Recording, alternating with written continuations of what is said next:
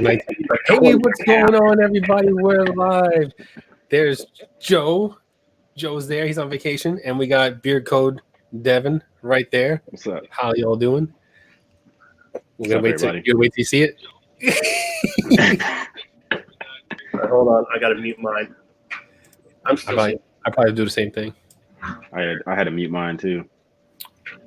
Yes. All right. Okay. I am loaded as shit right now, so I hope we get a little more energetic as we go along. God damn. I'm bloated. Loaded. What's up, James? What's up, Brett? How you doing? Rob, what's up, Rob? How you doing, Chris? How you doing, Chris? What's up? All right. Jeff Rice, what's up, Jeff? D93, dang, faithfully bearded Tyson. Tyson pulling early. We're not even at 9 o'clock yet. That's something that happened today that was out of my norm. What? The self-proclaimed, I'm not a very good keeper of relationships, Tyson hit me up on a video call just to chat. Just had a little chat. Oh, okay. Oh, nice. That's funny. Tyson messaged me out of the blue earlier today too. So he must have been in an outgoing mood or something. Yeah. Huh. Yeah, Huh. he won't do that to anyone for like the next 8 months. But so you gotta come over there. I'm kind of upset I didn't get any message or nothing. No. No love for Johnny. It's all right. It's good. We exchange numbers. We're fine. All right. I don't want to hear it. So I think a number of you that are in this chat, what do we got right now? Holy cow, where did all those come from? Have not seen this kid making the rounds.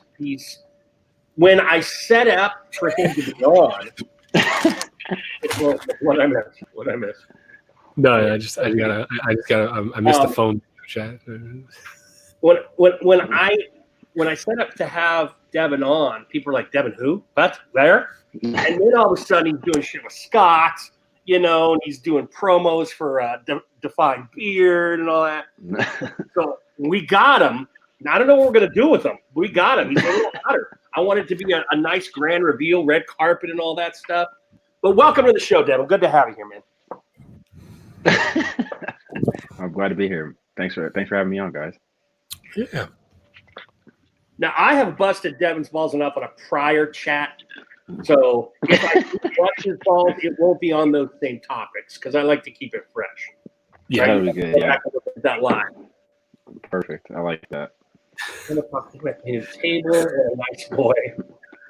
All right. All right. So I'm caught up. I hope everyone's doing okay. I've had this weird. I've been on vacation since Saturday, and even though I've been keeping up with Instagram and everything, I posted a YouTube video this week, keeping up and stuff. But I just have this kind of disassociation right now. This time last year, I was meeting people hand over fist. Mm-hmm. Like for the COVID, no go. I had 3 in North Carolina alone. You're at the same place you went to last year? So like you went to the same.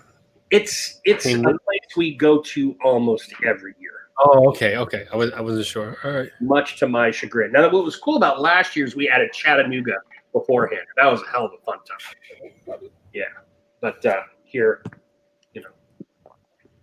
and my big fat ass doesn't leave the house. I just plug in the computer. I don't go to the beach. Fuck that. I don't go to the pool. Fuck that. Let me sit here and be an old man. Rowdy Man Grooming in the house. Chronic Beard in the house. Let's learn about Devin. I don't want these reductive stare. Exactly. Yeah. Yes. We're not doing any of that steak jazz. That is played. Other people want to play it on their end. That's fine. Devin's choice of medical specialty. That is played. We're not going there either. All right. We've done all that before. Right. However. I know you. Oh, you talked to him about that, right? Yeah. Yeah. He's going to go in proctology. Okay. Yeah. I was in the audience of someone's live. This was the greatest. Really, the first time I met Devin, kind of. And so I'm heckling him from the chat, right? But the greatest part of all is Johnny was 6 sheets to the wind, and he was Devin's uncle, man. He was Devin's uncle that night. He was being so reassuring and let's sit down and talk about this young man. And it was the best. And Johnny, you don't remember any of this, but you were seriously Devin's stepdad at that moment. Wait, what? You had a virtual hand around his shoulder. You were talking about life and decisions and such. You don't remember any of that, do you, Johnny? Devin remembers it. I remember. I remember. You fucking with me, right? I even busted your balls. I don't do that with anybody. Now, I don't know, Johnny. You definitely had a gleam about you that only certain spirits can produce. I even said in the chat, I'm like, is anyone else creeped out by the interest that Johnny is taking in Devin at this moment? You didn't see it, yeah. Wait, what live was this and when? Because I have to go back and watch. Which live was that? You remember? Go ahead, Devin. It might have been I think it was an After Dark, I think. It had Kevin, because that's the night I think I called him Ruddy Man. All right, I called Kevin Ruddy Man in that one. It had Bluegrass. It had Joe. It had you. So I don't know. I don't know who does what on those days. I don't know what the hell you're talking about. I don't remember what night it was, but yeah, you were full on drunk uncle mode, giving me lots of life advice. And oh wait, I'm back to you now. Yeah. Okay. Yeah. Okay. Yeah. Good. All right. Johnny remembers. Oh yeah. It was a good night. That was pretty. It was a fun night. I was having a blast. James, none of that. Like uncle vibes. Oh man, that's terrible. I think that was also the night. It was either there, Devin, or another one where you had your girlfriend and someone else. Oh yeah, that was a good night. Yeah, that was a good night. Yeah, they were live. Are they watching now? My girlfriend might be. I told her that she knows about it, so she might be watching. I don't know if she's in here or not. My sister, she's at work, so I doubt she probably isn't watching. She's at work right now, so but I'm sure the girlfriend's probably either in here or will pop in at some point throughout the night. It's a brave man that'll put his girlfriend on video with him. Oh yeah, yeah. Oh yeah. Couple reasons, from my opinion. Number one, if she's hot, every other dude's gonna talk about it. That's number one. Number two, if you don't stay together, she's on that fucking video. All right, so there's that to consider. You're gonna have to delete it. Oh yeah. You're gonna have to. You can't keep that on there. Oh, no. Especially if the breakup goes bad. Like right. Especially if it's an ugly breakup. It's just like keeping pictures on Instagram 6 months after you guys are broken up. No, you gotta delete that shit. Yeah, you got to put her on my favorite brush video. The one that you're not gonna find anything. Don't put her on the top 5 or anything though. It just the funny thing, the crazy thing about that video is like you said, I knew when I posted the picture, the thumbnail on Instagram, I said I cannot tag her in this picture because I guarantee she's gonna get like 50 people that follow her in like an hour. Oh, yeah. I'm not that stupid. Yeah. So I didn't do that. So you underestimate like the community here. They probably already did that. I believe it. Because you said her name. That's all they need is her name. That's right. it. That's all they needed. That's all they had. Yeah. They got her name and they got her face. That's it. It's over. Right. But before too long, they're gonna have like her social security number. Might as well tag her now. I mean, all right. I might as well. Screw it. If she leaves me, it wasn't meant to be, I guess. That's it. How long have you been together? We're like officially we've been together it'll be 2 years on the August 1st. It'll be 2 years we've been together, but we had kind of like been together, talking together, but not together officially for about a year before that. So all right. Next, this is an important one, Devin. This is an important question I'm gonna throw at you because you're a bright guy. Right. How long ago did you decide you were going to med school? Remember, he said you're a bright guy.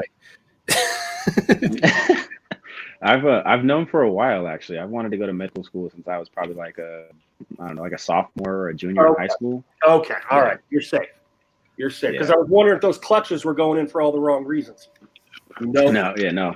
I've known for a while. It's been my goal and my plan to go to medical school. Like I said, since I was probably like 15 or 16. So that's been the plan for a while. But good. Excellent. I saw who was it? Tyson said something. Yeah, Tyson. Oh Lord. Tyson said your choice, man. Here's my Well, he was commenting that he had Maddie in some of his. And I would just say, I mean, that's not a one video thing, though, Tyson. Maddie was in a lot of your. She's in a lot of lives. She's in a lot of lives. You would have like patches of your whole, library of videos that there would be big holes. So that's a different kind of thing. That's why you never see my wife ever. Yeah, you never see my wife. Like one, because she hates social media and she will never like. Even if I ask her like really nicely, you see. Well, no, that's not true. She's in one video, but it's like a year old now. So I've seen her twice. I think I've seen her twice. She did eyebrows. Yeah. And she did Incredible Burger. Oh yeah. Right. Okay. Yeah. Now, Johnny, it should scare you that I know how many times and where I've seen your wife. All right, just letting you know that right now. that is a tad bit scary. That is a tad bit scary. Those are older. And I wasn't doing this, Johnny. I wasn't doing the video where they were right there, brother. They were right in front. He has those videos memorized like word for word. That's all right. I have that shit on. I've got that shit bookmarked. 900 videos. I got 3 books. Actually 3. I like to cut the black head down. I got 3 Johnny Grooms videos booked. That's it. Oh man, that's too funny. Wait, what happened with Cam O'Cam? Beers Max. Has anybody heard from Cam? Oh, there he is. He said hi. I'll just say I just saw him in the chat. Like, what is he in trouble? Like, Did he get grounded? I'm still waiting for Johnny's wife to crush a watermelon. she already did that. Yeah. She already did that. We have the video. It's just not public anywhere. Johnny's wife is no joke, man. Oh yeah, I've heard she is. Yeah. She's the real deal from what I hear. She's upstairs sleeping right now. So she passed out for work. She had a long day. A lot of because of like the COVID thing, they're like making do extra temperature taking and shit like that. It's like it turned. But she works in podiatry, so like but everybody walks through the door. They gotta screen. Everybody. Like podiatry. Like I don't know if this is a thing in most podiatry, but I remember when the first time I had a foot doctor, they put this buffer on a freaking drill. Yeah. Did my feet? Did she have to do that shit? No. She doesn't do that. Good. Maybe. I don't know. I have to ask her. It was horrible. I'm like, that's a doctor. We've talked about proctologists, Evan, but for real, that's what you don't want to be as a podiatrist. But they make a lot of money. Because people need their feet. Without your feet, you really can't walk until I'm like your feet jacked up. You really can't walk. So, I mean, my mother, she managed a podiatry office for like 13 years. So it's funny how my wife is now working in podiatry. Like, do you really marry your mom? Like, how close is your girl to your mother? Like, think about it. Like, think about like the way they act and the things they say. Like, how close is what I mean? Like, I wonder if that's a real thing. That whole Oedipus complex that shit's weird. That is weird. That is just so freaky. Yeah, I don't even like to think of it. It creeps me out just to think about it. I don't even want to think about it. That's it. Yeah. You're gonna notice like 10 years down the line, she's gonna yell at you about something, and I'm like, damn, my mom used to yell at me the same way. The same stuff my mom used to say. Yeah, what the hell? Yeah, it's scary. Oh man. My wife just has a lot of maternal qualities. She's not necessarily like my mom, but when she mothers me a lot, to my both joy and pain. You gotta have that. You gotta have that check. Yeah. True. Like you have to have it. True. After like years of being together. You don't be together for like 2 years and all of a sudden she's checking you. She's checking you at 2 years. I don't know.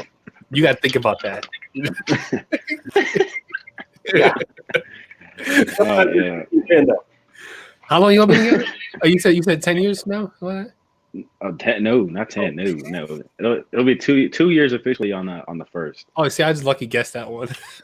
I totally forgot. I know he just said it, but I totally forgot it. We got at the same time. Oh man. 10 years ago, he was worried about Pokemon, not chicks. Oh my Don't god. think I've ever had those types of marshmallows. I had a hamburger steak with brown gravy. Nice. Boys in the chat are just chatting. Go Patriots, go Chiefs. There All right. we go. Got a little of that.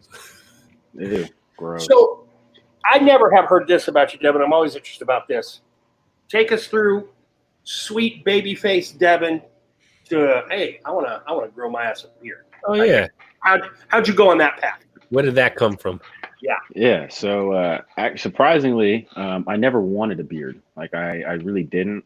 I started growing facial hair pretty early. I was probably like, I mean, by 13, like I had like my mustache still isn't like super dark and thick, but like I had a noticeable mustache pretty young. And then when I was probably about 15, like I had a nice full goatee. Not that that's like super full or anything, but I could grow a goatee. And then I think like my senior year of high school, I kind of like grown it out just like, because I got lazy and didn't want to shave and stuff like that. But it was real patchy, so I hated it. And so I just had the goatee for a long time. I had real long curly hair for a long time, like the whole like Bruno Mars type of deal. And so I could not imagine having I had some long curly hair for, I mean, probably 4 or 5 years. So I couldn't imagine having like a beard and the whole curly head of hair. Like that would have been too much hair up top. I couldn't do that. But I definitely had the goatee for, I mean, probably like 3, almost 4 years. And then my freshman year of college, I'm out in the middle of absolutely nowhere in Kansas. So like the closest like barber shop, and I'm really particular about my barber. So like the closest good barber is like an hour and a half away. So I like, obviously like, when you're a college kid, I don't have tons of free time with basketball. So I didn't get my hair cut all that often. And in between haircuts, I actually just I wouldn't trust myself to trim my goatee and clean it up. So I just let it all grow out. And at that point, it had been probably, I don't know, almost 6 weeks in between haircuts. So everything kind of like grew together, connected. I didn't have the patches really anymore. So I was kind of like, I kind of like the short little beard. Everything's full and connects now. So I kind of like it. So I kind of wore that for a few months. But I still didn't like trust myself to like trim it up too much. And so, then another 6 weeks would go by, my beard would grow out, get a little bit longer. Then I'd go get it cleaned up and I'm like, hey, I kind of like the shape now. So then that whole cycle of, just really long times in between haircuts kind of went about, and my beard just naturally got a lot longer and grew in. And then it was about a year ago, I probably had like a maybe 2-inch beard or so. But I had never used products or anything like that. I didn't know anything about it. And then just randomly at Target, I had been like shopping for like some shower gel or, shampoo or something. And I ran into like all the men's grooming stuff in the shaving aisle with the beard oil and, beard balm and all that kind of stuff at Target. So of course, just like everybody else, I started out with like the really, really bad stuff at Target and, the $8-9 bottles of beard oil on Amazon. And I had no idea how to use it. I just kind of bought one because I was like, oh, I have a beard and it's probably, good for something. So I bought a bottle of beard oil, didn't know how to use it, looked up stuff on YouTube, found Scuba and Dan and Mo and Tyson and, all the big guys, started watching. And then I had probably been in the community for, I don't know, probably like 4 or 5 months. Like before I really started like realize there's a whole another side of it, including like the Instagram side and, live streams every night and all that kind of stuff. I kind of just like watched videos and thought that was the end all be all of like the beard community. Right. Yeah, I was completely wrong. So then I kind of found like the whole Instagram side of things, and I found out about live streams every night and all that kind of stuff. So I kind of got involved with doing some of that stuff. Like this past probably about October or November. And then it had been a few months. And then I decided to jump in and like start reviewing and making content, all that kind of stuff this past March. Yeah. About the end of March. And it only happened because we'd been sent home from school for spring break, obviously. That was when COVID hit. They told us we couldn't come back to school. And I had just been like super, super bored at home sitting around all day because I would do, an hour worth of schoolwork in the morning and I'd have that done and I'd have nothing to do for the rest of the day. So I played a ton of Fortnite and sat around and watched Netflix. And I mean, you couldn't go anywhere or do anything. So I just got really, really bored. And that was when like Dan C and Scuba and a few other guys had like really been trying to encourage people to start making content, start YouTube channels. So I was like, why not? I have some beard oil. I didn't have like a huge collection at the time. So I was like, why not? I can review it. It's something for me to do, at least while I'm home, instead of just sitting on Netflix or on my PlayStation all day. So I made my first video. It was horrible. It was terrible. The worst, quality, like everybody's first video, just the worst stuff ever. Mine kicked out. My first video was pretty good. I don't know. Right. Johnny was perfect. His first video. Yeah, I mean, like it all kind of like fell into place just because like I've been bored, been at home, had nothing better to do with my time. So it turned out to be fun. Now I really enjoy it, but Yeah. it was quite the journey, because especially because I had never, like I said, I never wanted a beard. It was just something that I had been, partially too lazy to trim myself, and quite frankly, I just didn't want to, screw it up and end up like cutting the goatee off all the way, because without facial hair, I have a baby face. I have a really, really young face. I mean, I'm still young, so that explains part of it, but without any facial hair, I look really, really young. So I just didn't trust myself to trim the goatee. So I just let it all grow out. And now I've got this big, huge beard. I mean, it's not huge, but. Nice. Now, yeah. Obviously you have been buying stuff to supply the channel and et cetera. So is that government paid for beard product? Is that coming out of financial aid? That's what I want to know right now. Let me tell you, man, I wish, I wish I got some financial aid to support this channel, because little did I know how expensive this whole thing was going to be in the get-go. Like I said, when I first started, I had like a handful of products and stuff like that. Like I had a decent little collection, but nothing like I have now. And as a smaller channel and reviewer, like I'm paying for like 95% of the stuff that I get. And it is expensive. Like you think about like just buying a combo to review of like oil and butter from somebody, that's like 30, 35, almost $40. And if you're going to review every week, that's like $40 a week and I'm like, my goodness, this is expensive. Yeah. So unfortunately, no, I can't use my financial aid or basketball scholarship money to pay for beard products.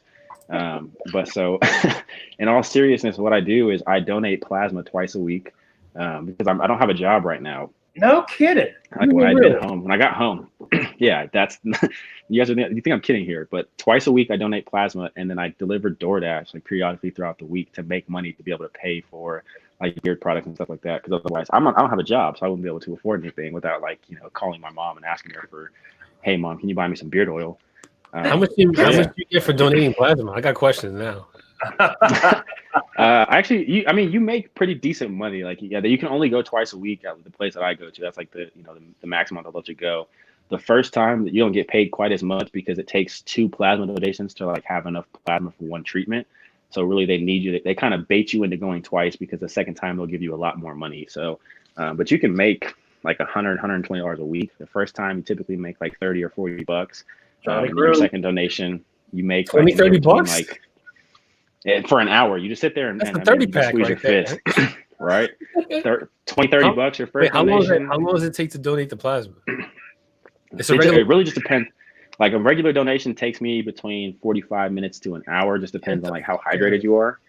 But like literally what I do is I bring my phone, because I mean you can have headphones and read a book or whatever you want to do while you're sitting there. You just have one hand pump a fist like this. And I bring my phone and I sit there and I'll catch up on YouTube videos. So I'll leave. I've been freaking donating for free over here. I got a blood donor's card and everything. Like I go every time that you have it, and I get like the last time I got like a gift card for Best Buy, it was like $20. But I gotta find where I can donate this stuff to get some money. Holy shit! I'll send you the link to the place that I go. I bet you can probably find one somewhere, because maybe they have all over the country. Yeah, maybe they got one in Jersey. Yeah, I'm sure they probably. I mean, they have them everywhere. But jeez, that's what I do at home. I donate. It's like I make like $100 a week to donate plasma. So which, I mean, in the chat, this young man literally gives his blood so that he can be reviewed for y'all. You got to give him a follow or a like or some shit, because that is some seriously cool stuff right there. That is awesome. You almost mimicking the Johnny Slick story. You ever hear the Johnny Slick story? He was donating plasma, semen, cord blood, whatever. I don't know. He was donating. He was doing the same thing. He was selling his plasma to fund the Johnny Slick's company. Oh man, I didn't know that. Yeah. That's actually pretty cool though. Yeah, that's what I do. Like that's my little hustle right now. Is I donate plasma so I can afford. I mean, and it's far from like having like a full on job, but like when I'm only home for a couple more weeks. So now that stuff's starting to open back up again, it's not like I can go apply and be like, hey, can I have a job for 2 weeks before I go back to school? And everything had been closed for so long, or once that started to open back up, people were just now getting back to work for the first time, so they didn't really have this huge need to hire a bunch of people. So yeah, I kind of had to like find a little hustle so I could afford to buy stuff and review for the channel. So I started donating plasma. I go twice a week, like I said, deliver DoorDash here and there, but kind of create my own little hustle so I can afford beard products and stuff. Nice. I gotta pick a bone here with Man Bun. All right. Because look, as far as I know, I'm an English teacher, and you work for a cell phone company where you say blood, not plasma. It's not like they stick it into the plasma tube. If I'm not mistaken, they run it through a centrifuge and shit, and they extract the plasma from the blood. So I realize he's giving plasma, but it gives it some nice poetic zing to say he's giving blood. Tyson, you literalist son of a bitch. He's giving whatever. It's coming out of his arm. Yeah. Glad you called me today, Tyson. Now, other thing I wanted to talk to you about is because I have, at younger ages, been a coach. I had 3 kids of various degrees play hoops. I know that you played and got the scholarship and stuff. So what do you play? What do you talk to me about basketball a little bit? Yeah, so I in high school I always played like the shooting guard, small forward type of spot, just because I mean there's not like kids aren't that huge typically. It's just like typical, public high school basketball. So I've been like one of the taller kids. My team was we were kind of stacked. I had a really good high school team, so we had some bigger kids. I'm sorry to interrupt. How tall are you?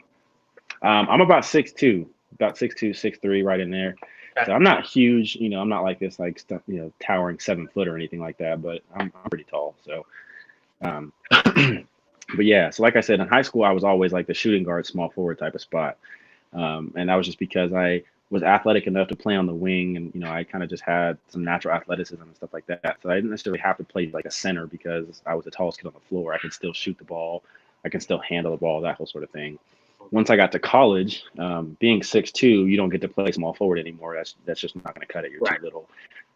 They didn't really have a huge problem with me playing the shooting guard spot because I was athletic enough to kind of make up for it. I can jump. I've got real long arms and big, huge hands.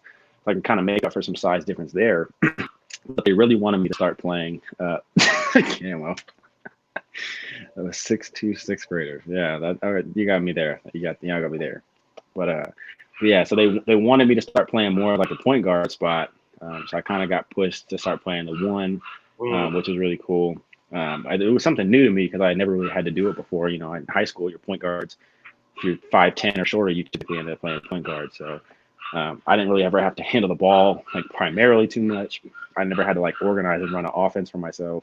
So once I kind of got put into that spot my freshman year, I struggled quite a bit with it just because it was something so new to me. And in our conference, we have like those like super pesky 6-foot guards who pick you up and guard you every foot down the floor. They don't get out of your face. They're always reaching and kind of just, trying to stir up drama with you in the backcourt. So I had to get used to that. So this year, I got a little bit more comfortable with that spot. I started to, I started actually liking to play the point guard spot because I've always liked to pass the ball. Like I've always been someone who probably passes the ball too much. I overpass a lot. I'll be wide open and still want to swing it to somebody else, or I'll have a really good shot and 2-on-1, and they want me to go up and dunk it on a fast break, and I'm like, nope, here, somebody else shoot it. So I probably overpass the ball a little bit too much sometimes, but they've got me playing more of the point guard and like the shooting guard spot now, which is cool. We run like a 2-guard front, so I still get to get out, push the ball, run in transition, which is something I like to do because like I said, I've always just been like a really natural athlete. I can jump ridiculously high. I mean, not to sound like crazy cocky or anything, but I can jump quite a bit. So my thing is I like to get out and run on fast breaks because I want to go dunk the ball. So it's cool that, even though I still have to play that point guard spot, I can still get out, run in transition, go dunk and make some highlight plays and stuff like that, which is cool. That's awesome, man. That's awesome. Yeah. Let me see what's going on in the chat here. Is that Alvin screaming in the background? There's Rob Acker. Fattening Alvin up. Kind of an album vibe here. What are you eating, Johnny? It's extremely. How was that distracting? I turned my mic off so you guys wouldn't hear anything. Wait, do you hear that? Maybe it's just a hand No, you don't hear it. I got my mic muted. Devin, Adam from Barton wants to know if you have advice for 34-year-old fat guys that want to play. He's not asking for himself, of course. He's asking for it.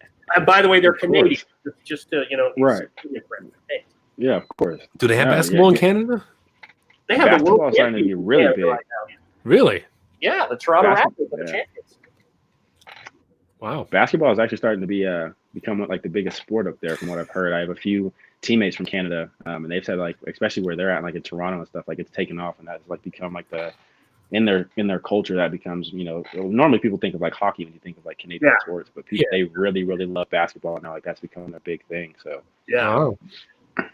I saw a Netflix documentary about I forget when it was released, but it was like a 10-year span. How many really, really high draft picks had been come from Canada? Were Canadian, top 5, top 10 guys.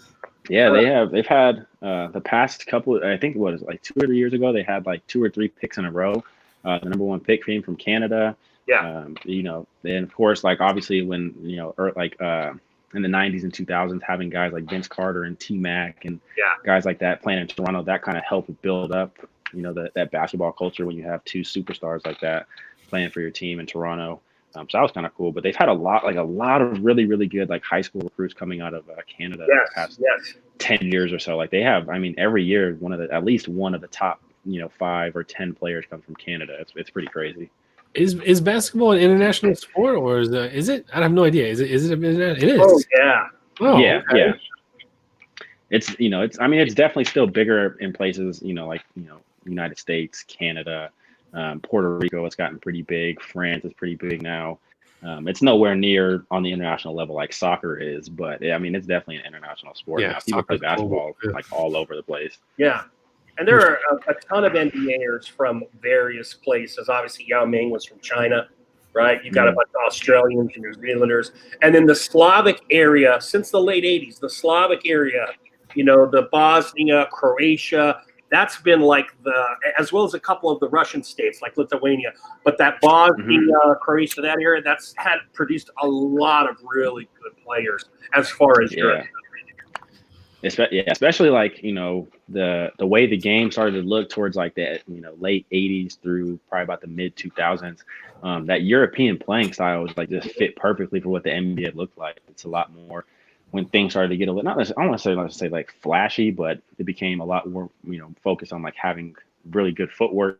So you see guys like Dirk Nowitzki, who completely changed what everybody thought of a big man as. He could step out, he could shoot the ball, he had footwork that was insane for being that big.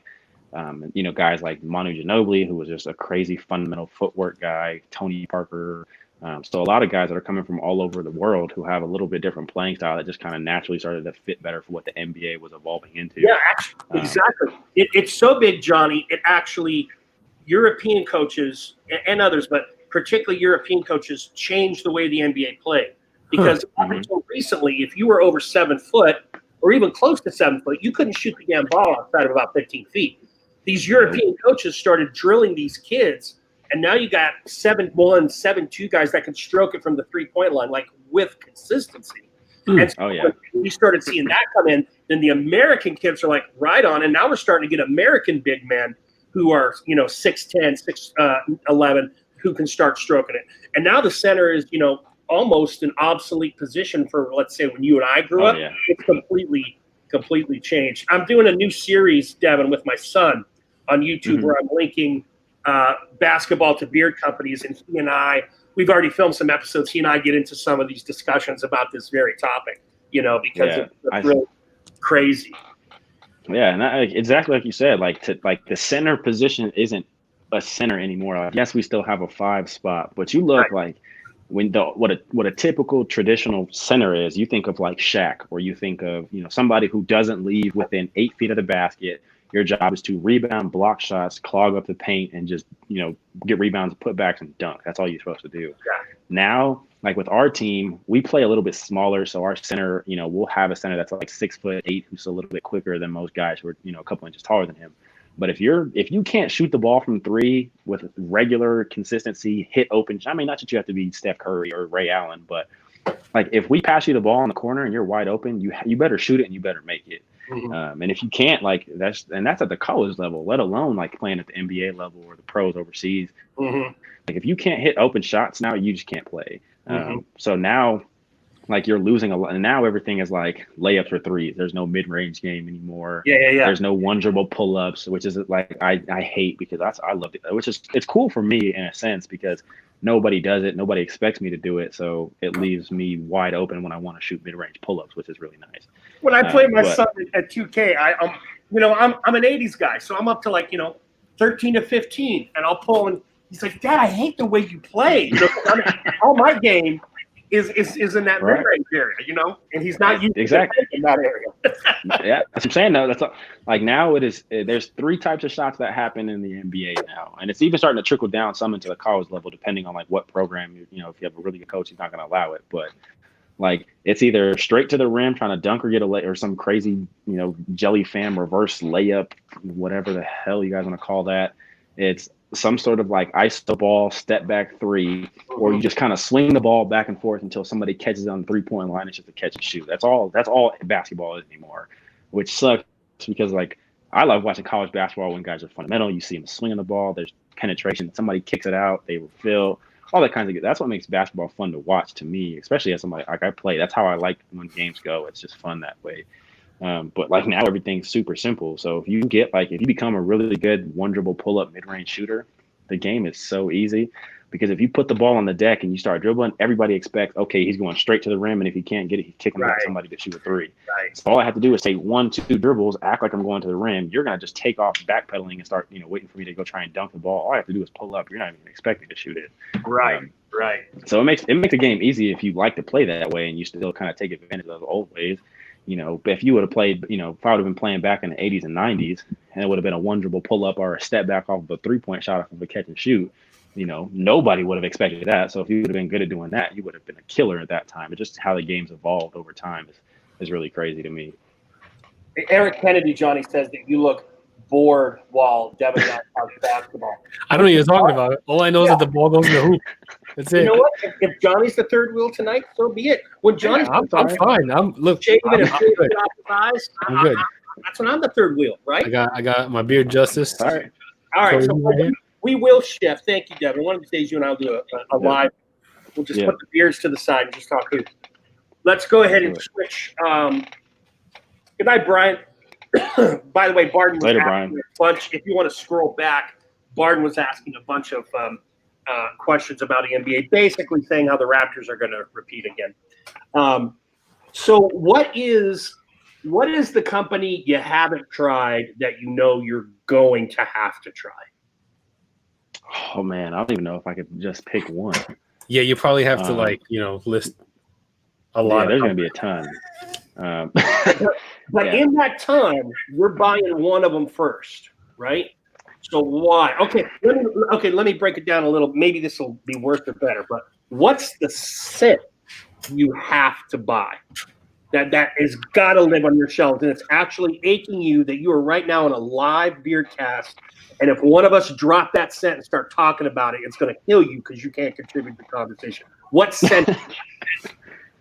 Man. Okay. Well, it was 1912 for the longest time, but I got it on the way. So, that was a scent that's like I feel like that's one of the infamous, top of the line, upper echelon type of scents that everybody is either a huge fan of or they absolutely hate, but everybody's experienced at some point. So, that's one that I will get to experience, which is kind of cool, but technically haven't yet.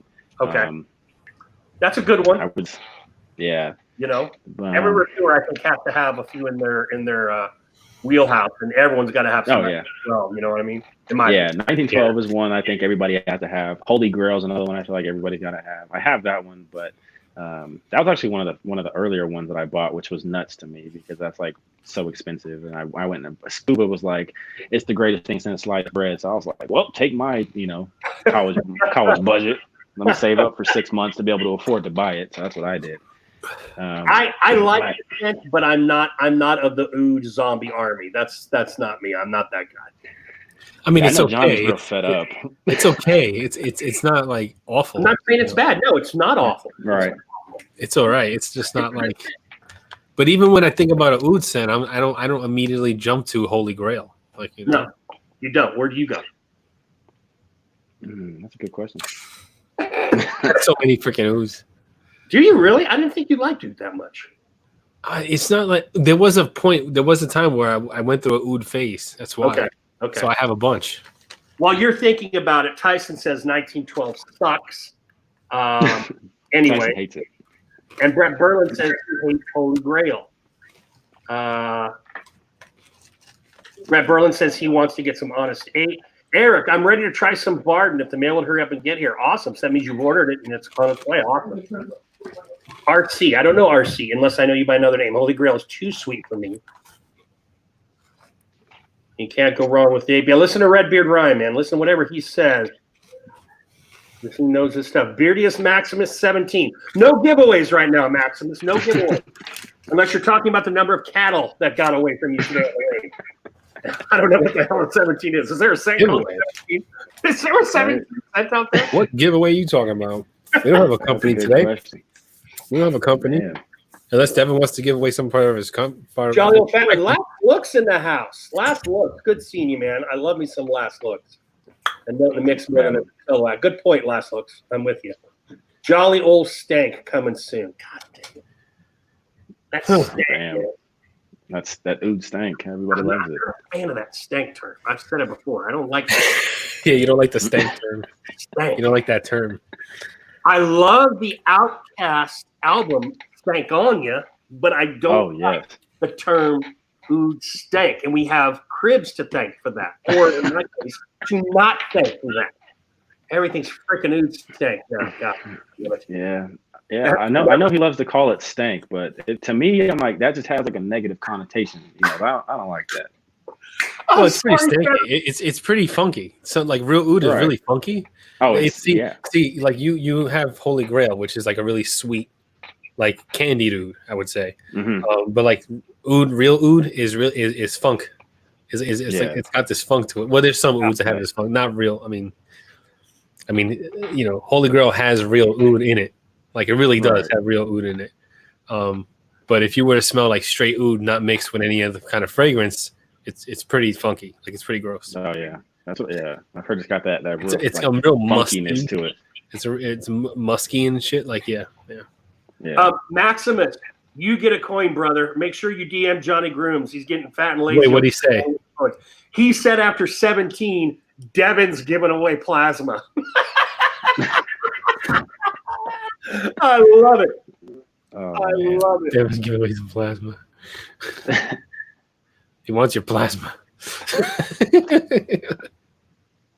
Oh man, that's funny. In the house, Mr. J. Holy Grail says up like sweaty tank. Brett Berlin with the tank after a 10-mile rock march in 100-degree heat. Wow. No, jeez. I think Brett really does not like hell. Yeah, I mean, I don't know how I go that far.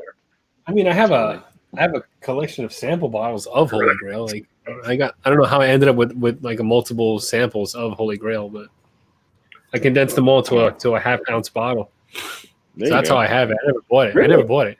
Yeah, bento box, like little guys. Yeah, like I got a bunch of these. I got a bunch of these little guys. Yeah, of Holy Grail, and like I had like three of them, and I just put them in a half-ounce bottle that I have because back when I thought I was going to make my own beard company, I ordered half-ounce bottles as samples. Oh, I'm gonna make some samples for your fucking company. So if there's any companies out there, they need to take notes. That's how you're supposed to make samples, little half-ounce bottles. Yeah, half-ounce bottles, and you sell them at a good price, and so hey, Detroit Grooming does that. They give you a half-ounce bottle. It's like what is it? Like almost $12, $13 for their half-ounce, something like that. So like that was my idea. I was like, oh, that's a good idea. I'm gonna do that. But then it just never left the ground. But it's okay because it wasn't meant to be. I wasn't feeling it, it's so right. it wasn't. Look at you now. It's all right. Now you're just cutting your head and look at me now. Torturing chipmunks. Borderline homeless. Oh man. I'm not borderline homeless. I'm good. I'm just reading the comments. A lot of Holy Grail, and it probably is my favorite oud scent. I can think of a few oud scents that I absolutely do not like. One of them is Beard Octane's oud, Liquid Gold or whatever. Liquid Gold.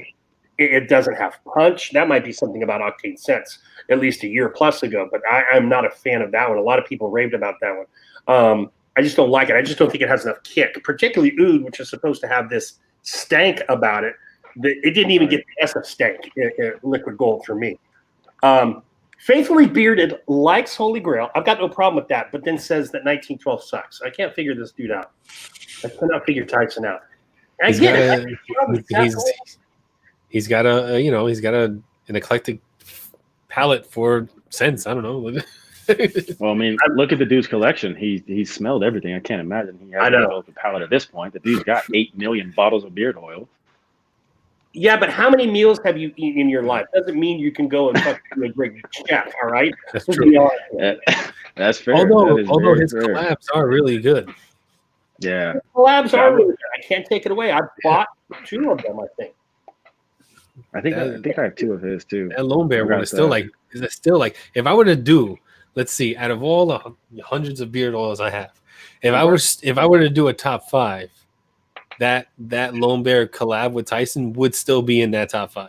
That's how good that is. What is in that one? I haven't tried that one or anything. A lot of holy shit. On that one.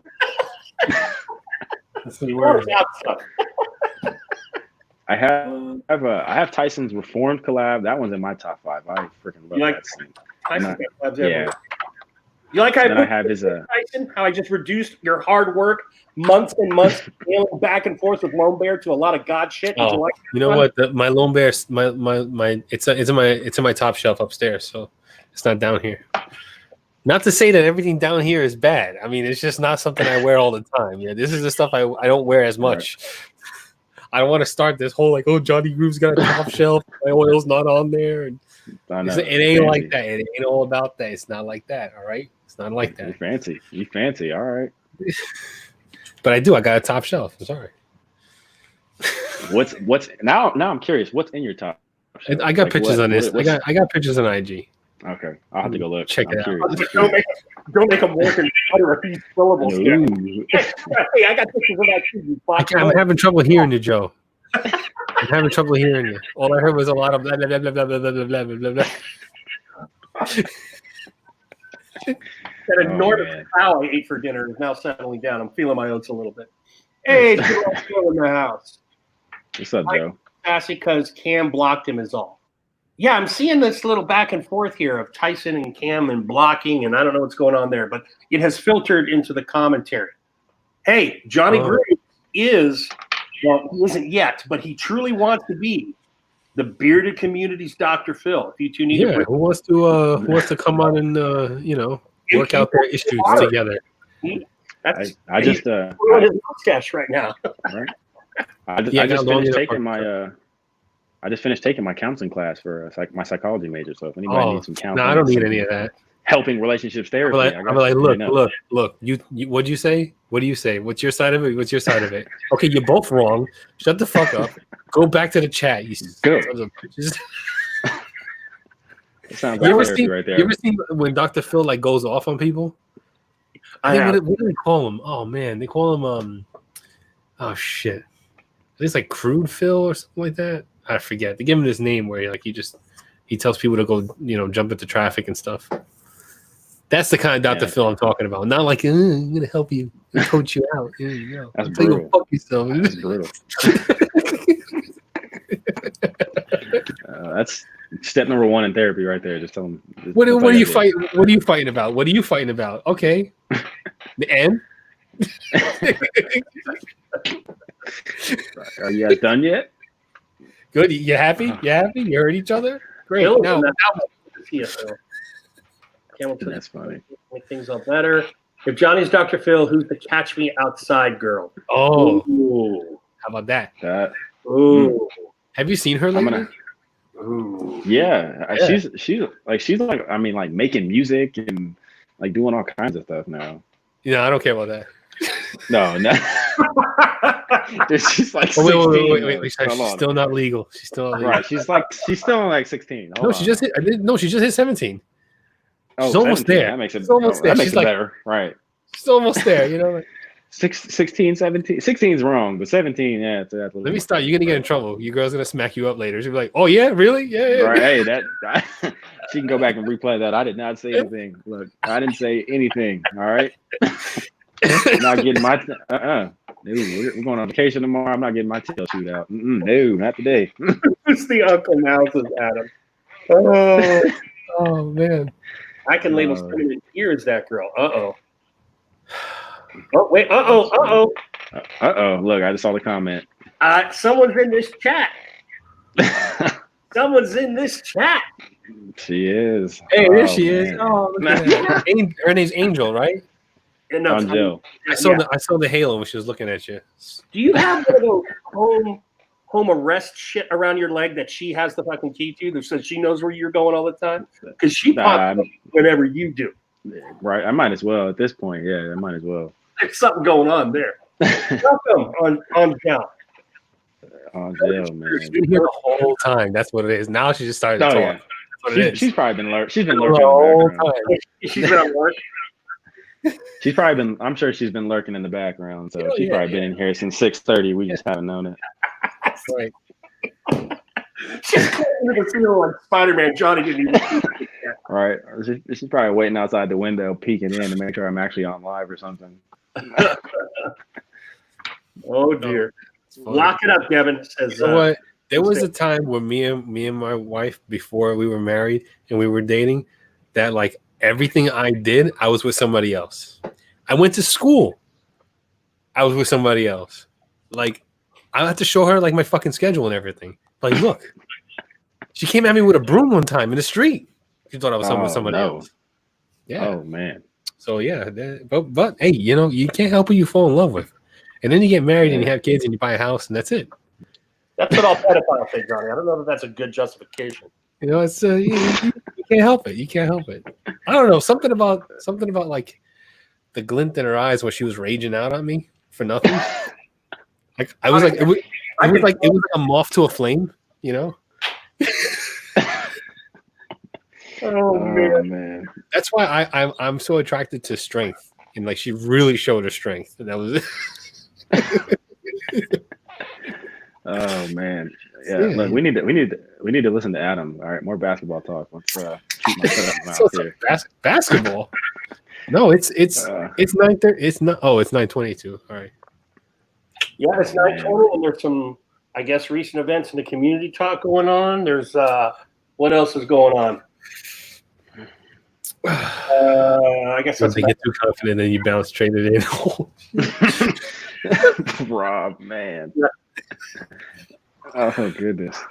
That comes from a man of many years. Mm. Oh, goodness. That's how it is, Andrew. Eric. Haven't you allowed into 1993? You got 8 minutes in the call. I thought it was getting kind of on already, Tyson, but all right. Hey, Clever. What's up, Ryan? What's going on, man? Oh, man. It's about to get ugly. Stripping the titties house is off in 7 minutes. It's all right. Oh, good. Built this 9:30 shit up for a while that one of these days it's just going to fall flat on its ass, and we're just going to be sitting here going, yeah, it's after 9:30. Yeah, it's just going to be 9:30, and then, yeah. So, yep. Like, what do you want? What are you expecting to see? Am I a fucking clown? You want me to amuse you? Oh, Devin, tell us about the albums on your wall. I definitely see some Lauryn Hill and Nas up there. Okay, yeah. So those are a handful of I have a huge vinyl collection. I probably have a few thousand, like in a full collection. I mean, some of them are away in storage. I have just a ton. And my dad was a DJ when he was like back in high school in the 90s. So that was back when everything was done on vinyls and stuff. Yeah. So he had, and he had DJ, kind of just started out like doing it for fun, and then kind of started to move in towards like a more legitimate DJing for weddings and events and parties and nightclubs and stuff like that. So he had built up quite a big, huge collection. So I still have a lot of the stuff that are like the original release from like back in the like 80s and 90s, which is kind of cool because I have like some of like the original releases of a bunch of stuff. But awesome. Those ones back there are just some of my absolute favorites. Illmatic by Nas, that's my favorite album of all time. I'm a huge like 90s R&B and hip hop head. That's like my favorite by far genre for music. Mm-hmm. The Miseducation of Lauryn Hill is probably my second. It's a real close second favorite album of mine. Another Nas single, that's the Hate Me Now. He's my favorite artist of all time. Nas is? Only more, yeah, Nas is. I'm a huge New York hip hop fan. Yeah, but especially Nas. That's like he's like my king of all being. So And then the only modern album that's up there is In the Middle, up on the top row, and that is To Pimp a Butterfly by Kendrick Lamar. That's very different than all of the hip hop that's out today. That one is an incredible album. I have Remember the Time by Michael Jackson up there, and then I have a Method Man and Redman album up there as well. So I'm a huge 90s music head. I just loved everything from that time. That was back when music was a whole lot better than it is now, in my opinion. So way better. Yeah. You know what's really messed up about that comment is that my dad was a huge Yanni fan. My dad was. So I know exactly who you're talking about. Yeah. And he had the best mustache with the long hair. Come on, man. You can't deny that stash. That's what nationality is Yanni? He's not American. What nationality? I don't know, man. I don't know either. He's Greek. Maybe he's Greek. Yanni. What kind of name is Yanni? Okay. You know what? I got the internet. I have the internet, as we all do. Yeah, hit that up. That's a good question. I feel like he's Greek. European. Right. Yeah, I was gonna say it sounds like it's gotta be something from Europe. Come on, man! Look at that mustache. Holy shit! He shaved it off. Oh, blasphemy! You can't shave that off. Oh man, mustache like that, it needed to go. I can't do the whole mustache. OG keyboard commando. Yanni Grooms, right? Oh, you know what? I'm gonna shave my beard off. Just have the mustache. It's gonna be called Yanni Grooms. It's done. That's it. Don't worry. That's it. Next comment of the night. Next 2 or 3 beard therapies, it's gonna be Yanni Grooms. I'm gonna have just a mustache. It's Yanni Grooms from here on out. Boy. I'm not calling you. And I'm gonna shave the mustache off. What I'll do is I'll shave the beard off, leave the mustache for the show, and then before we go off air, I'll shave the mustache off. Oh man, yeah, that is a comment of the night right there. That's perfect. Oh, James, that was excellent, man. If you guys keep it up, I'm gonna make you listen to Yanni. All right, I'm gonna play it in the background. Oh man, we'll get this video taken down quick. All right, copyright, bam. Oh goodness, that's too funny. Yanni Grooms. I'm gonna take a time out. I'll be right back. Okay, I gotta Right. Oh goodness. Hold on just a sec, Deb. Oh, you're good. Okay. Yeah, I need to get shirts made for sure. For sure. That'd be cool.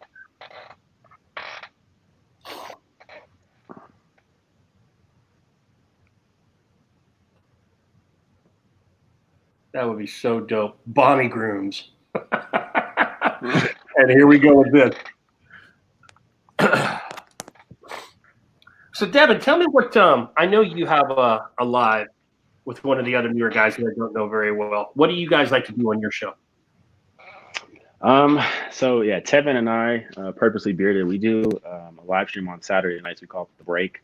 And like it's a lot more just kind of like laid back, chill, kind of just get away from everything that's going on in the world and the community. Just kind of like we called it The Break because we really wanted it to kind of like be a break for people to kind of get away and enjoy themselves and stuff like that. So Tevin and I do that on Saturday nights, which has been really, really fun.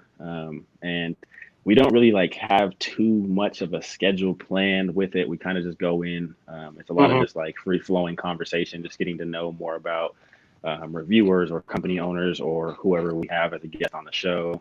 We do just kind of like different stuff. Like this past week we did like a burger challenge. Like we did like a little burger contest because we had Sober Chef Eric on the show, who has been a chef for like 30 plus years. So we did like a virtual cooking competition. So we do something a little bit different, than necessarily like just a beard stream where we just talk about beards.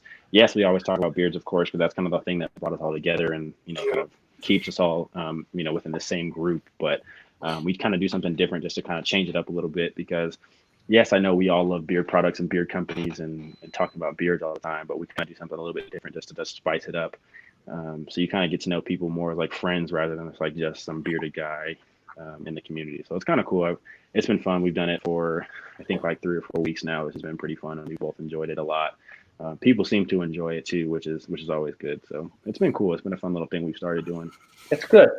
Kevin is. It's interesting that you do a live with him because he seems to be a quiet guy when there are other voices. I mercilessly beat the hell out of that kid once in the chat and then screaming with him.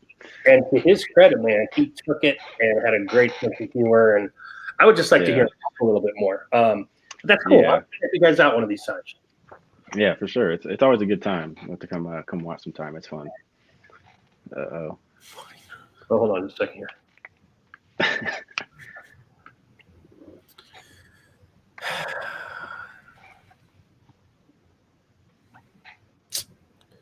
Why you gotta fuck with me for, yo?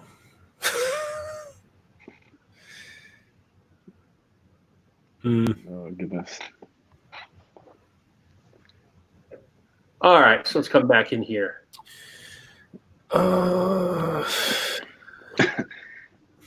Dirty 930. Let's go. Better get it.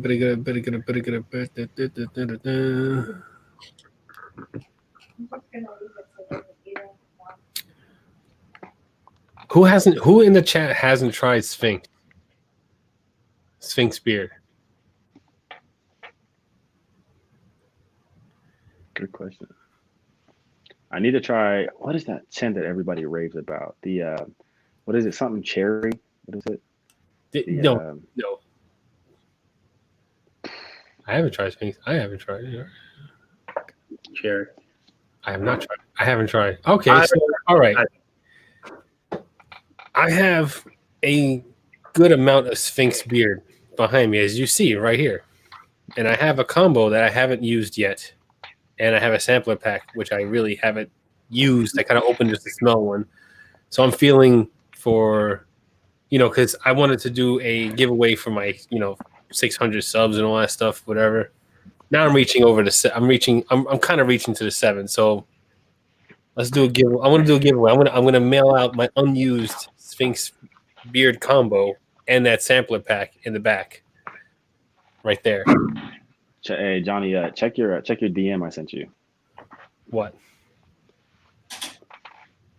I mean, not that it's like some big secret that the world can't know, but what did he message me? Yeah, no, he messaged me and told me.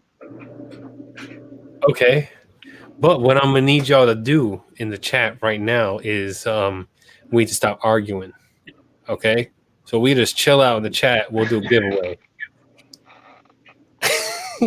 Now, there's not an invitation to come back next week and start fighting in the chat for giveaways. But if we all just chill and just, enjoy the vibe of therapy and stop going back and forth with each other, just we'll do a giveaway. Everyone will calm down. All right? How's that sound? Beautiful. How's that sound, everyone?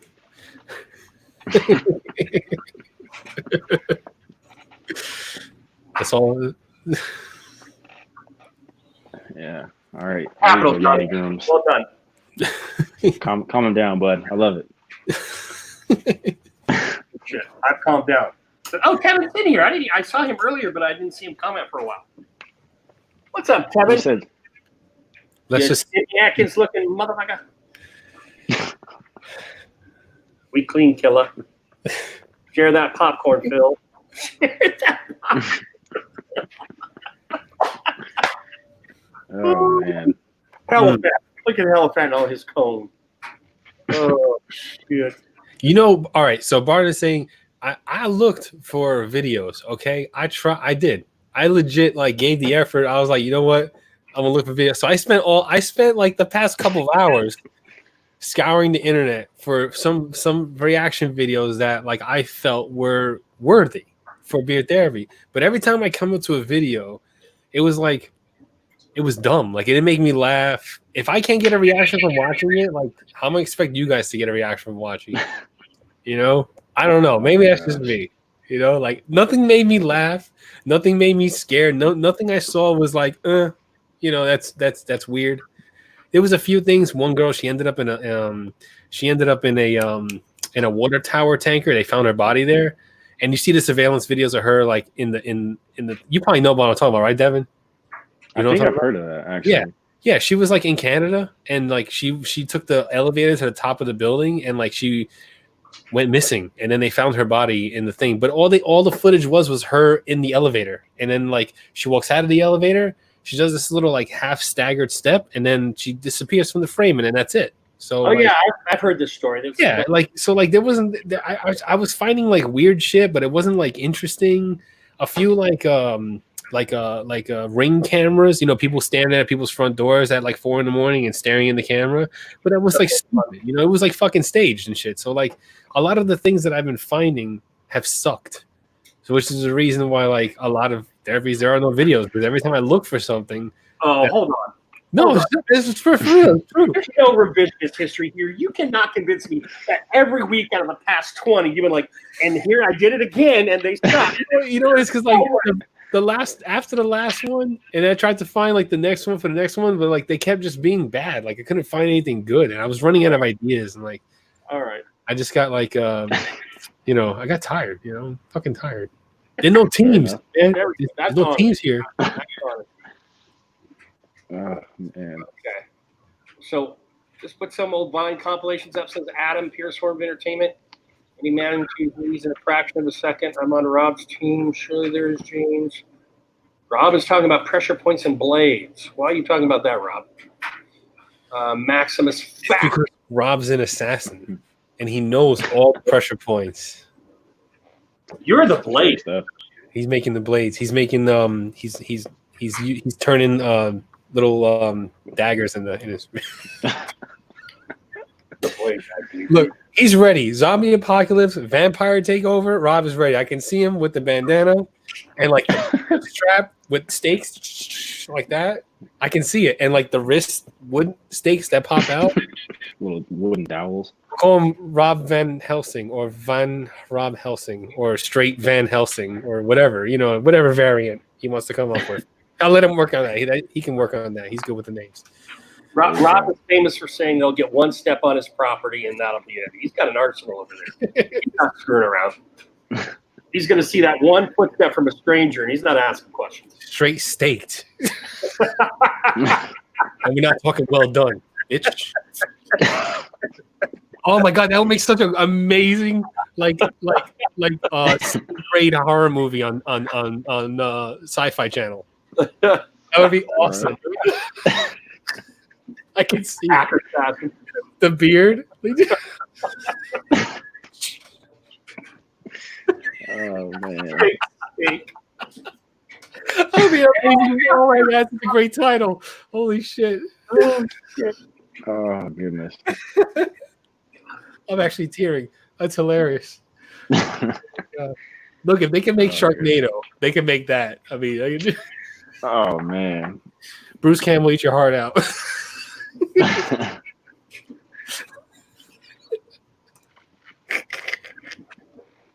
Oh goodness. Oh shit. Okay, so Devin, on your DM, can you have him DM me and let me know what he wants to do there? Actually, is he in the chat? Like, is he in here? Is the guy in here? He was. I don't know if he still is, but I think he sent it to me. Let me see what he said. Hacker. Oh shit. Next subject, please. All right, next subject. I got a little carried away on that one. See, when my brain starts to go about like making shit that's never gonna happen, like my brain just—it's like, what do you do with $1 million if you just got it right now? It fell out in your lap. Man. Okay. All right. So we actually do have a giveaway today. I'm gonna limit it to just this one because I didn't know it was gonna happen. I'm tearing. That's why, because I'm laughing. Oh, okay. Yeah, you were laughing a little too hard there, bro. Yeah, no, because I find myself hysterical. I laugh at myself more than people laugh at me. So and that's the way I love to live my life because I don't care about your joy. I care about my joy. Oh man. So Yanni Grooms. That's right, Yanni Grooms, full effect. Got $1 million, help people get standard. Come on, James. No Sandy badges. Giveaway? Are y'all gonna calm down? We do this giveaway. All right, Nah, so man. I'm gonna give it to the count. I'm gonna give it. What the? Okay, sorry. I got a weird message. I got this new setup on my phone. Is like right in my face. Okay, so all right. My giveaway was gonna be like spontaneous, but I didn't know that there was gonna be a actual giveaway for the show today. I don't know if it's because Devin's here or because he's the one who was like DM me, was like, "Hey, we got a giveaway," and I'm like, "What?" So, Joe, you know about this giveaway? Bringing giveaways to the no giveaway show. I like it. Oh yeah, I like that. Something we're special. still a no giveaway show because neither one of us. I've only sponsored one giveaway in the entire history of the show. Nope. I've only sponsored one, and I forgot what it was for. We've I don't know. we've Feeling probably better done than- more giveaways from our own collections than owners have done on here. No, what, to each other? No, I haven't given anything. I No, don't to think the audience. To the audience. Mm. we've given away. I've given away one thing from Debonair, and Corey has matched it, and that's because it was a COVID giveaway. It was like a stimulus giveaway. Like it was a fun giveaway. That's right. That's a good idea. And clever. And we did do no. I'm saying one that me and Joe did. Every other giveaway was done by the company that came on. They're the one that said, "Hey, let's do a giveaway." We've never like asked a company to do one. So there's another one. We got some Jolly Old Fat Man wants to do a giveaway. It's called the Jolly Old Stank Combo. It's his new scent that's coming soon. Hey, I'm just reading what I was given. I was That's what he reading. told me. I was reading what I was given. I didn't name it. It wasn't I my love idea. Bam. I love Bam. I'll So- take that from Bam. This is an Good up job. and coming scent Mm-hmm. from Jolly Old Fat Man that has not been released yet. It's called Jolly Old Stank Combo. Did it on Instagram today. The name. Oil and balm, or is it the hybrid? I don't know if it's the hybrid or not, Yeah. but oil I and think it's balm. hybrid. So, how you want to do this giveaway, Devin? How you want to do the giveaway? You stay around the number, I'm poking in the eye. Yeah. Come here. Look, right. I'll leave that up to you, man. It's your guys' show. You guys do it however's easiest for you. See, that's Pass right. that fuck right over there.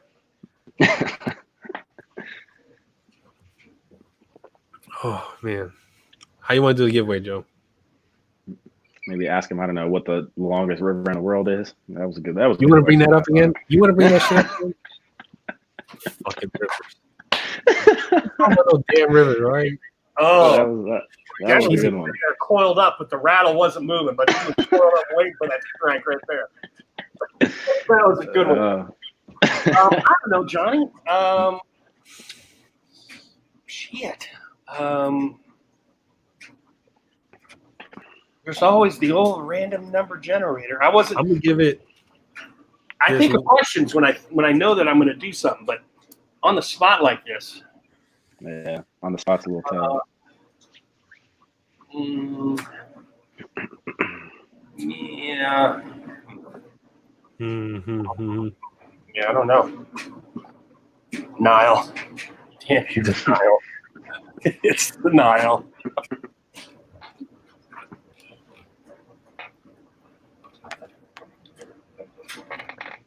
You want to do a question? Yeah, do a question. Oh, you like a random trivia? Random trivia? Anything you know the answer to? Because I'm right now. I'd be like, hey, what color shirt is Joe wearing right now? That'd be my question. My ass knows the answer to. All right. You the smart one in this group. Come on, man. I got one. Okay. Random trivia. It's a jolly old fat man. I thought it was random trivia. I like that.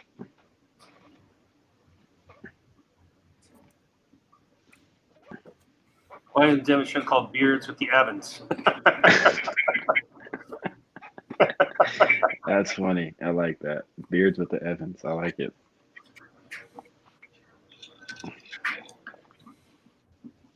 Fuchsia. Salmon.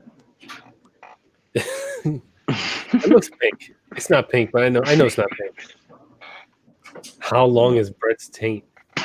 That's a long. That's Wow. wants to go in and confirm that measurement. Right.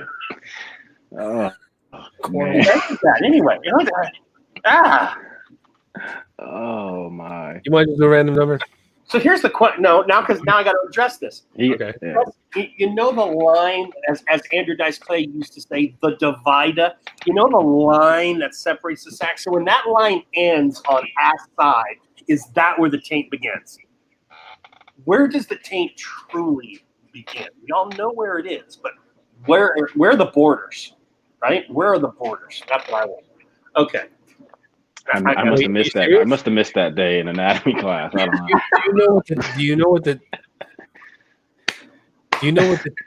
taint? You know what the ABC is? You know what the ABC is? Yeah, that's ABC. where the ABC is the ass. Yeah. Okay. That's right. See, Rob knows. See, Give us some Johnny trivia. Oh man. Too bad we threw out there that he was Greek. Okay, Johnny's going to get some trivia rolling here. oh, you want me to come up with a question? Oh, my siblings come up with the fucking question? Yeah, I told you, get the brains of this operation, man. Jesus Christ. All right, hold on. Give me half a second. This is what happens when we try to do a giveaway. Yeah. Man. Y'all brought this on yourselves. That's it, Johnny. Blame the audience. All else fails when we look like assholes. Blame the audience. Right. That's tactic Right number there. one. There you go. Okay. Okay.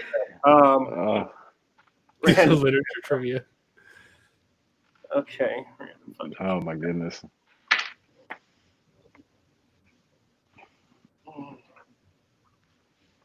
It's hurting my balls. I just don't know what the hell question to ask. Okay, all right. Joe, you might as well start finding videos. That's a fact. True, did Jeff I want to be in Barbara Joe's basketball team? Yeah, that's true. That's true. That's a good one. That could go on forever ago. Just ask where Joe is now. Yeah, Rob, you know that one. Basketball trivia. What's the giveaway? Chef, we got to get to a question before we can even, think about it. I think it's a jolly. I think.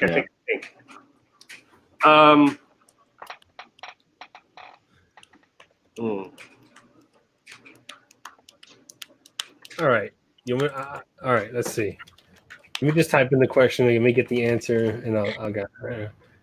This is a jolly old fat man question. Yeah.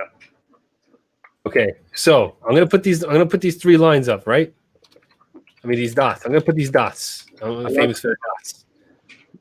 I'm gonna ask the question. I'm gonna hit the dots. Then you guys put the number. You put the answer in underneath these dots. Sound good? Sound good, everyone? Yeah? Good? Good. Okay. All right. So the dots are coming up. Here they come. Here's the question. How many reindeer are there? Oh, good call, Johnny Grooms. Good call. Good In question. total, how many reindeer does Santa have? Yeah, I've been trying to win on, I don't know if he knows giveaway etiquette. 8, 9, 9, 12, 9, 7, 10, 13. Everyone's in that same kind of area. All right, I'm going to say stop. I like to let in the world. first before I say stop. Acker's the good kind of student. Because we Okay. always assume we know what you were talking about, but Acker said in the world. Do we need a reindeer population in the world? No, Santa's reindeer. But you didn't say Santa's reindeer. Welcome to my world, Johnny. You gotta say that question correct. Look. I look. Anyway, so all right. So the people got it. I mean, the people got it. So People big got man. That's crazy. All right. No. Nick, No. It's not 12. So I Googled it. All right. So if the answer's not right, don't blame me. Don't come after me. But The Nile. yeah. I was going to say, I hate reindeer, but Rudolph swims in the Nile, so we're going to have to do something. so all right. So Rudolph's not a classic. Rudolph only came in at a certain point in time. No, he's in the account. Hold on. All right, so that means it's a question after the 1920s or 30s because Rudolph doesn't exist before then. Rudolph was made by the department store Montgomery Ward as an ad campaign kind of thing to hype Christmas, and then got drug into Santa's lore. So Rudolph has not always been a reindeer. Hold on. Okay, hold on. Are we including Oh, God damn. oh. I'm trying to find where like this answer is not right here. Jesus fucking Christ, you people. We can't even give away freaking beer products by having this bullshit. James, you get a coin. You had a couple of good ones. James just hammered me. Oh, that's funny. None of us are 100 years old.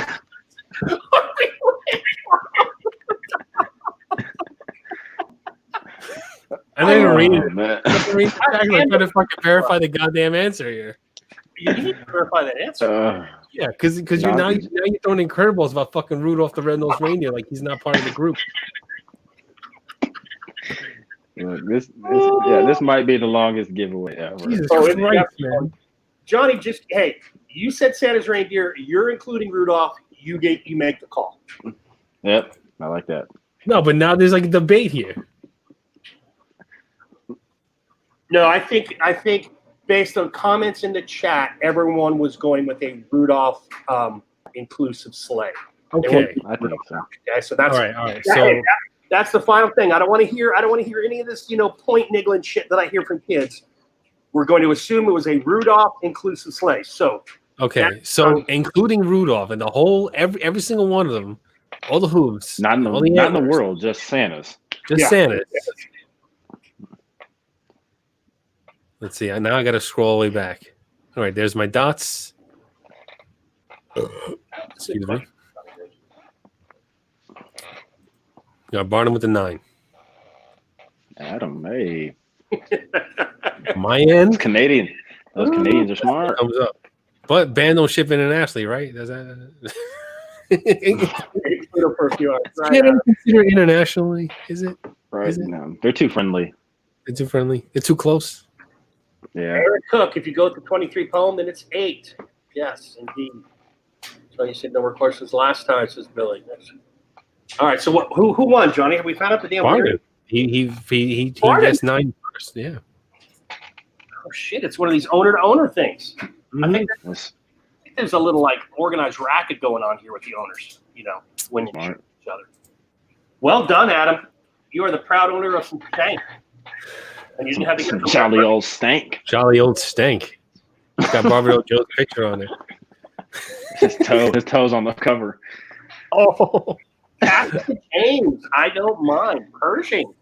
Pass it to James. Look at that. All right, James. Look at that. Congratulations, James.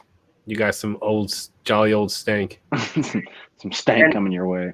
Hella fat with the most pertinent comment of the night, although I have heard others say it. Hopefully you send it, Johnny. I'm not sending it. Oh, You got a message, Jolly Old Fat Man. Yeah, message He's Bam. the one to sponsor the giveaway. Yeah, you can message Bam on Instagram. that's very sweet of you, or man. Thanks, or man. email him at jofmbeard.com if you need to. Wow, look how prepared this guy is. Bard He's got the is website and everything. I try. like- I try. Bard is the man. James Pershing, man, won that thing. Look at that. Thanks to Bard. No, James, I got you. Awesome. Well, thank you very much, Bam. I was not expecting that at all. Yeah. Thanks, Bam. We appreciate that. Save my Sphinx collection. I know we don't have shipping issues. Yeah. I was first in my shenanigans. Yeah, that's always the case, isn't it, Billy? All right. Yeah, you deserve it, James. You deserve it. Yeah, James puts in the hours. He puts in the time. No matter what time we go to, James is watching. But ironically, when he was a guest the one night, if I remember correctly, he had to leave for a certain reason, and he just left. He was just out. He's like, all right, guys, great night. Slant, black camera. And I was like, what the hell just happened there? Oh, Right, James? man. Right, Dave? Yeah. I You remember remember that. that night. Okay. Hashtag D93. Thank you, Barton. Yeah, that's right. There you go. Bro was See, there.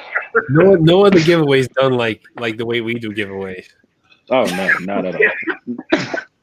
well thought of and quickly. Hey, we don't know we're gonna do a giveaway until the giveaway came out of nowhere. It was like, hey, there's a giveaway. I'm like, oh, okay, great. Yeah. I mean, I was gonna do one, but you know, Spice it up. All right. So now I get to keep my Sphinx. oh, that's what I was thinking. Okay, so What? Well, we did a giveaway. What do you want from me? okay, look. All right. As gracious as Ban's gift was, let's set that shit to the side for a second, and let me remind you. Hello, I'm Johnny Grooms or Yanni Grooms. I'm so filled with warmth right now. I was going to do this at 600 subs. Now I'm close to the 7. I should, I want to help you guys. Oh, what the fuck? Jolly old fat man? All right. Right there. I feel a little disconnect right here, Yanni. A giveaway manifested itself. See, I wanted one. The universe answered. Oh, That's it, man. See? Oh man. See, you see what I was talking about earlier, man. Just you go with your gut, and the universe provides. Look how that just happened. You see how that just There happened? you go. That's what I'm talking about. That's what I'm talking about. And oh, shit. live one day like that. You'll never go back. Oh my I goodness. don't know if I can. I don't know if I can go back to being like like a full on like office drone worker kind of person anymore. Like I don't know if I can do that. I know a lot of people like get really mad when I say that because I've heard I've said that to some people and I've gotten like actual like verbally attacked for saying that. Yeah. Like they get mad at me. I'm like, what are you getting mad at me for? And I just laugh because I'm like, Do you mean, Johnny, as a result of this time off due to COVID and stuff? yeah. Because like I have my anxiety disorders, right? So like I've been working since I was 16 years old. I've been in the shit, like, dealing with all them fucking idiots out there doing whatever, doing their shit all day and just being retards. So, I mean, sorry. I know that I can't use that word. I get yelled at home for using that word, so I know it's bad. It's not good. Yeah. I just have a daughter with Down syndrome. I know. I apologize. My bad. Every time I catch myself, and I'm like, shit. I'm gonna pull a Persian on you and go black in just a second. So like, I'm so used to everyone, being moronic out there that now that like I don't have not, I've been disconnected from that whole like vibe of everyone acting crazy, and everyone else's shit, And so now, like, when I go out to a store and I have to interact with like real people face to face and like with all their stupid ways and every things that annoy me, and like I don't know if I can just go back into that, Yeah. And I got told fuck you for saying that, and I'm like, okay, well, like that's my mental disorder, and like I don't know, it's weird. Yeah. It's weird. I got yelled at for that. I got yelled at, by a friend that I've had for like years. Really? Yeah, she cursed me out for feeling that way. I can't help it. It's how I feel. What do you want from me? Yeah, I can't comment. We're living in weird times. I know. Yeah. I wanted to tell you, Johnny, I took no umbrage, but you brought up something early in my career, like before I just got old and tired of it. Whenever we would get a intern or student teacher in our wing, not mine, someone else's, I would at some point pull that student teacher to the side and go, so what do you think about us having to treat the retards like they're normal? What do you think about that? Just to put them in the hopper and just to watch them sweat, and I would sell this shit too. I was like, and I love them going, what do I tell this horrible man? I want to be a teacher. This guy, and I would let them marinate a little bit until someone heard me do it, and then they would go explain everything about my daughter and everything like that. But it is dirty, Rob. It is really dirty. I do take umbrage at that word for people using it just to sling it, but verbal missteps are verbal missteps, not intentional kind of thing. You know what I'm saying? Right. Yeah. Like in my house, I make sure we use the fat when referring to Dan, because let's it. We're not chubby, we're not portly, We're not husky. I am one fat ass sloppy Yeah, motherfucker. you're not big boned. Yes, let's just Bones are the same size. in the room. All right. So don't use that. Don't use that big bone term because bones are how big they are. Okay, you don't have bigger bones. No, you're not. Right. Right. Oh man. Jeez. If we all right. Listen, if an atom bomb fell and all our skin and muscle and tissue melted away in the blast, our skeletons will all look the same. Unless you had like a fracture and you got a weird healing, but other than that, pretty much the same. Yeah, that's Paint that picture in your head. There you go. Burning rotten flesh everywhere. That's it. Yeah. All over the place. You know what it is? Because I'm doing a lot of, every time summer comes around, I do these little short videos. You've seen one already. When I open the front door of my house and the explosion happens, I do a bunch of those. You know, I did them last summer. And so like I've been watching a lot of like, you know, spontaneous combustion videos and like car exploding videos and people burning alive videos. Because I'm going to integrate them into my, like, you know, my little, it's hot outside. That's all I put. It's hot outside and some way or form I burst into flames. So I have a lot of these videos on my phone. That was a killer video, dude. I dug it. Yeah, I have a few of them. The best one is the best one is Raiders of the Lost Ark when he tries to open the thing and his face melts. Oh, I love that one. That's my favorite one. Oh goodness. That's funny. I forgot I had an ex-student in this chat right now. But I would want to be only anything but honest, Ryan. So it's good that you hear it from me. Oh, that is funny. That is funny. Did the mod just happen? I didn't touch anything. Oh. My hand's been on Beard Justice all night. This is all the stuff that goes on behind the scenes, Ryan. 330 by 250 is my big bone skeleton. Big boned. Big boned. Have you started? You haven't started med school classes yet, right? Not yet. All right. I started I've done some. Like I'm a pre-med major, so I'm biology and biomedical science.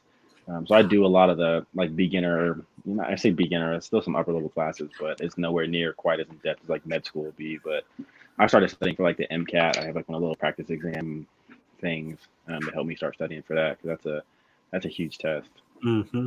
Mm-hmm. Mm-hmm. I took an anatomy class when I was going through college, Devin, because as an English major, I had to take 2 sciences. One was bio, and then I wanted to take zoology, but I was like, I don't want to have to dissect all those animals. So I took anatomy.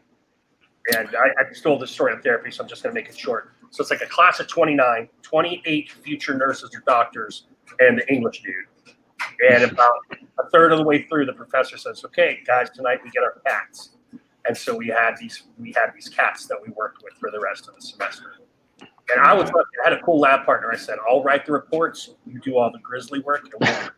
And that's how it was. He did all the cutting and grinding, and I did all the. Yeah, no, that's typically what happens. My school is actually a liberal arts school, so they make kids take classes in just about every subject. And we always have a handful of like music majors and the English majors and history majors who end up in like an entry level anatomy class, or sometimes they end up taking like general chemistry and stuff like that.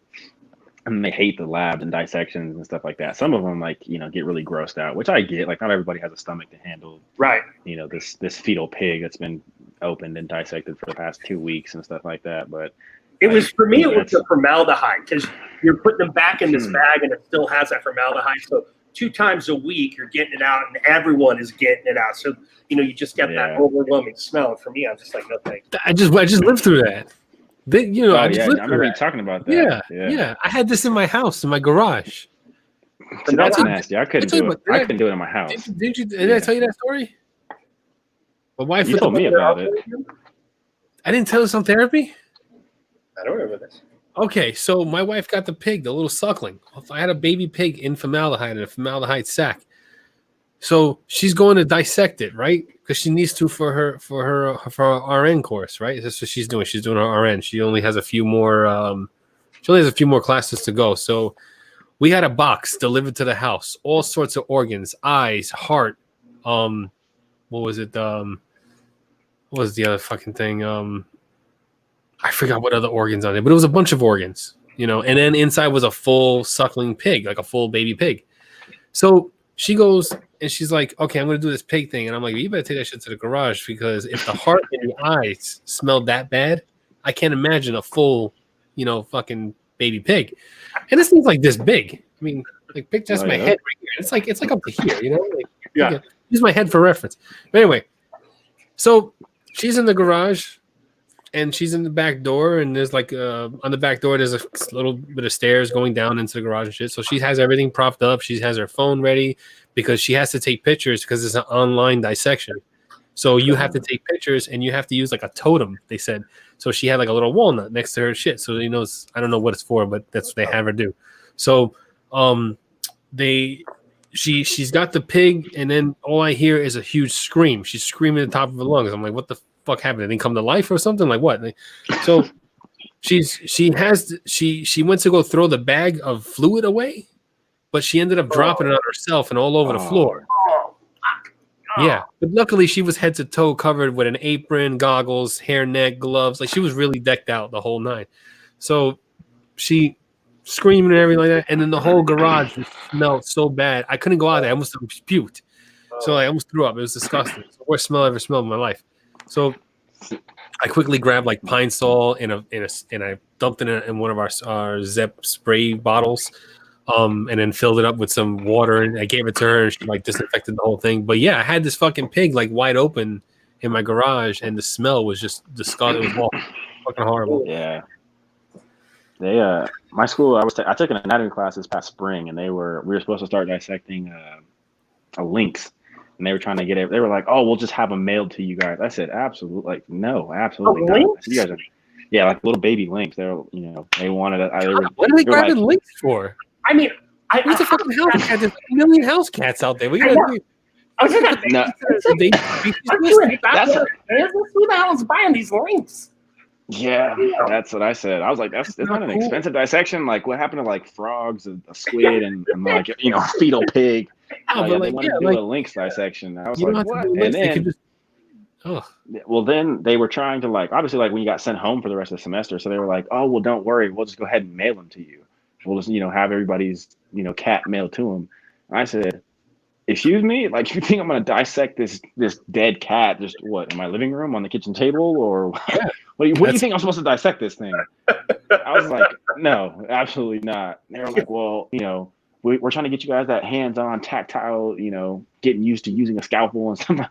I said, "No, I'm good. I'm not. If you think I'm gonna just cut up this dead cat randomly around my house in my bedroom, right next to my bed on the on the nightstand, no." That's one thing I never thought about. That kind of shit. Like, yeah, where do you do it if you're living in an apartment? You were able to opt out of it. You just opt out of it. You were like, "No, I'm not gonna do it." Pretty much, I told him, I was like, "I don't have anywhere to." I told my professor, I was like, "I don't have anywhere to just do a dissection." I was like, I don't have like a spare bedroom. We don't have a garage because I'm living in an apartment right now. So I was like, I don't know where you want me to just cut up this cat. And I'm not going to just do it in the house where everybody eats. And I was like, that's not going to happen. And then they realized it was going to be a way bigger hassle because they had all of them at the school already. They were kept in our little freezers and stuff like that. So it's probably going to be more of a hassle trying to then grab them, redistribute them, find a packaging system that'll work, that they'll stay cool, so that way we can mail them and do all that. Yeah. So our professor just ended up going through and dissecting everything and taking pictures and videos of all of the steps along the way. So we just kind of had to watch it and take some quizzes about what happened, what is this? He would take a picture of one of the organs or something, or different cuts, and saying, what is this? What is this organ? What is this step? What is this called? How am I doing this? What tool do I need for that? So we didn't necessarily have to do the hands-on type of stuff, like getting, comfortable using a scalpel or, tweezers or whatever, but we had already done the fetal pig, so it wasn't that big of a deal. But yeah, they're trying to send it home with us. I was like, absolutely not. That's not happening. Not at all. Hold on a sec, Johnny. Brett Berlin is from Kansas, and he wanted to know where you're going to school. What's the name of your college? Oh, okay. I go to Tabor College. It's out an hour from Wichita, out in the middle of absolutely nowhere, and it's a town called Hillsboro. It's got 3,000 people there. Sorry, John. Dinky town.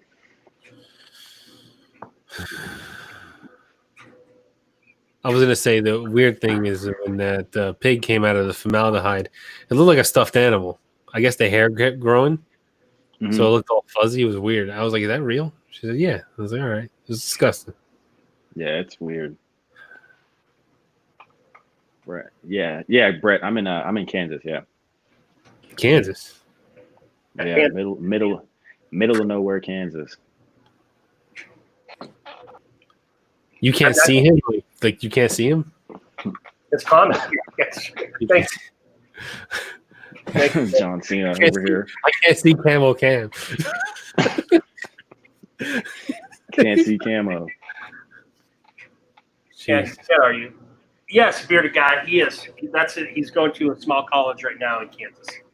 Well, yeah, Dave. Technically, I'm right now. I'm in Colorado. I'm home in Colorado. Oh, right, you're home. Yeah. Yeah, but I'll be back in Kansas on August 1st. I'll be back to school August 1st. So I'll be out there in like a week and a half. Unfortunately, I got to go back to Kansas. That'll be interesting though. We still don't know exactly what school's going to look like this week with all the COVID stuff and states having their big booms and spikes again all over the country. We don't know, and we have a lot of kids that come from out of state. Like we don't have. There's probably like 70% of our kids come from out of state. We don't have a ton. I mean, we have quite a bit of kids from Kansas, obviously as a Kansas school, but like not a ton of kids that are in terms of like percentages are from Kansas. So we have tons of kids from Texas and California and Florida, where it's a bunch of different states where COVID numbers have spiked again. So I don't know what exactly is going to happen with them trying to have everybody come back from all over the place and live on top of each other again in a college dorm room and in a dorm hall. We still don't know what's going to happen with like football and the fall sports. We haven't heard anything about basketball yet, so we don't know what anything's going to look like yet. It'll be interesting. Yeah, that's one word. If you're a fat old guy like me, deadly is the word that can come to mind. Possibly. Well, one. Okay, so like this might be just me and like my pre-med thought process here, but the community that our school is in Hillsborough itself, it is like 80% elderly people, like old retired community. People are like, I joke around about Joe being old, like Beard Life Joe being old. These people are old.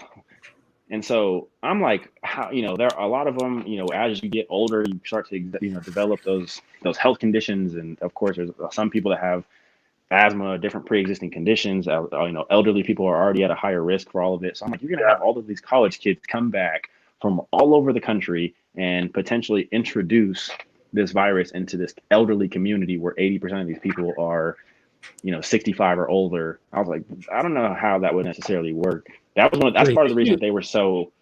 What happened? Did you say Beard Life was old?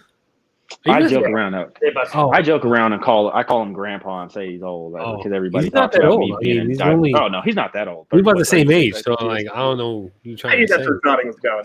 Johnny's like, me and Joe were pretty close in age. I mean, like we were like to me, everybody's old. Though. Everybody, but like Tevin is old to me. That's the thing. And Tevin's the only one who's remotely around my age. Everybody else is old. You're a bunch of old. You know what? Tevin seems young, but he's saged. He's an older soul. He got an old soul, yeah. He's a good dude though.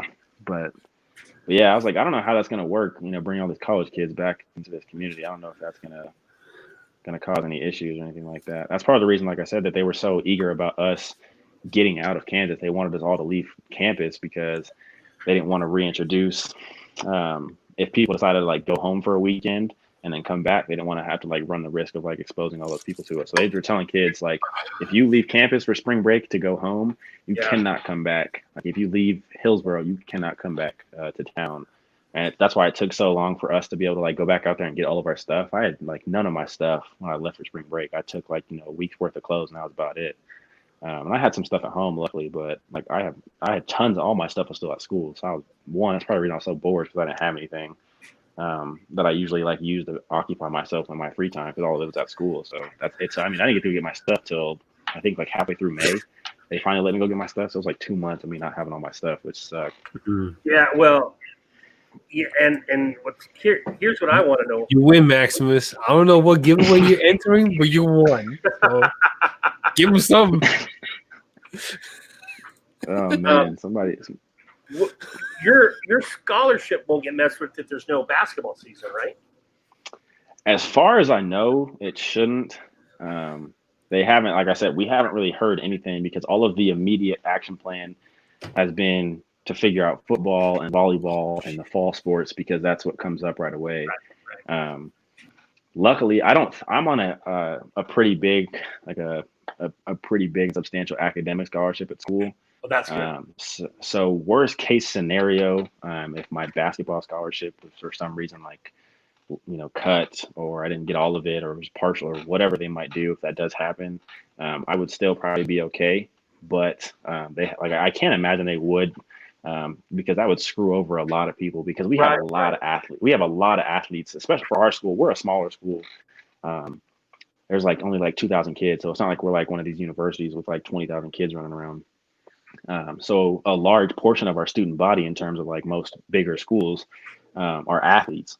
And so, if you just told all, I don't know, whatever percentage it is, if you told 40% of our student body, oh, hey, by the way, yeah, you guys don't have any scholarship money now because we're not having athletics, that would screw over a lot of kids. So that would not play out well. So I feel like they would have to do something to, they either have to tell us ahead of time or, work with us and still give us some scholarship money or give people the option, or I don't know what they would do, but it would be pretty bad if they just decided, 40% of our student body and just hey, by the way, you guys aren't getting any scholarship money because we're not playing games this year. Yeah. Acker wants to know if you trim your stash low like that, or is that how it comes in? I keep mine pretty low. It doesn't grow in a lot more than this. Well, actually, I actually really don't know. I haven't ever let it grow to see how full and thick it gets, but I trim mine probably, I don't know, once a week. I cannot stand when my mustache hits my lip. I hate that. As soon as it gets to the lip, I'm ready to trim it. I hate it. But I like the shorter beard on me. Or the shorter mustache, I should say. I just don't think it fits my face to have a real thick, full mustache. I just don't like the look. So I've actually never let it grow too much further than this. I keep it trimmed pretty regularly. What's Johnny saying? Johnny. Yes. What's up? What's up? I was just wondering. I'm good. Got it. Let's see. Okay. He says, no, it looks clean. So there you go. I appreciate it. But yeah, Gary's right. I do go to a Mennonite school, which is an experience itself, to say the least. What's a Mennonite school? Yeah, so it's a private liberal arts Christian school in the middle of rinky-dinky small town, super conservative Kansas, which is very different for me, obviously, than where I grew up. I'm from the big city, very diverse, lots of stuff going on, all that kind of good stuff. But yeah, so out there, it's a Christian school, obviously, that's the main root, but they were founded and established historically with a Mennonite church. So they're Christian pacifist, essentially, is the easiest way to sum it up. Yeah. They're Mennonite brethren, technically. So I went out there and they were telling me about it on my visit and stuff like that. And I'm like, what? I don't even know what that means, So do you have to do you have to do religious stuff when you're there, or they just let you leave you alone? Yes and no. We have so every student's enrolled in chapel. Okay. So twice a week we have there's a Monday chapel and a Wednesday chapel. You have to go attend 20 a semester, which is only half of the chapels. Half of them, I'd say, are actually more so sermons where they deliver a message and they have a guest speaker or a gospel group that comes and sings or whatever. And then the other half of the day on Wednesdays, typically it's just they just have some sort of random speaker. So we've had everybody from an ex-CIA agent. We have motivational speakers. Sometimes it's just a school meeting where they talk about different sporting events. They've even done stuff where hey, if you guys just show up, we'll give you guys free coffee and donuts, and it counts as a chapel. So not all of them are necessarily religious sermon messages, but I mean probably about half of them are, because we are a Christian school, so they do try and keep that religious tie going. Right. Are you religious yourself, or? I grew up a Christian. I wasn't ever the kid who was in church every single weekend, but we were a Christian house, I guess you could say. But I had like as I got older, it wasn't my thing. Like I had never been like super involved in it until like later in high school. I started to kind of like step out and explore more stuff on my own and kind of make that decision for myself, which I think everybody should do. Like, you know, let everybody make, you know, their own decision on religion and experience stuff for yourself. So that's my thing. I was really big into like Catholicism because I went to Catholic school and all that stuff. So like I was like all about, you know, being Catholic and, you know, so Catholic pride and all that stuff. And then like, I don't know, I just stopped doing it. Right. No, you know, it was the stand, sit, kneel, shake hands, sign of this, and the whole routine. I was just like, I'm done with it. Like, I even tried to date her. Before I met my wife, I was like, I'm dating this girl, right? And I tried, and she was really into the Catholic, you know, religion. So like, I got to see her every Sunday, and I was like, that was my motivation to, you know, continue on going to church. And then, so like, you know, I went with her a few times, and I'm just like, oh man, I just don't want to fucking do this anymore. You know, like, I'm sorry, God, like, you know, but like, if we have to do hands, you know, head, shoulders, knees, and toes every time I want to, you know, like I just don't. I'm not with it. I'm not with it. You know? It was.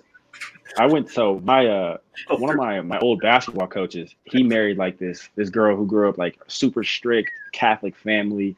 So they had like one of these like big Catholic ordeal weddings. It's like 6.5 hours long. Like everybody's like jumping up. You gotta like bow back. And I'm not Catholic, so I'm lost as all hell. I mean, I made sure I did all my sacraments, so I'm in God's good graces. But you know, as far as going every Sunday, I went to that wedding and I was lost. I was like, yo, you guys are like, you're like kneeling, spinning around on one foot, jump up, tap your head, you know, you're tapping your head, rubbing your stomach. I'm like, yo, I'm so lost right now. After all that, the audacity to pass around that plate, begging for money. Man, please. You got like 24 karat gold candelabras back there and shit. Get the fuck out of here. You want my money. Yeah, it was too much for me. I could like the whole Catholic thing. I was like, whoa, this is too much, you know. But our school's kind of unique because like I said, they do force us to go to like chapel and do that kind of stuff. And they're like they're like they have their ties and connections to, you know, to Mennonite Brethren Church, but they don't force anything at you. Like we're required to take 3 like Bible classes or Bible courses if you're not like a theology major. Right. But one of them is like Bible community and culture, and that one they just kind of like teach you about like the history of the Bible, like how has it changed over time, where did this part of it come from, who wrote this part of the Bible. So that one's more just like a history class. They don't necessarily like teach you anything about the Bible other than like the history of it. And then you have like they call it like, I can't remember what it's called, like it's more like an integration class. And so that one they try and teach you about how they integrate the Bible into like every aspect of education in at our college specifically. And then I can't remember what the third one is. It's some like exploration of faith-based class. But they never like force anything down your throat. It's not like, you know, That's good. If you don't go to church on Sunday morning and you know you have to go to a Mennonite church, and if you don't, then you're going to fail, and we're going to, you know, shun you from the college, and we're going to kick you out.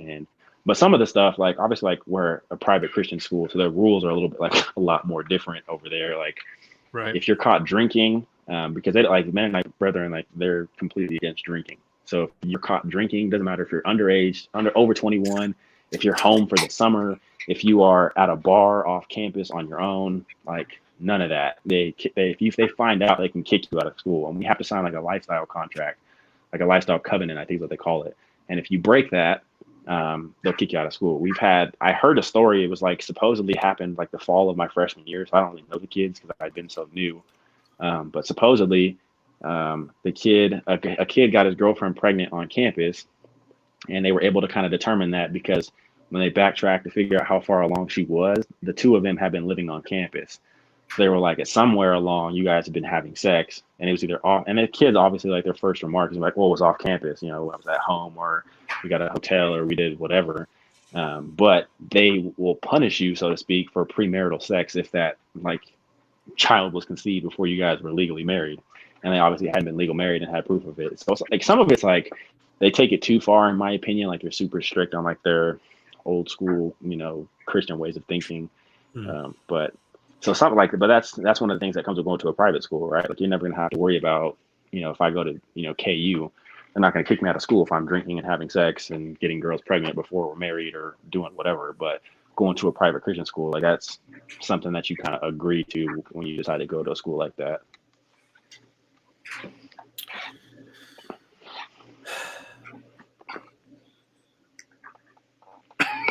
What's up, Joe? Did you get all that? Did you get all that? I mean, yeah. I mean, I'm seeing what's going down. I mean, I know the Mennonites because I live in Amish country, and there's some similarities between the two. But if we're going to address what the fuck is going on in the chat right now, is that what we're talking about? Because some stuff is going down in the chat right now. I wanted to like just, I said we all calm down. We'll do giveaway. I did the giveaway. Yeah. Sparked up. I don't know if we're gonna do giveaways in this channel anymore. Shit. So. Well, I don't know what's going on. I've been obviously there's something between Rob and Billy, and I guess Maximus might be part of that too. I don't know. It's a hot mess. It is a hot mess. Come on, man. Okay. Come on, man. So, we like to keep therapy, and we can only do so much on this end. That's it. Just taking several for the team over here. What the hell is going on? Damn giveaway, Johnny. I know. Resend it. Give us back the shit, James. Give me back my jolly old family. Give it to me. Give me the jolly old family. Goodness, I want the steak. Everyone stay hydrated. Yeah, it's just I don't. Just trying to have a space where we just live in. Hey, Alex. You don't have to bring all the whatever is going on outside of the space here. Bringing it in here. Outside of this 2 hours every night. It don't have to be like the BS all the time. Every live, like every live, don't have to have it in it. Right. You know what I'm saying? Like there's lives and there's other people that put on lives that you can go and have those discussions and have arguments if you want or whatever. But like I don't want that every time I go into a live. It's got to be about the drama. Like I don't want it. I just don't want it. I think we just have to have a zero tolerance policy from friends or foes alike. Like, yeah, that's true. Yeah. Rob and I are real close. If Rob started some shit, I would just have to, say we have to shut it down. Just I'll use Rob's example because I know him. But we want this to be either Johnny gets to heal some shit on video or die trying. I mean, like if you guys want to argue it out and talk it out, come on the live.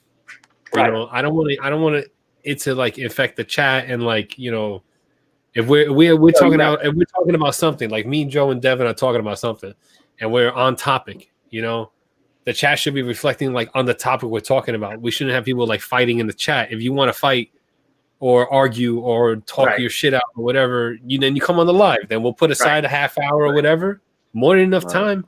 Right. We'll put it with 2 hours. We will set up a half hour. Then like y'all can hash it out, and that's it. There's other places where other lives that are that you can go to that you can argue it out and go at it with the chat, but not here because I just don't want to see it. Like what I mean, I don't want it part of beer therapy. Right. And no, Rob, I know you didn't do anything. I just saw back and forth. I saw your name being mentioned. I'm trying to listen to Devin and give him the attention he deserves as a guest, and not have to like to the chat. Like this is like Devin's first time on beer therapy. It's not like he's a reoccurring guest. This is his first time. Yeah. You know what I'm saying? Like it's not, you don't know. You guys are all adults. You know what I'm fucking talking about. Shit. Come on. And shit, Cam kicked himself out a little bit. I guess I don't know what the hell he's doing, playing with his tech over there. It follows us here wherever we go. Yeah, and Blue Hulk took care of it. Billy started the bullshit, and Blue Hulk took care of it. God, man. Right on. Okay. Well, we all know, and we'll all police it, and we'll just take care of the bad apples, just so we can have the kind of vibe that we've worked so many months to establish. Johnny and I and all of you all, so because like Rob has said on a couple of occasions, this is his 2 hours. He wants to come here and chill and have some fun, and I think that's the general consensus. So we just got to police it. And if we have to kick out Tyson every once in a while just for the hell of it, then I'm okay with that too. You know, He's a Chiefs fan, so yeah, he's a Chiefs fan. Lucky son of a I gun. say- I don't know. Tyson, he's skating on thin ice. It's a real thing. I say kick him out anyways. He's a Chiefs fan. You know what's crazy? Every time Tyson's a moderator, and as soon as Devin says like "boo," he gets put in timeout like immediately. I'm like, damn, Oh man. yeah. If I say a word about the Chiefs being awful, Anything, if I say anything. anything about the Broncos being better, or if I say the word well, it doesn't even have to be followed by done steak. If I just say well, boom, timeout. Never fails. Never fails. Oh man. Man. That's why I gotta find the streams where, like, you know, on channels that Tyson's not a moderator. He's not a Because moderator. when Tyson's not Yeah. a moderator, that can be like my safe place, and I can express my feelings somewhat freely. But Tyson's a moderator, nope, it's not happening. It's Tyson next to go. No, but only because he decided to face-to-face chat with me, and I'm holding the warmth of the gesture in my heart. But he's on it. He's fucking on it right now. I'm gonna tell you that right there with his plasma comment. And I can't get him for 1912. Everyone does get their own opinion. But the plasma thing is really like sand in my crack right now, all right? It's fucking close. I'm gonna go. See, I'm okay. really seriously gonna go donate, like try and donate some plasma. I need some extra money, so like, you know. Johnny, the It's- moment you it's- said I've got questions, I knew the wheels were turning. Yeah, I'm like, I want to see how much, where to go, like how much do I gotta get, how long is it gonna be? I'm Like, telling you, the they first open time late? you go, the first time you go is like the longest time, because they make you do like a physical. So they'll, you know, it's like an hour-long physical, but I mean, it's not like you don't do anything. They just ask you questions, you know, like, hey, have you ever done this? What kind wait, of do they tattoos take your do you blood have? pressure? They'll take your blood pressure before you donate. And that's every time you go. So every time you go, they'll like take your blood pressure, your temperature, your pulse, and they give you like a little finger prick, and that's just to make sure they take a little blood sample to make sure you have like enough, you know, enough protein in your diet. Honestly, that's probably the worst part. That hurts worse than like getting. Yes, I know. The damn finger prick. I'm like, damn, those You little know, spring-loaded things. I'm a hurt. phlebotomist. Like I went to phlebotomy school, all that stuff. Mhm. Like I just don't do it because like I thought I wanted to do it. It's one of those things where you think you want to do it, and you go through it, and you pay for the schooling, and you get certified and all that stuff, and then you're like, I don't want to do this, and you just wasted like $2,000 on classes. So yeah, I did that. And like the finger prick test, because you have to do at least 10. You have to do at least 100 sticks by the time you're done with the course.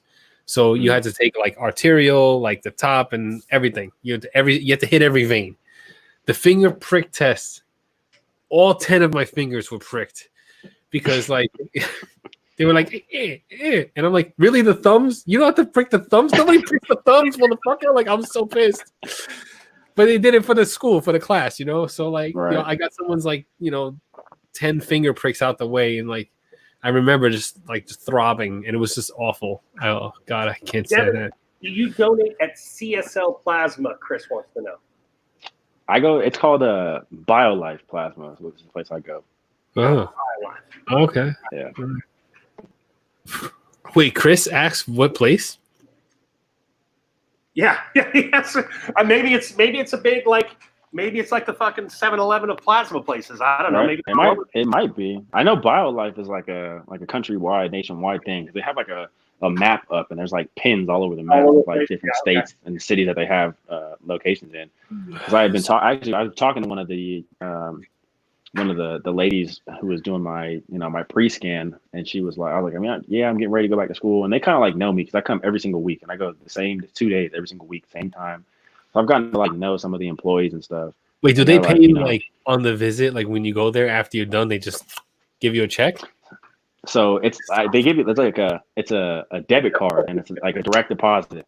And the best part about it is like if something goes wrong with your donation, like say because they're it's super super rare that anything does, but like say like the machine, like the centrifuge messes up and it doesn't pull the plasma from the blood properly, and you get like if it returns anything that it shouldn't, if your blood pressure drops for some reason, because like some people like they'll try and like not eat for hours before you go. It's just like donating whole blood. They tell you like make sure you're hydrated and make sure you eat like an hour before you go. Right. But so like if something goes wrong with the machine, anything like that, as soon as you get pricked with that needle and they start your donation, you get paid. Like it's a direct deposit, and it's boom, it's in your account and you have like a little preloaded debit card, so you can use it. Preloaded debit card. Damn. It's not like necessarily preloaded. I mean, it's like it's literally just like a debit card. But like it's as soon as it's connected to your BioLife account, so as soon as you donate, boom, your money's there. You can use it. I use it to buy stuff off Amazon. Do they give you the option to direct deposit to your bank account? Like, can it go to the bank account? I don't know actually. I feel like some places might do a direct deposit to your bank account. I don't know. I don't know if the place that I go to does or not, but I mean that might be an option. I don't see why they couldn't do it. It's no different than giving you the preloaded debit cards. I'm gonna be doing daily lives on IG. Me from the Plasma Donation Bank. I'm like, look, this is because Devin said that I can get money for this. I'm telling you, and like it's kind of crazy. Like you make like a good amount of money. Like say you make $100 a week. It takes you like $100 a week. Anywhere between like 80 and $100 a week to sit there for 2 hours that week to do this. Yeah. And so I literally take my phone. Hey, you did it. Oh my God. I should have thought about that, but yeah, man. Anyways, but yeah, like you sit there, it's like 2 hours a week, you make $40-$50 an hour to sit there, and I sit there and literally watch YouTube videos. Okay, so let's tell the truth here, because maybe she's asleep. I don't know if your girl's asleep or not. It's only 10:30, so she's probably still awake. So whose idea was it? Whose idea was it to donate plasma? Was it you or was it the girlfriend? That was my idea. Like I've done it for, But actually, in all honesty, it was my mom who told me to go because she was like, "Go donate plasma, they'll pay you." And I was like, smart. I was like, why would I go? I'm gonna follow mom's exam. I'm gonna follow mom's suggestion. I'm gonna do it. And then that's when I like looked more into like realizing how much you can get paid to donate other things. So I'm like, oh, you much money you can get for your sperm? I'm like, about to have kids all over the damn world at this point. They pay you so much, and I'm so. You need a degree? Oh, you need a degree? I think so. Yeah. Yeah, you need a degree to donate sperm. You can't just donate sperm. Just you can't be. They won't just let anybody do it. Yeah. Right. Yeah, you actually have to be smart. I'm like, man, I need to go donate sperm and all right. I might get a kidney. I don't know. Explain to me what fucking sense does it make if you donate sperm or you just got your degree? What if you just got that degree by the bare minimum? Like you still borderline dumbass. You still you're still donating sperm. Like just your sperm is gonna be just as stupid as you are, even if you got a degree or not. Like it doesn't make any sense. Like I don't get it. That's fair. I don't know. I don't get the logic behind that one. That's Does you going to 4 years of school earning a degree like make your sperm smarter? Like what does it make any sense? I don't understand that.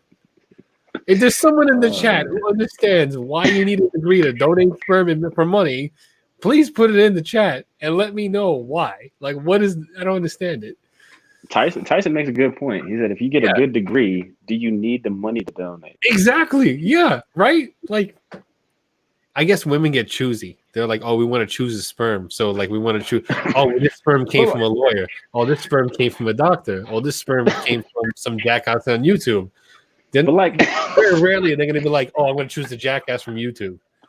Right. This dude cuts his head making shaving videos on YouTube. That's right. Yeah. Doctor. Who's See, I feel like they would be more concerned on like physical attributes, though. Because I think don't they give you? I'm pretty sure. Like I don't know how this all works. I've never gone to like a sperm collection system, but like they'll tell you like this dude. He's this weight. He's this tall. I'm assuming blonde hair or brown hair or whatever. They're gonna want to know stats. Different characteristics and attributes. So I'm like, if I'm like if it was me and I couldn't have a kid, and I'm like, well, shit, I need a dude who's 6'10" and was stupid athletic. That way I can have a son who ends up going to the NBA and I'm set for the rest of my life. No, for real. Alex, for real. Like you need a degree. You can't just donate sperm. You got to have a fucking degree to donate sperm. Elitist. That's why at this point I'm thinking like I just need to find like a black market organ trade and sell a kidney. Those things are worth like stupid money on the black market, and that's probably like the worst thing I could have said on the internet. But you make stupid amounts of money to like sell organs and kidneys and stuff like that on the black market. It's ridiculous. Yeah. I mean, if somebody wants a testicle, I'll give them a testicle. I already got my kids. I don't need both of them. I don't need both of them. Just one though. I wouldn't give it I both. don't fucking care. I don't want any more kids anyway. Shit. 2 is more than enough. My daughter's probably like 3 kids in one with her attitude. Shit. She's only 4 years old. Oh man. I told her, I said, can you clean your room? Please clean your room. I always start with, can you please clean your room? Right? That's where I start. And then it turns to clean your room. And then it turns to, if you don't clean your room, you're not gonna get dinner. You know? Not that I'm gonna starve my kid. Okay. I'll give my kid I'm gonna food. starve you. I just won't give her what she wants. Dinner for her is like, what she wants to eat. I'll just give her food, but it won't be the food that she wants to eat. So like, and we go from there and it's like always like butting heads like all the time. She's so headstrong, and she's only 4 years old. I'm like, Jesus fucking Christ, man, just pick up your goddamn toys. Like, holy shit, man. That's my stress. That's my stress during the day, trying to get this fucking kid to clean up after herself. You should. Joe, how did you do it? How did you get kids to clean up after themselves? How do I get them to clean up after themselves? No, how did you? How did you at a young age? Like, they're older now, so like it's different. Hold on. I need to get my notepads. I can take notes when I have kids. So I can. Shit. Let me know. Fuck. I'm getting besieged on all angles. All angles here. I don't remember what I did. I probably just let the mother handle it. I just went dead. See, I can't do that because my wife is working till late. So I can't be like, by the time she gets home, then I get yelled at for the room's being a mess. I'm like, what the fuck, man?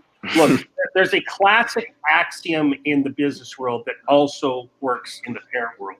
If you fuck up enough, someone will pull your slack. And when you're married, that's your wife. So if she's just like, God damn it, I just can't get you to do this right. You're like, right, honey, I'm just a dunce. And that's one more responsibility off your plate. I probably did that shit. That sounds like Smart. And I've tried the strong arm. I've tried the strong arm thing, like punishing and like being stern and being mean and just yelling and all that stuff. And like my daughter's like, like I ain't having it. Tapping her little foot. Like, I mean, do I have to black your eye? I mean, Just so you can get the point across. Do I have to close fists? Like, you can. Look, as far as I'm concerned, you haven't been able to get Alvin to listen to you when you tell him to stop chewing on stuff. I don't know what makes you think kids are going to listen. He's a low brain functioning being. Like, he's a fucking rodent, I'm talking about a fucking child here, like. Just threaten to starve Alvin too. So what really works is taking away her ice cream and her Oreos and shit like that. I'm like, look, if you don't clean your room, I'm gonna eat all of your snacks. I'm gonna eat all of them. And then I grab the bag of Oreos and I start eating the Oreos. I'm like, every time you don't move, I'm gonna eat another one. And I'm gonna keep eating them until the whole bag is gone. And that works. That has worked. So that's what I'm gonna keep riding that because she freaking loves her snacks. She loves her Oreos. She likes her Frito chips, like these right here. She didn't brush her teeth, so they're done. I ate all of them. I don't play. I was just about to ask. I was literally just about to ask if those were her Fritos. That's right. Those are her Fritos. And tomorrow morning when she wakes up, I'm gonna show her the empty bag, and I'm like, "That's because you didn't brush your teeth before going to bed." Yes. Okay. Well, hold on. Question. That shit works. Who in the hell, of all chips that you could possibly eat, picks Fritos? She likes Fritos. That's her chips. Hey, my chips. You got barbecue chips. There's Doritos, Cheetos, all the Takis and the hot stuff that kids like. Yeah, I eat all that shit. Probably not necessarily at 4, but she's like, "Yeah, Dad, I want Fritos." And she's not even like a chili cheese one, just Fritos. Fritos. I like flavor. I like different flavors. Me and Lay's will go way back. I love all flavors of Lay's. I mean, we can only have a few because not every Lay's chip is vegan in it. It's vegan because a lot of Lay's chips have powdered milk in it. Like, really? You really need powdered milk? So yeah. A lot of but all the chips we have don't have it. But anyway, like she really loves Fritos, so that's the chip that, I ate the whole bag. I didn't leave her none. Okay, hold on. I have a question now. I don't think I've ever thought about this. So with your wife being vegan and you being, I mean, I know you're not technically vegan and everything, I can't say Do you technically. guys? Yeah, you're not technically vegan because I know you use like honey and stuff like that. Do you guys feed like? Do your kids eat like a vegan diet too? Yeah. That's interesting.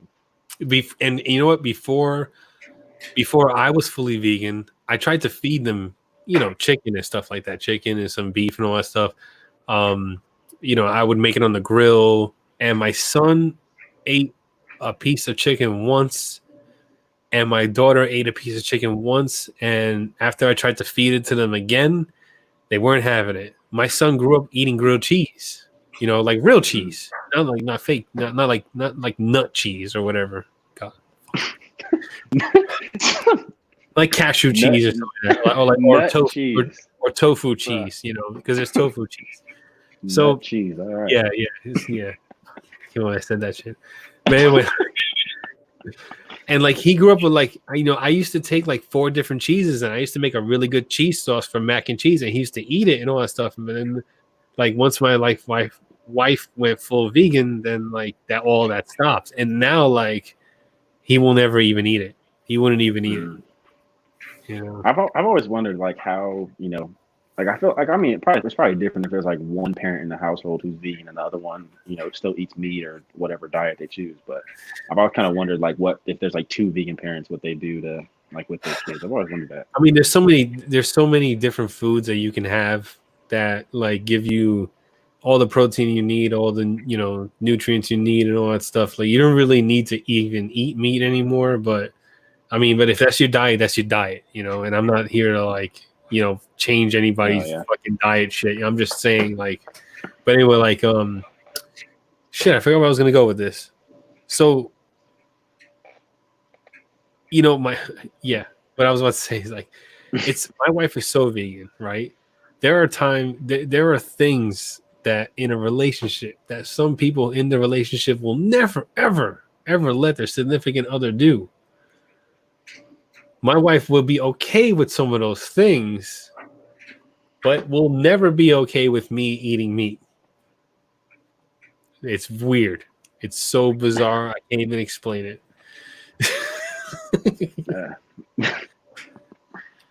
Like she's fine with me downing like 18 beers, right? As long as I don't drink 1 soda. That's how she is with the diet. I mean, I can't help it. Oh man. Wow. Yeah.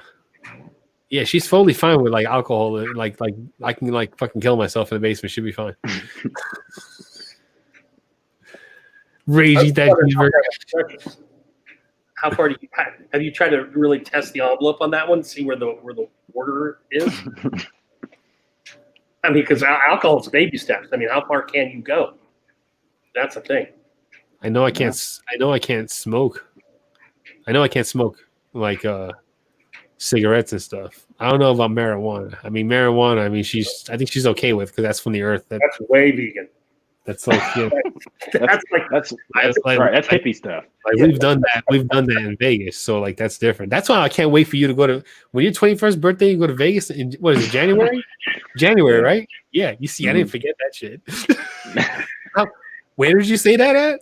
I don't know when you said it. I don't know whose live it was in, but I was right there. I was like, I even told my friends. Eyes lit up. Bam. I told my friends I was at their house at the pool, and I was like, "Yo, January we're going to Vegas," and they were like, "Why?" And I was like, "Yo, there's a guy I talked to. His birthday is going to be 21st birthday in Vegas, and he wants to go to Vegas." I said, "We're gonna go to Vegas," and then they were like, "Yeah, we're in." So like, so you got people ready to crash your birthday. I got people ready to crash your wedding. Like, yo, it's right. Gonna be on. It's see that? No, I think like in all honesty, like I think that would be super cool because I know everybody like has talked about doing like a beard community meetup somewhere. Yeah. Not that it has to be for like some special, like my birthday is the most special event in the world that's going to bring people together, but that'd be so cool to have everybody. You know how awesome it would be to have the first beer meetup and then like everyone starts down to a fist fight. Oh my God. That would be the most epic fucking thing ever. I would be there. I would be there. I will go out and spend $800 plus on a camera, have my phone on a tripod. I'll have Tyson will be there with the boom mic. Like We'll get that shit in HD, 4K. Like, oh man. Oh Jesus. Oh Jesus. Oh, that's so funny. chipmunks flying around, taint butter flying around. I was start throwing beard oil in the mix. Like, holy shit. Oh man. It all comes to a head on the MGM Mirage or Grand or whatever. Vegas. All right. That sounds like a great way to get everybody arrested in Vegas. I have to be there with Fat Burger. Because they have a Fat Burger in Vegas. That's what I'm saying. Oh man. That's crazy. Oh, man, that'll be some shit, man. That'll be some awesome stuff. So yeah, when in January what day? My birthday is January 23rd. I don't even know what day of the week that is. 23rd. Let's see. Let's pull up the calendar real quick here. January 23rd that's a Saturday. You're in luck. Saturday. Friday night flight out. It takes 5 hours to get there. And yeah, for you, not for him. 5 hours for me. I don't know how it is 5 hours for. I don't know how it is for everybody else. 5 hour flight for me. Yeah, a couple hours for him. Yeah, it's probably only a couple hours for me. Man. And Brett, that's the footage I'm gonna catch. I mean, no, it'd be awesome. Yeah. See, cool. Tyson's gonna be in Vegas in 2 hours. Look at that. Look, Tyson's in. He'll bring his AK camera. All right. Tyson can vlog the whole thing. Yeah. Oh shit, that'd be awesome. Yeah, we're gonna go to Vegas, Gary. Gary's in. Sponsored by Chesapeake. I like that. Yeah. I mean, right now the rates are cheap. I'll probably get over to Vegas to maybe less than $100 round trip. Probably. Oh, it's super cheap to fly anywhere. Yeah. Sponsored by 21st birthday sponsored by Chesapeake. I'll be sure to ask for all right. Put it on Gary's card for my 21st night. Night of my 21st birthday. That drink tab is going on Chesapeake. Oh yeah, we could do an eating contest at one of the buffets over there. Of course. Yeah, that'd be cool. Oh no, the Heart Attack Grill. You ever seen a Heart Attack Grill? You know what I'm talking about? Yeah, there is the eating contest right there. There's a pizza place that's on the strip right by Planet Hollywood. I can't remember what it's called, but they have it's a tiny little pizza place, and the pieces of pizza are humongous. It's but it's super good pizza. So, because I went to Vegas, I kid you not, every single summer for probably 7 or 8 years in a row. Because we had for basketball tournaments. I think the first time I went, I was 12 or 13 the first time we went, and we would go every single summer because of they have. There's 3 or 4 tournaments that all go on at one time in Vegas, but that's where every AAU travel basketball player ends their summers in Vegas at the end of July. So we will go every single year. And it's all you can tell because there'll be people who are there on vacation and there's just these, 6'10", 7-foot kids running around everywhere. And they're like, what the hell's going on? Why are all these tall kids running around? Right. And they're like, oh, it's because there's all this college or AAU basketball tournaments going on. So it's kind of cool because you can't go anywhere without seeing these AAU basketball kids. But it's so cool. But at that age, it's not fun because you can't do anything. It's cool to go. The first time we went, it's always cool because you just see the strip and all the hotels and the malls and all the different restaurants and stuff like that. It's cool to see the fountains at the Bellagio, but if you're not 21, you can't do anything. It's not any fun. You're not 21, yeah. Did you ever swing by the intersection where Tupac was killed? I had, yeah. We've gone through and we actually, I think we drove. We took a taxi or we're in an Uber or something, and then the Uber driver, he was like, "Yeah, this is where this is the intersection where Tupac was shot and everything like that." I was like, "What?" I know this is the exact intersection, but we've gone all over. I was in town about a week to 2 weeks after it happened, and there was just flowers all over the place. It just kind of blew me away. I lived in San Diego, so Vegas was a 4-hour drive. It's pretty quick. Yeah. Carrie said, "You still are 12 or 13, right?" Yeah, Carrie, I'll be 13 next week. No, I'm just kidding. And Gary said, "I can legally only sponsor a party for you at Chuck E. Cheese." I'll take it. Look, I love Chuck E. Cheese. That's when you say it's unfortunate that you say that, Garrick. I guess I'll have to take all my buying power to some other beer company. You joke cutting motherfucker. Right. I want that blue though. I want that blue. You got that blue? Everyone wants that blue but me. I have it in the Vitality butter. Okay. I don't have it in the oil or anything though. There's tons of stuff from Chesapeake that I still want that I haven't gotten. And Gary, I've been bugging Gary about his new wash that's coming out on Monday. I've been bugging him about it for like 6 months now. It feels like. So I have to grab that on Monday. Well, what is the damn blue scent? What is it called? The Irish Blue. Yeah, there it is. Irish Blue. Yeah. The owner of the company is saying blue. How many blue scents do you have, Gary? You have 9 blue scents. And you're like, which one do you mean, Joe? You have one blue. Yeah, Irish Blue. You have the word blue in its name. I think I actually have Irish it sitting right here. Blue, Yeah, I think it's right here. You have been in and out of that chair more often tonight than any other therapy.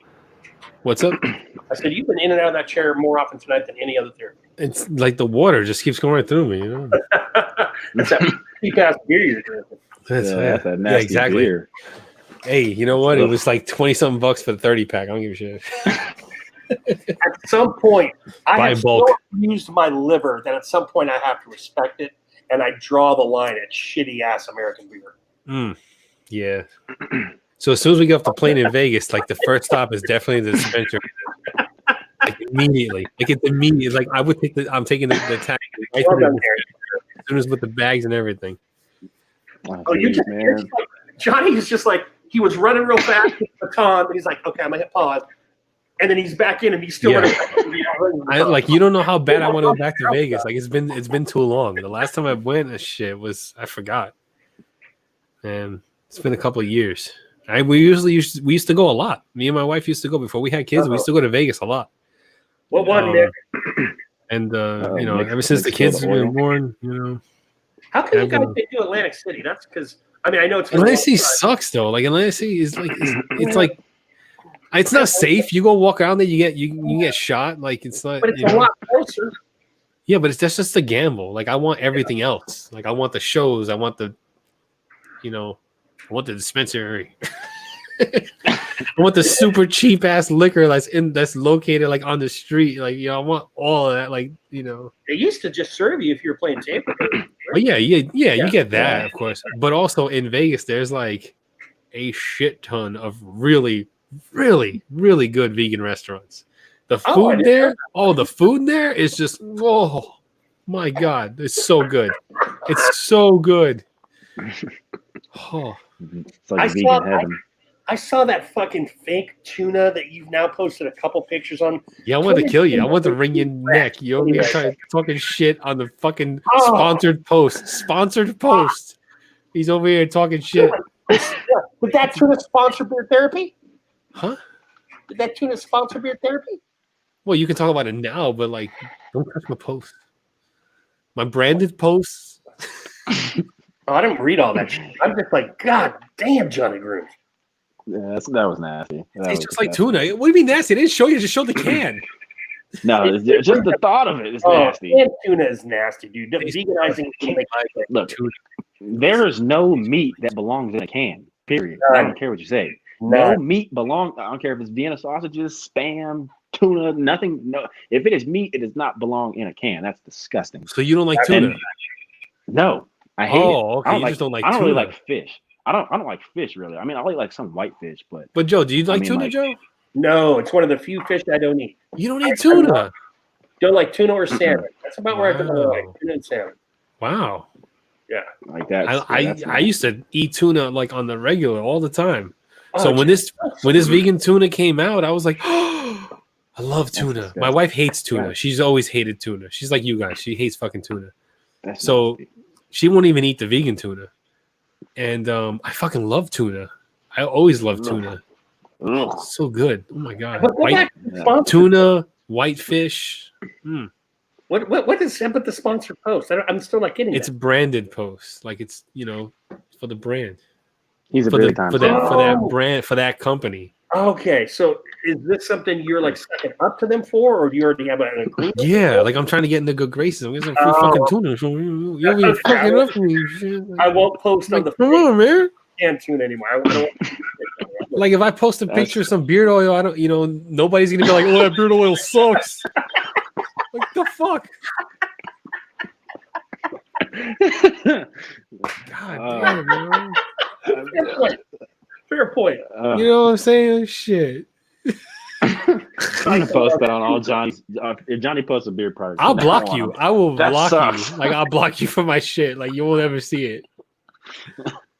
Every review, every Instagram post, everything. That shit sucks. I'll cut you out like a cancer. You're done. I gotta watch. I gotta watch all your food posts. Make sure if I'm gonna bust your balls on it, that I'm not like affiliated or some shit. If I link the company, just don't do it. You know? I don't look at all that shit. I just I look at the picture. I don't go to the text always. Oh man. No, but legit, I really love that tuna. I had like one can lasts me at least 3 days. That's disgusting. Oh my god, it's so good. Exactly, because I can't eat it in one sitting. That's why. No, because it's just kind of pathetic, dude. It was good. It's good. Below that tuna, the cat and the formaldehyde in the bag, dude. That's within the same family tree, right there. Your wife's pig. You just don't like tuna. I get it. All right, you don't have to get angry about it. I eat in a college cafeteria 9 months out of the year, and even I wouldn't eat that. That's the can. That is disgusting. That is what tuna?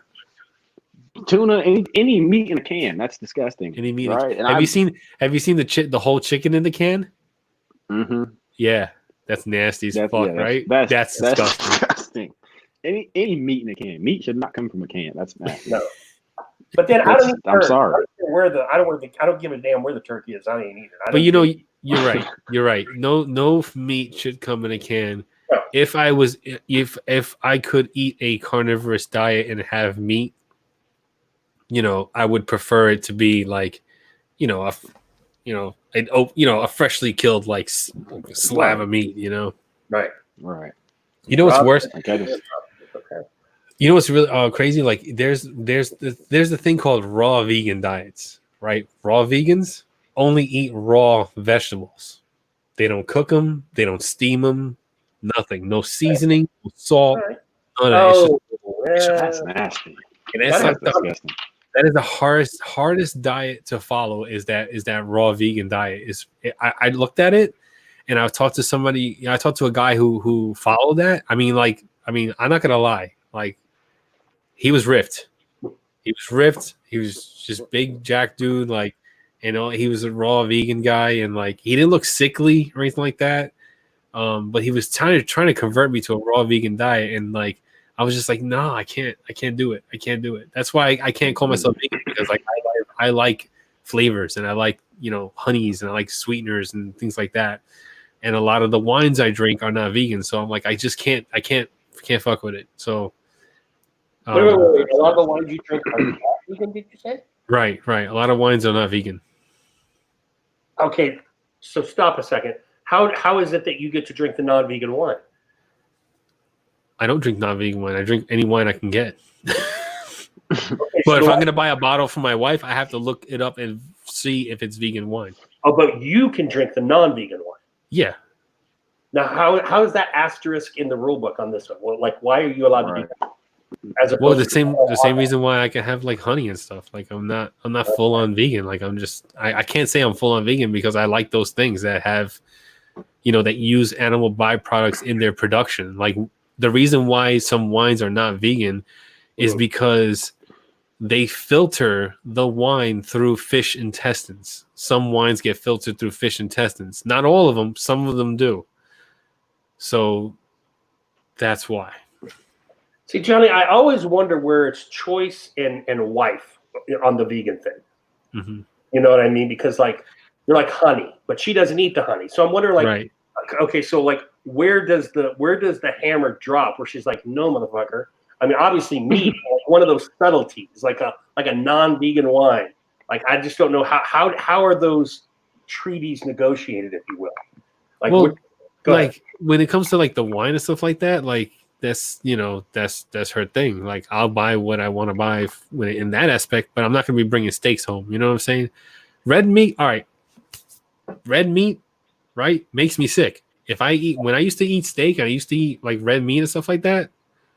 Like I would get sick, and I would instantly have to run to the bathroom, and I would get sick. If I had a burger or something like that, like I would like my stomach would cramp up and I would get sick. I've been like that since I was a baby. That's what my mother told me. So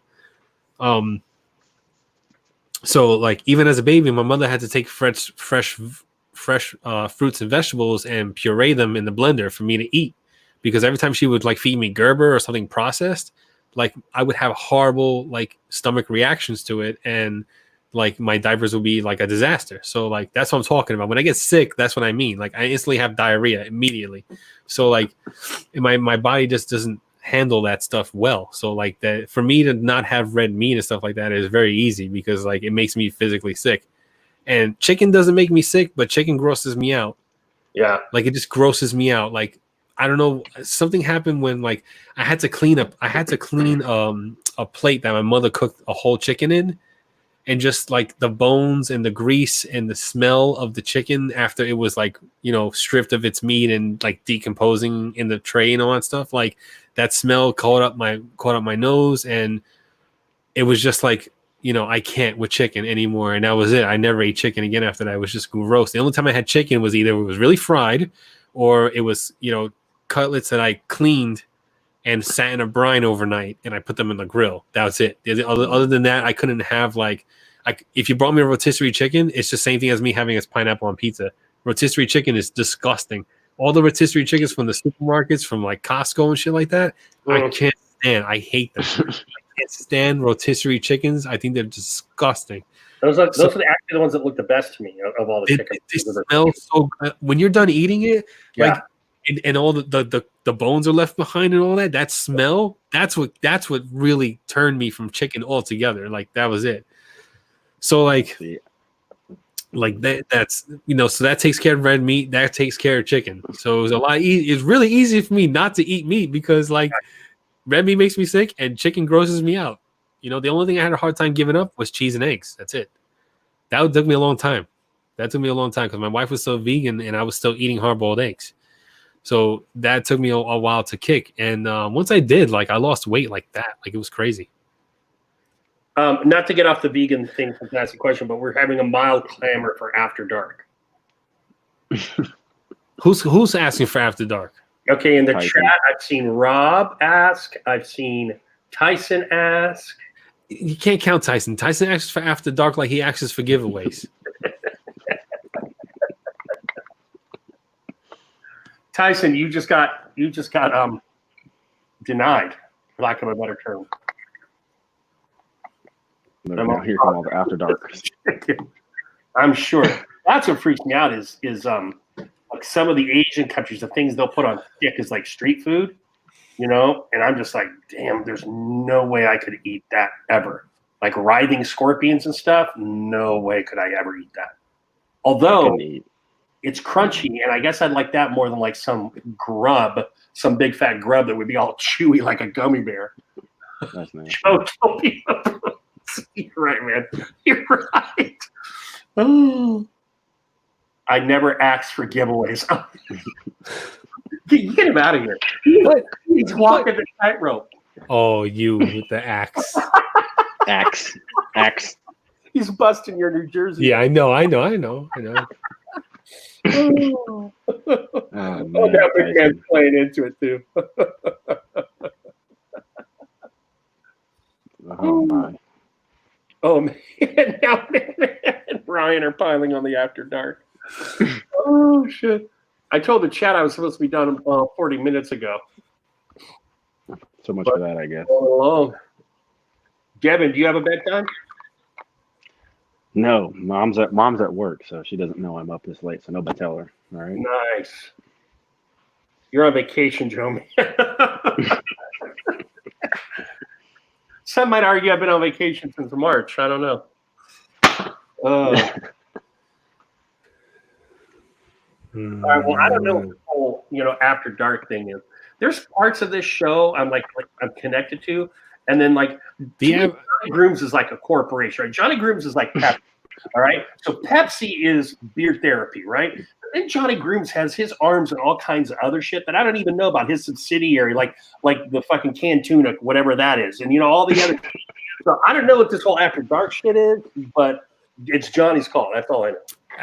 After Dark came up to like people didn't want live streams to end.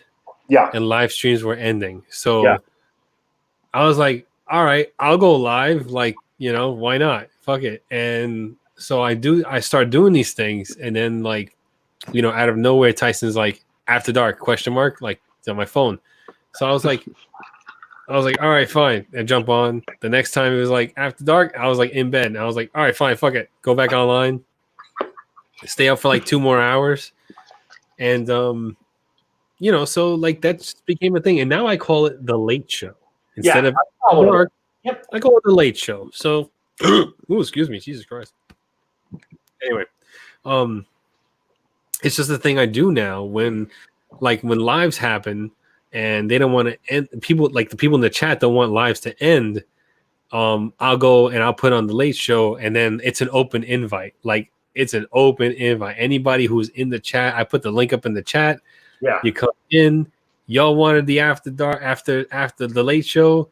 Yeah. You keep it going. You know what I'm saying? Like like I try not to do a lot of like, you know, questions and trying to keep a live going. Like y'all wanted the After Dark, you come in and y'all talk. We can all have a conversation, you know, around one topic. It's so funny because when you get everybody in there, it's like this. Everyone asking for After Dark and no one's saying nothing. They don't want to keep on talking. Like, the Late Show. I'm calling the Late Show. I don't like to call it After Dark because, I mean, it's dark already. I don't know. It's dark for everybody right now, right? What time is it over you? What time is it over there for you? It's like 9 o'clock? Yeah, 9-10. West Yeah. Coast might be still a little light if there's someone on the West Coast. West Coast. Yeah. Yeah. Not like California or something. Yeah. But I think everyone in here is middle or I think actually Devin might be one of our most Western peoples right now based on who's in the chat. Probably. Oh, though Tyson too. Tyson's also. Oh yeah, Tyson. I think Tyson's Mountain Time too. I think he's the same time as I am. Yeah. He's got a flat ass state, but he's in Mountain Time. All right. All right, so Johnny, so what's the move? It's 11:11. What do you want to do? I don't give a fuck. All right, so we keep it going. Why not? Fuck me, right, Joe? Red Beard Ryan. It was light. We wouldn't say After Dark. It would be before dark. It was like we wouldn't say after. But it's dark for me. So. Sorry, Ryan. I forgot all about old Utah. Y'all see the new Snoop Dogg bump box? So the bump box. I don't even know what this is. Gary gets these bump boxes. Gary, do you have like a partnership with the bump box company, or like do you just like buy them up to have them on? Like, how does that work? Are you carrying the new Snoop Dogg bump box? What is a bump box? I know what a bump box is, right? Yeah. It's like a stereo you hook up your phone to or something like that. Oh, okay. It's like the old school like boom boxes. The boom box, yeah, exactly. Yeah, it's like a boom box. Yeah. Yeah. No. No, I just like giving them my money. I feel like that's a smart comment, but I'm not sure. I don't know. I don't know how I feel about that answer there. Oh, it's a Bluetooth speaker. Is it a big Bluetooth speaker? And it has like, it's a Bluetooth boombox. Oh, and Gary's giving one away. All right. Like right now? You want to give one away right now? No, you have to earn that, right? You gotta earn the bump box. Okay, cool. They are nice though. He said, "Fuck no." Shit. Wait, hold on. Red beer, Ryan. I'm right with you. I'll go 17. There you go. Oh.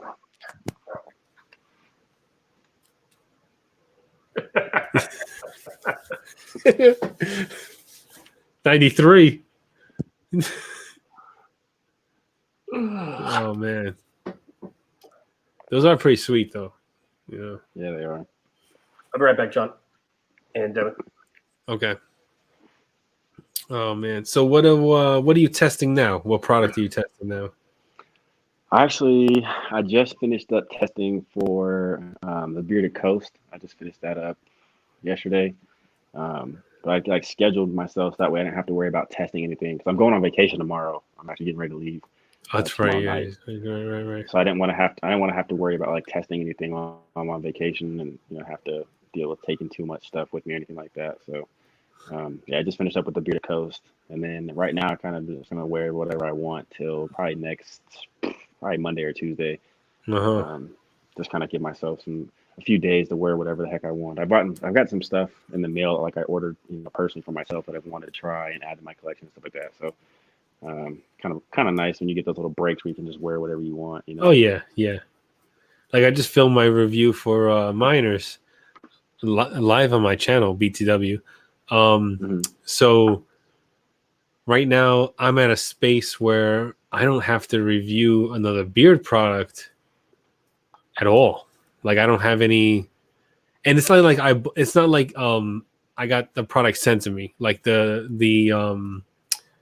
stuff from Miners I bought, and because like the Mike, he spent, I want to say I think he said 6 months, anywhere from 4 to 6 months. I forgot how long he spent on the scent, but this is like the first scent that Mike from Miners, he developed this scent himself. Usually it's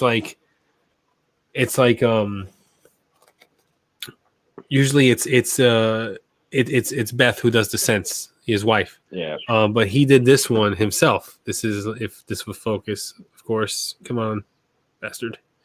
This is a Troubadour, right? I was gonna say you just posted that review like earlier today, right? Yeah, I did it right before therapy. Yeah. So, and like it's a sandalwood, bourbon, leather, and vanilla. It's a very good scent.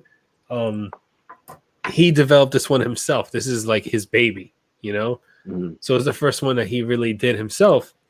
It smells great, and so I was like, oh, I got to get that. I got to get that one because it's different. It's different than the other ones. Right. And so other than that,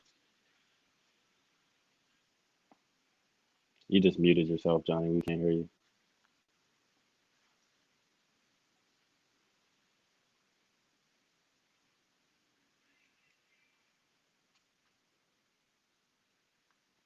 Not a word, Johnny. We can't hear you. You muted yourself.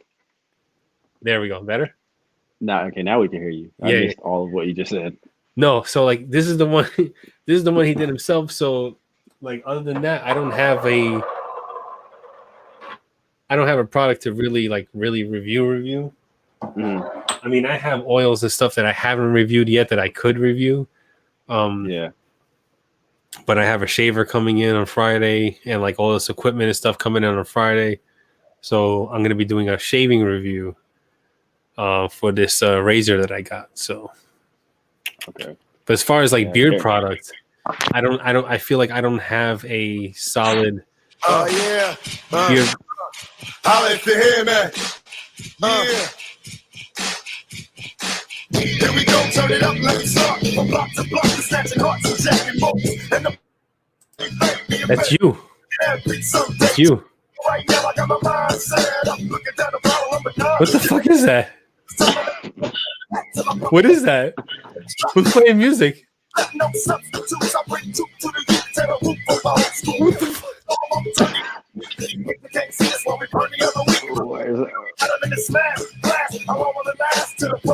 Joe, what are you doing? Yeah, it's you. Hey, me. Where'd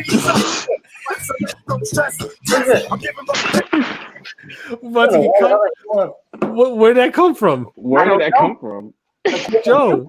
Number Joe, one. what are you doing, Joe? Oh man. All right, more. I was just looking to shut the light off, and then Tupac jumped out of the grave. Was he a ringtone?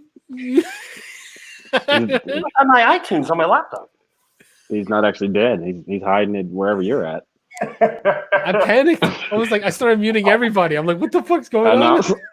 I'm not gonna lie. I thought my music was going off. Somebody was like, what the hell is that? Is that my iPad or something? I took my sweet time. I'm like, oh, it's coming through my phone. I got my This is how stupid I am. My headphones in my phone. Meanwhile, of course, they've always been in the chat in here. Sorry, guys. Oh, that was great. That was great. Now that whole part's gonna be muted. It's gonna be muted by YouTube. That was perfect. Oh man. I honestly don't know what to review next now because like I don't have any like obligation to review anything. You know what I mean? Yeah. So I don't know. Yeah. I'm kind of like a free agent right now. So I feel free beard It's agent. kind of nice though. Yeah. Kind of nice just being able to wear whatever you want though. Usually like a company will send me something and was like, oh, can you review this? Okay, fine. So then like, you know, I get the product, and I have to use that product and I have to put out that review. But I don't have that right now. I don't have something that, I will say that that's one of the nice things though about like when you buy a lot of your own stuff to review, like I don't have to worry about like putting out reviews for anybody at any specific time. Yeah. I can review it whenever I want. That's why it's always best 6 months. If I paid for it, right, I can do whatever I want with it. Yeah. That's why it's always best to buy your own. You know, like there are a lot of companies that I've turned down that I don't want to, I don't want the free product. I want to be able to have that creative freedom to review what I want when I want. Like I feel like if I take a free product from someone or, a product for the purposes of the review, you're obligated to do that review and you're kind of on lock, and I don't want to be locked down like that. I'm not, I don't want that. So yeah, that makes sense. And so I've turned down a lot.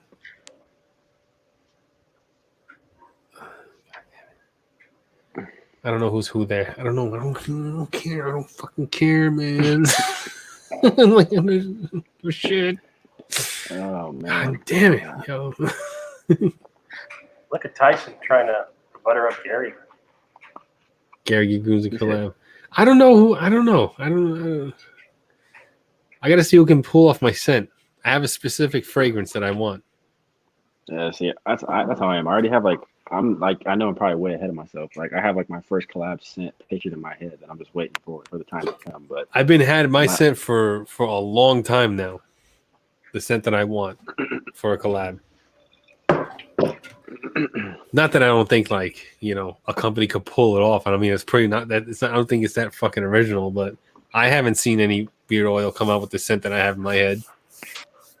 Tell you one thing, it ain't gonna be fucking oud or it ain't gonna be leather either.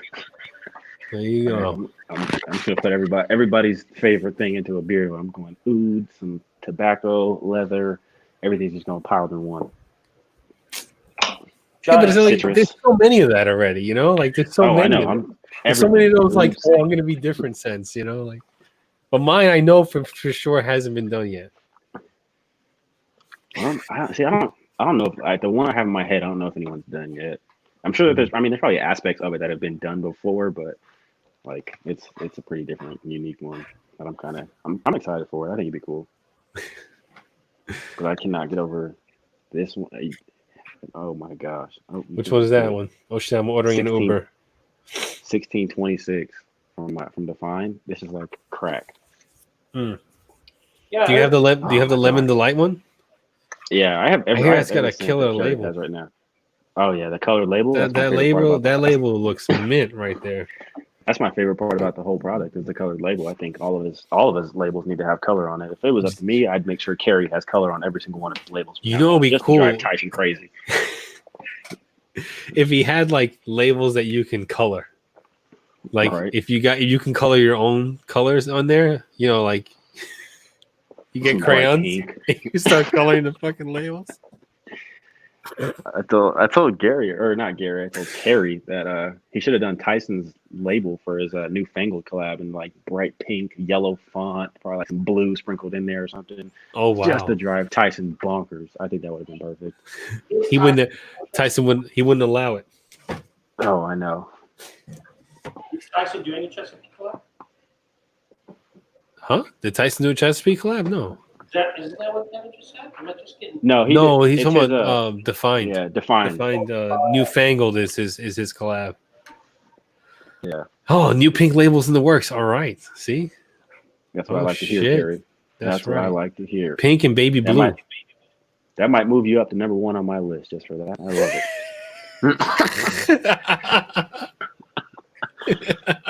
it. I love it. I love it.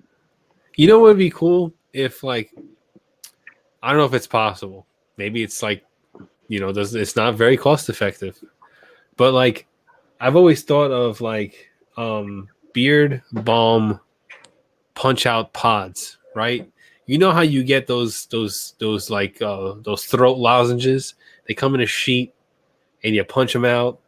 Like, can we get beard balm punch out little tablets like that for on the go? Put it in your hand, let it melt, blah blah blah. Put it in your beard. What do you think? Is that too much? Is that too much? I mean, probably just a little. That's a little extra. That's too extra right there. It's a unique idea. I mean, I think I don't know how well it would do. I mean, it's original. Who knows? It could do. Yeah, ain't nobody doing that. I mean, it's, you know, like everybody kind of has. I mean, I don't know if everybody does it, but like I keep a comb in my car. So I mean, it's not that, you know, in case I'm getting ready to go in somewhere, my beard looks a hot mess. You can comb your beard out real quick.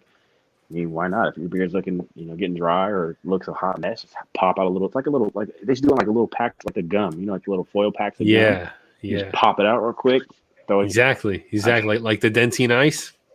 Yeah, exactly. Yeah, right. You know what I'm saying? Of balm. Yeah. Joe, what do you think, Joe? What are your thoughts? Okay, I got 2 things. His mother raised a very polite young man. Are you fucking crazy, Johnny Grooms? I mean, fucking nuts. Who's gonna do that? Why not? Why not? Your fucking ball under your with you. Carry around on their person like a pop out fucking ball. Yeah, think about it. Use how much you use, like a thumbnail's worth, right? Yeah. So a cube of the size of like a Dentine Ice, or a cube of a size of a gum, like, is enough balm, right? That's the thing. That's a thumbnail's worth. Dude, I get the visualization of the product. I don't know that the concept of the product is where the issue is, though. It'd be like ultimate travel balm. You wouldn't have to worry about a tin. You wouldn't have to worry about a tin. You know what I'm saying? Like, you wouldn't have to worry about it liquefying and fucking. It's gonna melt, Johnny. Yeah, it'll melt, but like you could put the pack in the freezer. Yeah. And then you could punch it out like that. You won't have to worry about the rest of them. Well, I mean, I think as long as you go ahead, Devin. As long as you didn't like carry it in your pocket, you'd probably be okay. Like if you kept it in your, I mean, I guess depending on where you live and the time of year, if you kept it in your car, you'd be fine. Shit, and even if it did liquefy, you punch a little hole and you squeeze that shit out. You don't have to rub your hands together. You just put it in your beard. You got to think of the next 5 steps, Joe. Yeah, I mean, or before you leave the house, you just put some beard balm in. Yeah, but it only goes so far. Know? You know, after a 12-hour day, you need to refresh. You know, where if you just had a 12-hour day, where are you now going that you need more beard balm? Right, like if it's a 12-hour day, you're probably taking your ass home. Look, I gotta ask the same question. Do you always carry a bottle of beard oil with you? Fuck yes, I do. What I know is an 8 quantity fucking Sucrets pop thing. Too lazy to carry a tin. Shit, you can even get a 1 ounce tin, Johnny Grooms. It's not that big a deal. There you go, Tyson. See? Oh man, ketchup packets full of butter. Right there. That's the innovation. That's the outside the box thinking I like. Oh shit! Come on, man. Oh god. Think of the next step. Packets. We got to move out of tins. Full of butter. We got to move out of tins. Go into ketchup packets. I'm not buying another beard butter unless it comes in a ketchup packet. That's it. Heinz butter packets. Gotcha. See. I want to like throw these ideas out there. You know, get the thought process going. How can we make it different? You know, everybody's got a tin. Everyone's got a fucking, come on, man. You don't need a tin or a jar. You just need a ketchup. You know, everyone's got a jar. Everyone's got a glass jar. Everyone's got a tin. Everyone, you know what I'm saying? Like, there's got to be a better way. There's got to be an easier way. There you go. Innovation at its finest, ladies. That's it. And that's how it starts. I like it. No one's doing it. I say rock out. Go ahead. That's right, man. That's it, man. You can just, resealable, squeezable pouch. There There you go. Look at you that. can do it for the beard wash and all that stuff. Gary said because I asked Gary, I was like, oh, what about like refillable bags that you could refill the jars or whatever? And he was like, well, those bags cost just as much as the jars. So it's like, okay, then all right, we could just keep it as a bag, beard wash in a bag, the little spout thing, much like that. There you go. What's up, Dan? I feel like that'd be kind of hard to like store in your shower though. The count, Dan. See, 11:30. I thought it was bedtime, Dan. I never see you out and about. What's up, man? What's up, Dan? Food saving gets some sealing packets. Pretty soon we will have tobacco bottles washing them. I'm telling you, man. Wait, what? Here's the thing. Maybe I'm just jealous because Johnny thinks I'm this wavelength and I don't. The practicality of it just seems completely foreign to me. Now watch someone like Tyson Says come out with like packets of butter or something. Because what is it? Dan Yankee came out with that weird wipey, right? Like a wipey, right? The wifey, yeah. Yeah. So already we've seen a company kind of doing what Johnny's talking about. It's just a different thing, stretching the envelope. I don't know. To me, it just doesn't seem like you never on a shoestring budget, Johnny Grooms.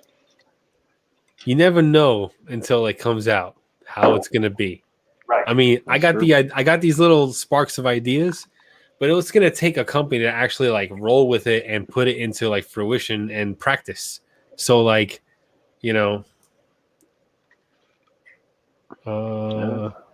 know. I mean, who knows? Dan's out. Maybe it could be the next big thing. Yeah, Dan's camping. See? Don't, Devin, don't feed into this shit, all right? For everything for almost a year.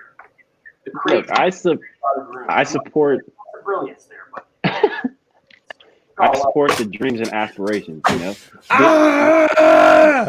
Nobody thought Beard Brand was gonna be a thing and it was gonna be that successful. Now look at them. You never know.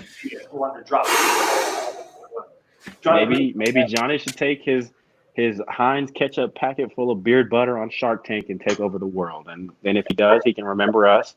And I'll be like, hey, remember that time I was on beard therapy? And I would never be able to pull off Shark Tank. My anxiety won't allow it. Even if I had an idea and I was moving 1 million units, I wouldn't be able to go on Shark Tank.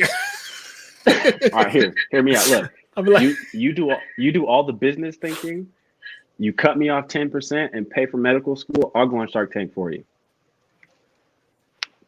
Okay. So when you come out with your Heinz ketchup packet full of beard butter, I'll go on Shark Tank for you. Oh man. JG, maybe therapy needs a little change. Maybe it needs a little and someone who's willing to fucking tolerate your crazy ideas when they're truly crazy. Maybe I got to backseat this one, okay? Just take a therapy break while you start coming up reinventing the beard world here before our eyes. I'm okay.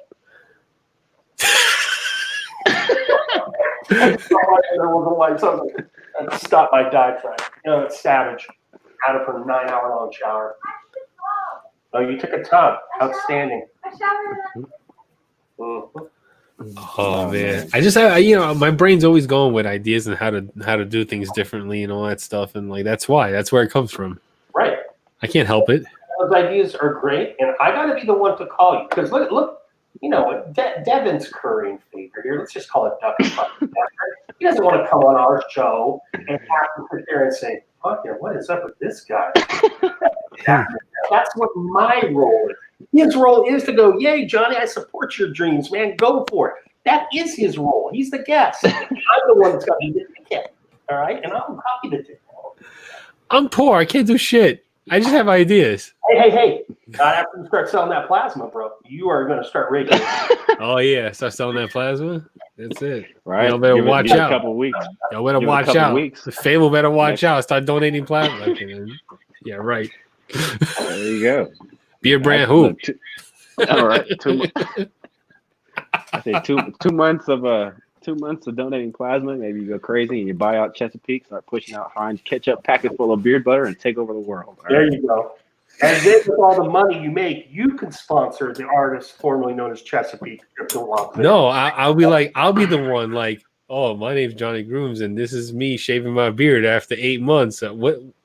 My name is Johnny Grooms, and you never thought I would be a face of a beard company that shaves his beard off, right? But I believe in every man's. How does that ad go? You know what I'm talking about, right? Yeah. I always see them swear. like Tyson and Dan's videos because they're monetized. I get the beard brand. Oh yeah, ads. the beard brand ad. When I shave my beard, I'm gonna reenact the beard brand ad. That's how I'm gonna do it. But if you get the Squatch ones at least I can watch. Those are entertaining. Those are good ads. My name's Johnny Grooms, and this is me shaving my beard off for the first time after 4 months. Oh man.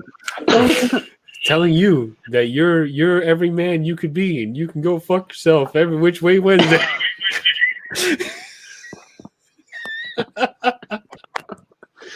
Let me stop. I gotta stop.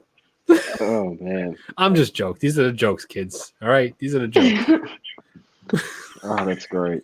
I've heard some numbers on the bigger small batch companies that make my eyes just do the old Warner Brothers kind of boop, boop, boop, boop, boop. So how much is a beard brand pulling in a year? Legit. I mean, they got to be pulling in. Oh, when he's pulling it? Oh yeah, come on, man. He's in Target sure. and stuff like that. That whole thing is, jeez Christ, man. Come on. It just galls me that you can sell the product for that much money because people don't know about it. That's what I'm saying. It's like $800 for some of the gold, the gold label or whatever for some of those. I'm like, my goodness. You said $800? I mean, not literally. Oh. What is that? Aren't they like 40 or something? I think an American company did it, but I remember when I was doing a series I did, I was researching beard oils and stuff. There was a company in England that puts 24 karat flake in their beard oil. Why? I don't know. Yeah, 24 karat flake, and that shit is cheaper than Barn brand. Isn't that Grizzly? That does that? Well, Grizzly was second. This was a different brand before Grizzly did it. At least to my knowledge, I don't know. This was, I forget it. It's but it is a British brand that wasn't Grizzly. But I'm thinking these guys are putting gold into their beard, and beard brand is still more expensive. But there's golden Goldschlager, and that shit is cheap too. Not Grizzly Tyson. Go back and watch one of my stupid ass shows that lasted about 3 episodes. I can't even remember the name of the damn thing. I profiled it on there. God dang it. Well, there's that what is it? That Tom Ford beard oil, like $80 for an ounce of it or something like that. I was like, that's ridiculous. Oh, the Tom Ford beard oil. I got some weird ass beard oil, some high end beard oil that I got in a Birchbox for men. It came in a tiny little sample thing, and like I was feeling it out, and it felt like really slimy. Like it was weird. I think it was a serum more than a beard oil. You know, I just noticed that the freaking thing is all up in your face. You should have said something earlier. I would have taken it away. All up in whose face? What? The beard therapy thing was all up in your face. You should have said something. I would have taken that away quick. I didn't even see it. I didn't even notice it. So just now, like you leaned over and half your head was covered by the fucking logo. All right, hold on. I'm looking for. You gotta let me know these things. Doing your shit. What if I can change your orientation here? Let's fucking people's heads here. Oh, what's up? Road Less Travel. Oh God, what are we doing? Series. Road Less Travel. What was that liquor that had the gold flakes? That's Goldschlager, Gary. That's what I'm talking about. Goldschlager. That was like, that's the first big red flavored liquor. You ever had Goldschlager, Devin? I've never had it. I've seen it before. I think we might actually have some here at the house, but I've never had it. Just thinking about it. I remember I went through a period of time where I really liked it, and I drank like an entire bottle of it by myself, like in one night, and like I can never have the stuff again. Like it's just nasty. It's awful. Goldschlager. CD beard oil. Does he mean CBD? Is that what Tyson meant? CD beard oil.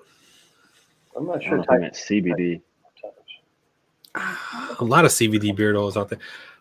Beard brand is about $4 million in a year in revenue or so. Wow. Meaning after Shark Tank went up to $1.4 million a year and have been growing since, of course. That's nuts. Yeah, Beard brand is I gotta actually buy one day. I'm gonna buy Beard brand just to compare it to some of this, just I'm not even gonna make a review for it. I'm not gonna make a video for it. I'm just gonna get it, feel it, and then see. You know, I'll pay for the old money. I don't care. I've done. That's what I want to. All right, JG, do me a favor, JG. Sure. I'm going to do some work here. Go to my channel. Get videos all the way towards the bottom. All right, I gotta go to your account first. Damn, relax. Give him 4 seconds, all right? 4 million. Oh, God. All this stuff. Oh, you need a sub. You need a subscriber. Here's the sub. Here we go. So you're right. All right. Videos. Okay. Toward the bottom, Road Less Traveled, episode 4. Toward the bottom. Road Less Traveled, episode 4. I think it's got honey on it. I think honey is in the thumbnail. Autocrat. Autocrat. Oh, that's United Beers of America episode 4. Yeah. Sorry. Yes. Road Less Travel episode 1. Then we have Brass Chops Beer. May 27th. 2019. Road Less Travel episode 2 is a bunch of chocolate. Yeah, you're looking for honey. I know. I'm getting there. I don't want to skip it. Oh, here it is. Okay. Got the honey. Now what are we looking for? You don't have to put the volume on. Scroll to about 3 minutes, 15 seconds and let it play and show the chat. The British company's name is Captain Fawcett. Captain Fawcett. You said 3 minutes. What now? 3 minutes, 15 seconds, approximately. Where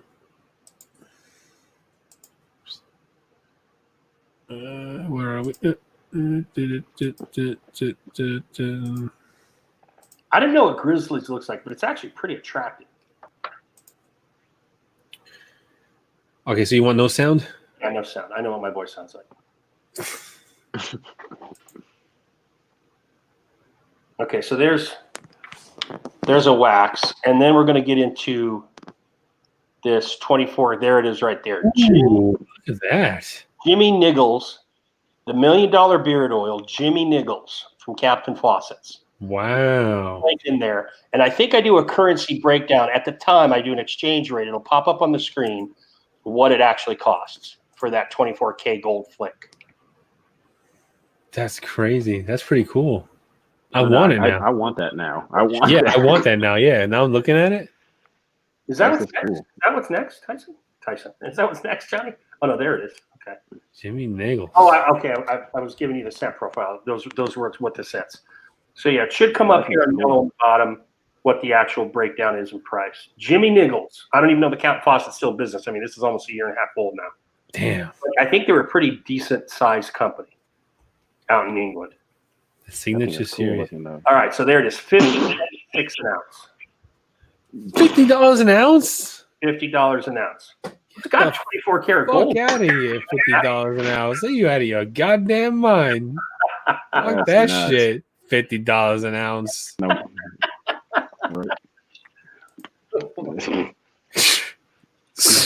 It might have dropped to about 48. Dollar got stronger.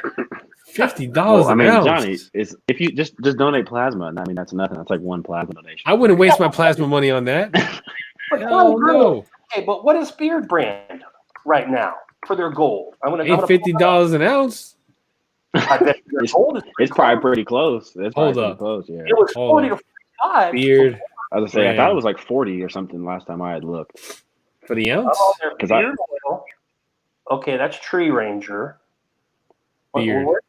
Where's the gold stuff? Beard oil. Like the old Old Money, Temple Smoke, I think. And Old Money. There's Old Money.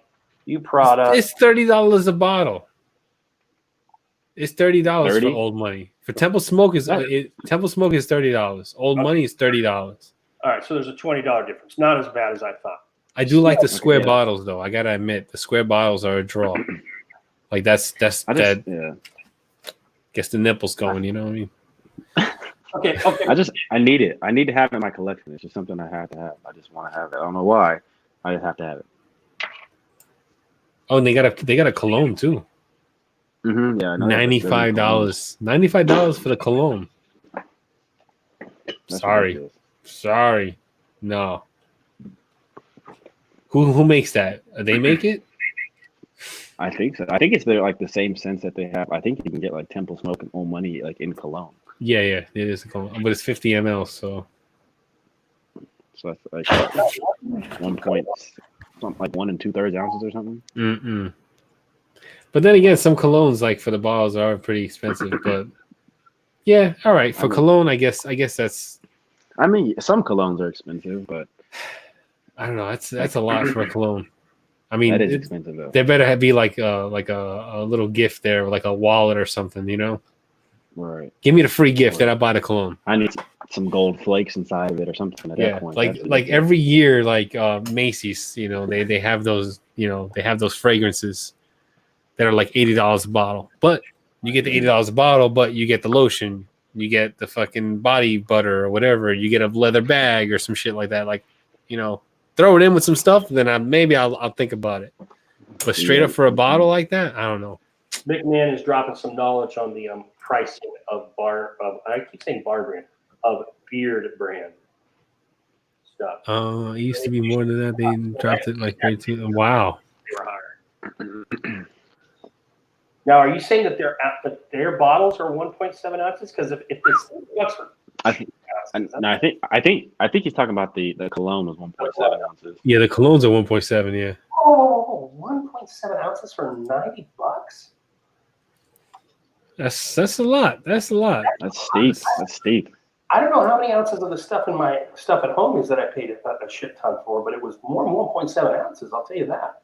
Right. I was gonna say, I think I have a Burberry and a Dolce & Gabbana cologne, but it's like I think those ones are like 2.5, almost 3 ounces. Yeah, at least 3. I would say at least 3. I guess you know. I bought their samplers a long time ago. That's Devin. Hey, Devin. Hi. That's Savage. Hi, Johnny. Hey, what's up? Crazy girl right there. 50 ml equals 1.7 ounces. Okay. Yeah. Yeah. The balm is $37. Let's see. Do they have any shavers? I don't know actually. They get some razors. I'll buy the razors. They got grooming kits. Let's see what they got in their grooming kits. Nope, no razors. It's gonna be like a if they make some shaving soap and some razors, I'll be all over it. I'll get it. As soon as they come out, if they come out with that, I'll get it. Because that will be one review that will get a lot of views. That'll be worth it for me. Fair enough. Know? That's true. No, I bumped into you. Like the beard oil and beard products, like everyone's done them already. Like they all been reviewed already. They got videos. You know what I mean, what's it gonna net me? Like what, 50 views maybe? So it's not really financially worth it for me to do a beard brand review for beard products. Like it's been overdone already. I mean, unless they come, no, not even if. Yeah, I just wonder. I wonder how many of the guys, particularly newer guys, as opposed to guys who had done it for a while, how many of them are hoping on like the monetization idea versus just doing it as a hobby for fun kind of thing. You know? Yeah. Because it took Mo year and a half almost to get that. Year and a yeah. And all those other guys, like it's taken you a long time to get where you are. It was a little over a year and a half, close to that. Yeah, I've been at it for almost 2 years now. YouTube wise, it is a long ass grind. You know, Yeah.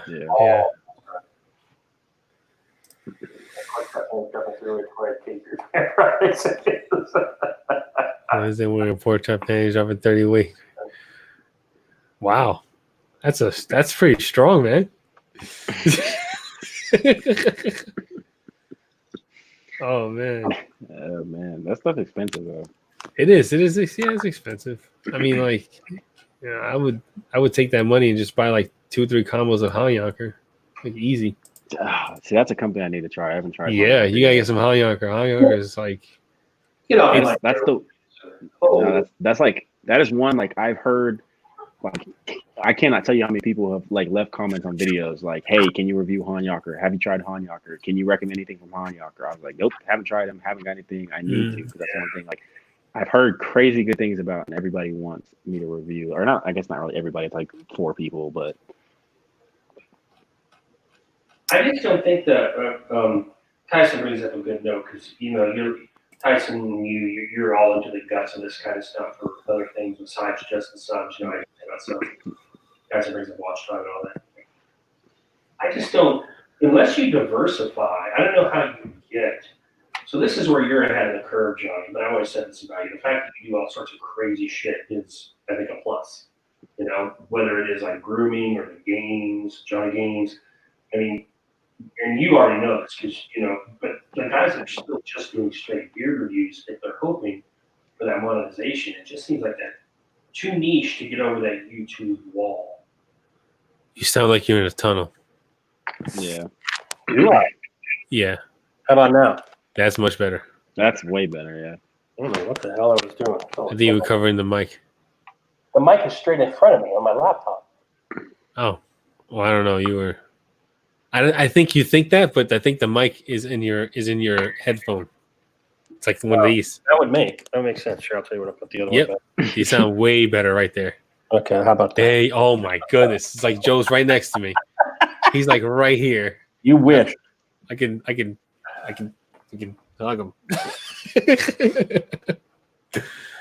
Oh man, yeah, Hanyaker is top shelf. That's right. That's why he's all like. I have the last 3 purchases I bought of Hanyaker. They're up in my top shelf. Like I'm not.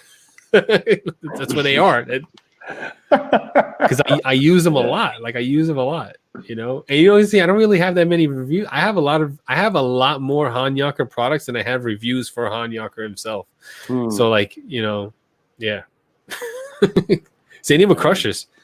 I have like a handful of Crushers reviews, but like the amount of oils I have for actual Crushers creations is a lot. It's a lot more. See, Here's that's my a company I haven't tried either.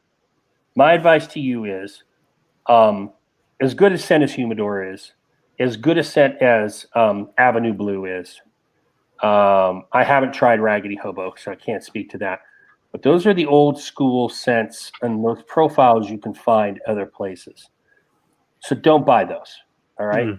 If you decide to get a Hanyaker collection, if you become a real Hanyaker fan, you can always go back and get those because they're not going anywhere. Yeah. You want to look at the profiles for like the Elder, Taproot. I'm really high on Taproot right now. Brown County, Northern Country. You just look at those profiles which sing to you, and that's the shit you should get.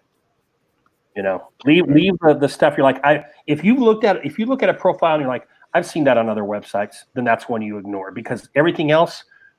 When Elder was the first scent and everything he's done after Elder, you will not find that on any other website, period. Any other company, but you won't find the same blend and mixture of scents. I just put Taproot in my mustache just to have the scent. All I have is a little sampler. This is his samples. This is him. Oh, is that Hanyaker? Yeah, this is the Hanyaker sample. He sent me a sample of Taproot. You know what I like about Taproot and anyone else who's tried that? The black pepper on the finish makes that shit for me. I love it. God, it's so good. But the black pepper on the finish is just like so perfect for me on that back end. Man, is that a nice scent. And Zenland. Okay, so Body Language, that's a newer one. Zenland. You know what? That's right. I do have another review to do, and it's on Zenland. I bought that because I wanted to review it because I want everyone, yeah. Yeah, I need to get some Hanyaker, I think. Who was that? See, Tyson, I was thinking that, and like I was trying to think of like a scent from Hanyaker that I have that I don't really favor because there are some, I buy fragrances and not all of them hit the mark and not all of them just like are that good. But every time a Hanyaker comes out with a scent, it's like it's good. It's a good fragrance, I guess if I were to put a scale to it, like if I would put like good to bad scent, I would lean towards the Two Fisted as being like one of my least favorite scents from Hanyaker that I own, only because it is like one scent. It's whiskey. That's it. That is Jack Daniel's whiskey. If you smell Jack Daniel's whiskey, that's exactly what you're gonna get.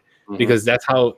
And I had to ask him, like, did you put like real whiskey in this? Because like it smells like fucking whiskey. When I go out drinking, when I used to go out drinking because fucking COVID, that would be my go-to beard balm because like when I used to go to the bars and all that stuff, it would just be Jack and Cokes, and then with a shot of Jack. Like that's what I would drink all night. I would pound them back. So in my beard, I would wear Two Fisted because I would get the scent, drink the whiskey, and it'd be like a whole experience. And but yeah, if I were gonna, only because it's not as versatile as the other ones. The other ones that have like multi-layered scents, they're more complex. Two Fisted is literally just your fucking whiskey scent. That's it. Mm-hmm. But yeah, everything that I have from Hanyaker, like all the scents that I own, they're all really, really good. I haven't had one that has disappointed. So of the like more, I know you said like the Humidor and like which Avenue Blue is like the barbershop one. Of the more unique, different ones, which one is the go-to for you guys? So I need some suggestions because I want to try Hanyaker. Everybody talks so highly about it. I need to know what to get. But if you like spicy, a little smoky, and very incensey, that's Elder. Okay. Striptease to me is very much like fruit stripe gum, the old school stripe gum. Very fruity, yep. But it's also got a little bit of a cologne vibe. Zenland is just clean. And McMahon said it's got a little bamboo vibe to it, but it's just very, very clean. Comes off as one of his more simplistic smells because it's just straight clean, but it's still great. Yeah, it's very nice. I am not a big fan of the one that he sent me this while he was developing it, and all I got was the brandy in it, and I was just like, dude, that brandy is just overpowering. What's the heart one? The one with the hearts, the sweetie pie, or it's is that Body Language? Yeah, Body Language. I wasn't a huge fan of Body Language. So let me smell it. I have a sample of it. Let me smell it. Taproot is just amazing. It's got all these kind of lighter, sweeter notes up front, and then it finishes with that spicy black pepper on the back end. I personally like North Country. It's very grassy and outdoorsy. A lot of people like Brown County because it's very much like fall and maple syrupy kind of. So you just have to use, and there's one or two I'm missing in there, but I think I got most of them. What are you thinking, Johnny? I like Body Language. He tweaked it when I told him, and I let the kids try it, and as well. I know he tweaked it. I think he pulled back on the amaretto in it because I was like, dude, it's like overpoweringly cherry and medicinal to my nose.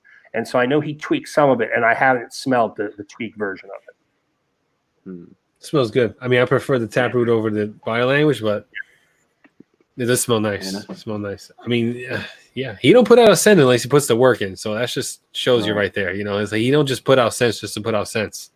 Mm-hmm. Yeah. I mean, that's gonna be a tough choice. I think the same thing with Honest Ape. Honest Ape don't put out a scent unless he puts that work into that scent because he puts the scent out like very rarely. I know he just put out another one, but I think he was working on Delta Blues for how long? For over a year. Long time. Yeah, a long time. Damn. So that's another company. If you haven't tried Honest Ape, you got to try some Honest Ape. Definitely try some Honest Ape. Man, there's so many companies I haven't tried yet that I still need to, but it's just I mean it's tough. Like I said, when you donate plasma and DoorDash for your I know it's tough. It's tough. Right, and I'm still gonna and I feel bad too because I'm living at home, so my parents obviously I don't pay rent or for groceries or utilities or anything. My parents are real cool, but I still feel bad. If I want to not that there's really anywhere to go all that much, but if I want to grab something to eat with my friends or go get coffee from Starbucks or something. It's I have to either pull from that money or ask my parents for money all the time. I have to ask my parents for money with my haircut. That drives me insane. So I try and avoid doing all that as possible. Here's a tip. It may not be a tip you follow up on, but when I was doing my channel, I did this so that I could get more spread. I bought oils only by and large, and you find yourself a good unscented butter or balm, whichever you prefer. That way you can have the scent. You could buy 2 or 3 oils for the price of that combo, and you get yourself a maker that you like. And if you're close with certain owners, they might make you one. Maybe they don't sell an unscented, but they're like, yeah, Deb, we love you. I'll make you an unscented. And you do it that way. That's what I would do, at least now while you're having the issues with the money, just to give you more product. Because at least you're reviewing the feel of the oil, the effectiveness of the oil, and the scent itself. And you're saving yourself some time. That's really smart. Yeah. I might have to look into that because that's what I always do. Like when I, if I'm getting something for a review, I'm like, oh, well, I have to get the oil and the butter. I never think like, I mean, you're exactly right. If you get an unscented butter, it's the same butter. It's just missing that scent portion of it. So, I mean, you can get one unscented butter, see how that butter feels, and then buy 3, 4, 5 different oils and get the scents for those. I mean, it's, practically going to be the same thing. It's just missing that scent. That's smart. We have a viewer from Panama. What? Panama. All the way from Panama. Barbudo Bearded Celt. Hello. Jose, Wow. how you doing? We have arrived. Holy shit. That's smart. Panama's got a great flag. I love their flag. Thank you for stopping in, Barbudo Celta. That's awesome, though. Nice. But Johnny, you haven't tried Lemon Delight yet? No, not yet. I haven't tried anything from Defined yet. Dude, Nothing. I haven't had nothing from Okay. Defined yet. Yeah, me either. All right. First of all, shameless plug. If either of you guys go try it, use my affiliate link. So there's that shameless plug there. Oh, But seriously, oh my! you have an goodness, affiliate need to link? And you just I started do. reviews? I was Man. Terry's first. It must be nice. Look at that. Look at that. I have two. I got two. Like He's got two. I got two within like a couple of days. I'm an affiliate for the Beard and Mac, and I'm an affiliate for Defiant Beer Company. So shameless plug. Like I said, if you ever order from either of those, let me know. Use my link and my code. So Just try there's and that. avoid being But- a brand ambassador. It's okay to have an affiliate link and all that stuff, yeah, but like no. being a brand ambassador, because then like they start telling Yeah. you can't say stuff. Like, oh, you Right. can't say this because you're a brand. You're speaking for the brand. Because you're speaking for the company. No, can't. But no, seriously, the Lemon Delight you need to go get. That is so good. Like that's a scent that I like. I mean, if you like, it smells like if you walk. Have you ever been to like Nothing Bundt Cakes? They have like a little like lemon cake. If you held that to your nose, that's what it smells like. It's wow. amazing. It's I mean, so I know the label has a really nice colored lemon cake on that's there. the best part. That's the best part. That seals it for me. The oil, yeah. The oil When I can smell like do crap, but- eventually get around to getting Defined, I am definitely gonna buy the Lemon Delight. And I don't care if 50 people did a review on it. I'm gonna make another video to plaster that label, colored label, all over the internet as much as possible. I'm telling you, Carrie needs to put color on every single label. It'll drive Tyson nuts. So it's like a win-win. Man. I have missed out on a lot of those newer companies since I quit. So I'm kind of like, and I'm just reticent to buy anything because I have so much. So I'm slowly starting to buy a thing here and there. I can't be like Tyson and buy everything because I don't have the cool stuff he does. He's got the set. What's your code, Jeff? Rob Acker says. Yeah, it's from Defined, and there's a link in my bio on Instagram. It's got like a little my affiliate links in there, so you can just click the link in my Instagram bio, and I'll take you right there. And then you can use the code Beard Code 15. It'll save you 15%. There you go. Beard Code 15 on Defined. Okay, but hold on. Right. I'm about to call bullshit on Acker here for just a second because he said earlier in the chat he's about to dump $1,500 worth of stuff into the trash, and now he's talking about buying new shit. So which one do we have, Rob? Are you going to dump all your Did it go old- bad on you? No, I think he was trying to make a point. Oh, That could just be well purposely done. bearded. Yes. we Yeah, are Kevin. still going. Yeah, man. Shoot. we're still at it. Never stop Okay. buying. Okay, so it is because shit's going bad on you. All right, fair enough. I'm going to give you Old gold news come in, never stop buying. That's right. I'm You going to have see? to give you a joke. No, You know because what? you know what? It's still not gonna. It's not gonna please Johnny because it's a beard therapy code. Johnny wants a Johnny code. See, Rob's got a Johnny point. code. Old goes, new comes in, right? Same thing with me. I still have a whole stash of oils and balms and butters that they're old and they're just there, and I've replaced them already, and they're just sitting in a box in a sack, waiting for me to get over to Joe Beard of Life's house and just drop them off there. I'm just gonna give them to him because like I have so much there. I'm like, I'm not gonna use them. Only one beard. You know? Right. Yeah. Yeah, 3,500. I believe it. I believe it because Holy crap! The coin I've dropped on beard products.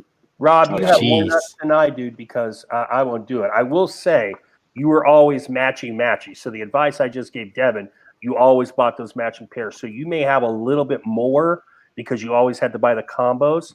But Yeah, I bought overall more products. So I bet you we're pretty damn close, and that's scary. I'm nervous to put a price tag on it. Every now and then I'll get like my confirmation emails, and I start like tallying, and I'm like, oh, let me just stop right now. I'm gonna tell you right now, guys.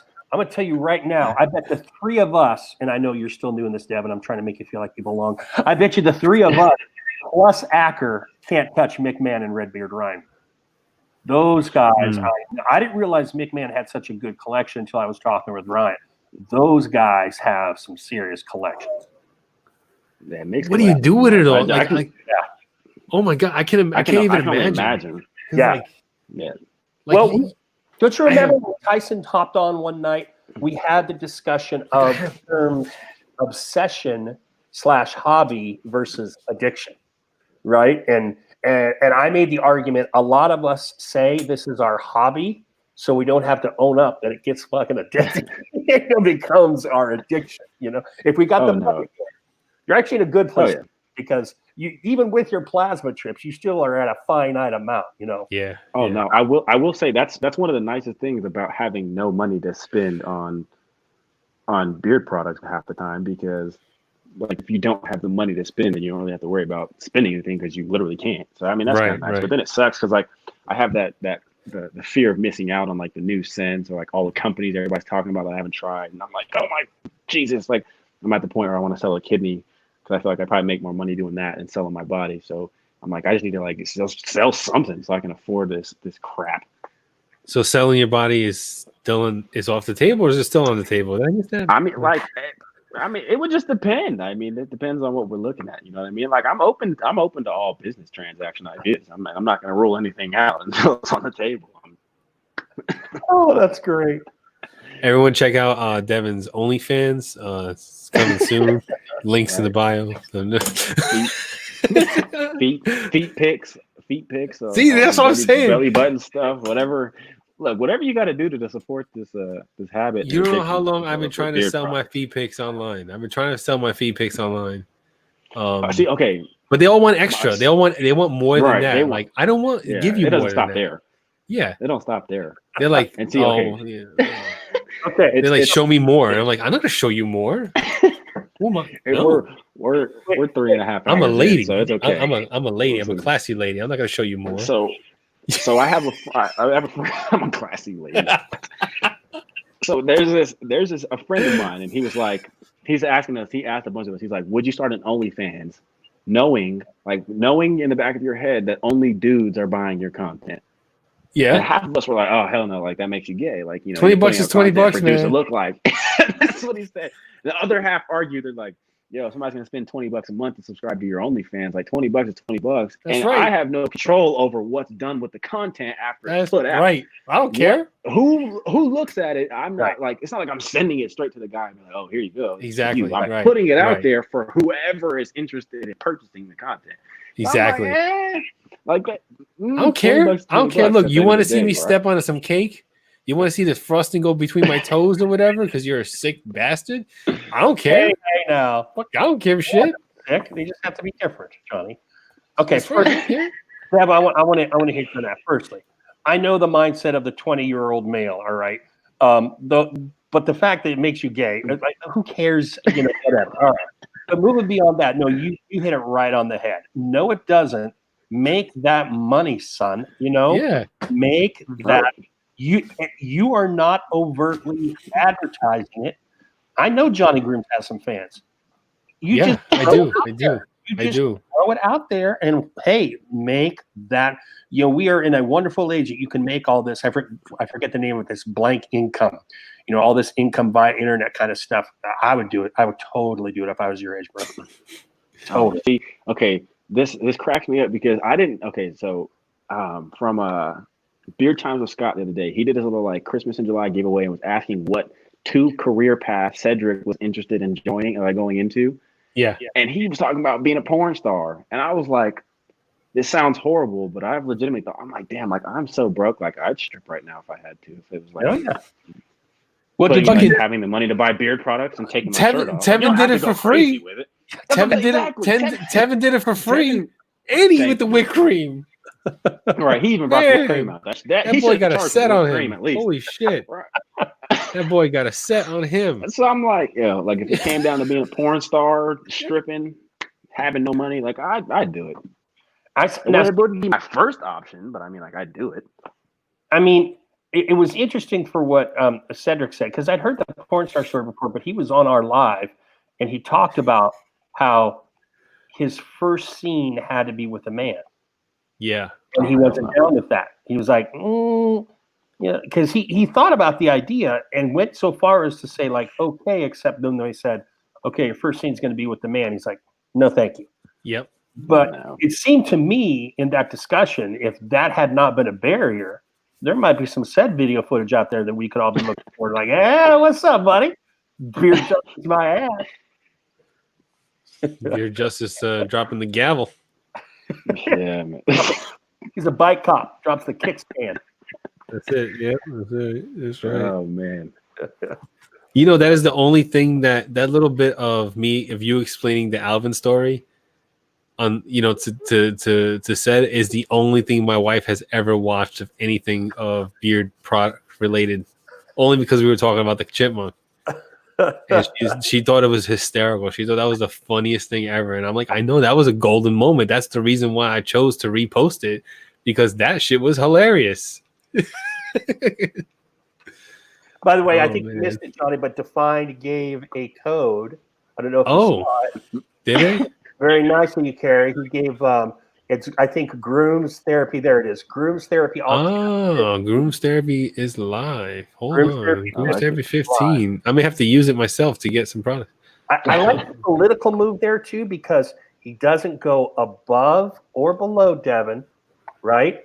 Because if he goes above Devin, which he rightly should, because Johnny and I have some fucking years in this game, Carrie. All right, but then he pisses Carrie off. But if he goes below Devin, then he knows he should have even done the code in the first place, right? Some good politics there, Carrie. I'm liking that. Smart. He's a smart man. Nice. Smart man for sure. Is it easy for a company to put a code on there and like just make it like it must be easy, right? Like it must be an easy process. Yeah. I don't feel like it takes very long. I feel like they probably just like have some like, you know, log in that they enter and say the new discount. Yeah, it must be like real quick. Yeah. But I'll leave it up in their chat there so everybody super easy. Yeah, sorry, Devin. I know, right? taking food out of my pocket right there. Oh, is it an affiliate link? Is it an affiliate link? No. But if they use this the therapy code, how much plasma do you think the dude can sell? It's just a discount code. It's not an affiliate link, right? Yeah, no. The beard code 15 is just a discount code. The link in my bio is an affiliate link. Oh, you gotta promote your own links. Yeah. Oh yeah. Codes are different. He is cold blooded. Right, that's what I'm saying. Look, look, best of both worlds. You go use my link, like Carrie said, then use the Grooms Therapy. Best of both worlds. Look, beautiful. It's like a match made in heaven. I'm trying to help you out with your Heinz ketchup packet beard balm and beard butter. So look, we can help each other here. It's all there good. You go. You can still use Devin's link and a different code. Okay. Johnny. Gotcha.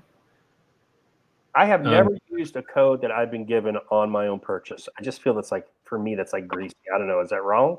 No, that's not wrong. Yeah, like I've had a couple of codes, but I'm not going to buy shit with my own code. I do it. I do it all the time. Yeah. All right. Why am I going to, if I have a code for the company, as rare as they are, and you know, actually, it's funny because I was looking back at like, because I do a lot of photo editing on Adobe Spark, right? That's where I do all my thumbnails, everything. And I started looking at all the things I've ever made, and I'm like, oh shit, I have a lot more codes than I really do think about. Like I have one for Coon, I have one for Bearded Pup, I have one for Lone Bear, I now have one for Debonair. Actually the Debonair one is an affiliate link. It's not a code, but it's an affiliate link. But there is a code if you're like a first time buyer. You know, you get 50, I think you get 20% off, something like that. But I do have like quite a bit. I have to like make up a list now. Because like I have a small list and it's on my link tree, but it's not like all of them. And I forgot. Yeah. I forgot that I have codes for some of these companies. I have a code for W&B beers. I had no idea. I totally forgot about that shit. Oh shit, Sean did really nice stuff when we were still Bearded Roundtable. He hooked the Bearded Roundtable guys up. I could probably still use it, but again, I feel dirty. I'm like, well, there's no more fucking Bearded Roundtable, so why would I use the Bearded Roundtable code? You know? Oh, yeah. Yeah. So yeah, there's like I have a lot more codes than I remembered, Mm-hmm. which I recently like found out again. I was like, oh shit! So I gotta make a whole thing. Oh, and we have another one for Chesapeake Therapy 10. Oh my goodness. What? What did Gary? That's a big night. Therapy 10. I like it. Therapy 10 for Chesapeake. I don't see it. Where did Gary give us? That's what Gary just said. He said There it is.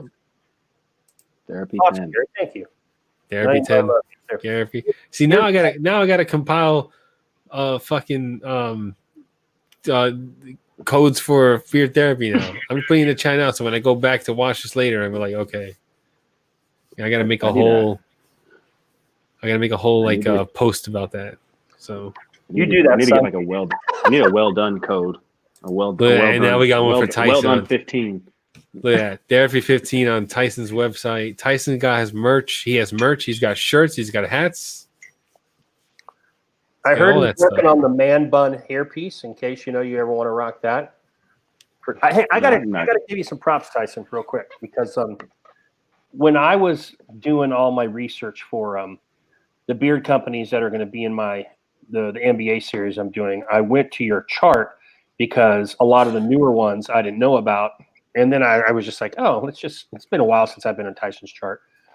And I just want to say this to me shows Tyson's honesty is there's guys on there that I know Tyson is very close with the owners that are way down that list. Like they're not top 3, they're not top 5.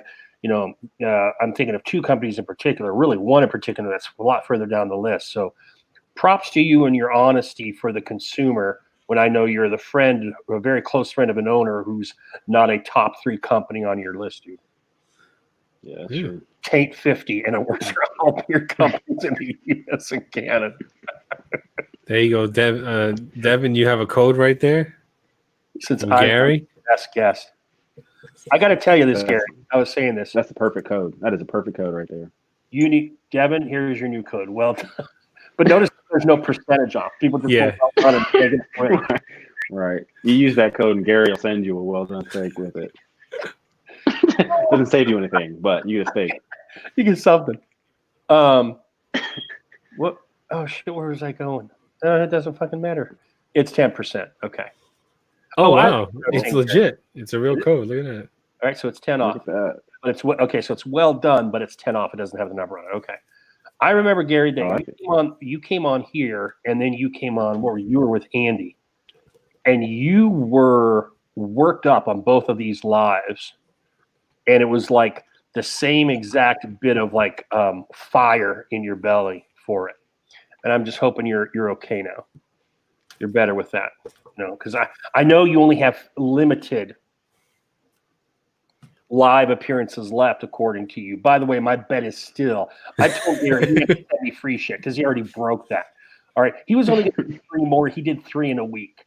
Now he's claiming that he did 1 that turned into a Johnny Groom's Dark or whatever the hell it's called. Oh, I hope that was a tech issue. And there he is. And that didn't count as a separate live. That is bullshit. It went to a different person's channel, different person hosting. That's a lie. So Gary's already done 3, and I know he still has 1 or 2 more to do. He's saying he canceled those remaining shows. Did you really? So no Chris and no Joe. Wow. Oh yeah. Fair enough. Man. So we can say we got We gotta- the last appearance of Chesapeake Beard Co. live. That's pretty special. Yeah. Is he Yeah. Gary? Is Gary going to be done for good or just done for a while though? That's the question. Well, he said for like doing this kind of stuff for good, for now at least. But he might obviously he might do his own lives on Instagram, or who knows, he might pop into an after every once in a while, but nothing like scheduled. Hey, Gary's coming on in 2 weeks. Stop on by, kind of thing. That was the sense I got of it. I don't know that folks wanted you gone. I love Gary. Why did Gary, you're welcome on. I know you're taking a break, but you're welcome on the break. I speak for Tevin and I both. You can come hang out with us. The weird shit is when I had problems with Gary and I wanted him gone, no one else wanted him gone. Now that I'm here, everyone wants him gone. I can't be in sync with everybody. I like having him on different pages.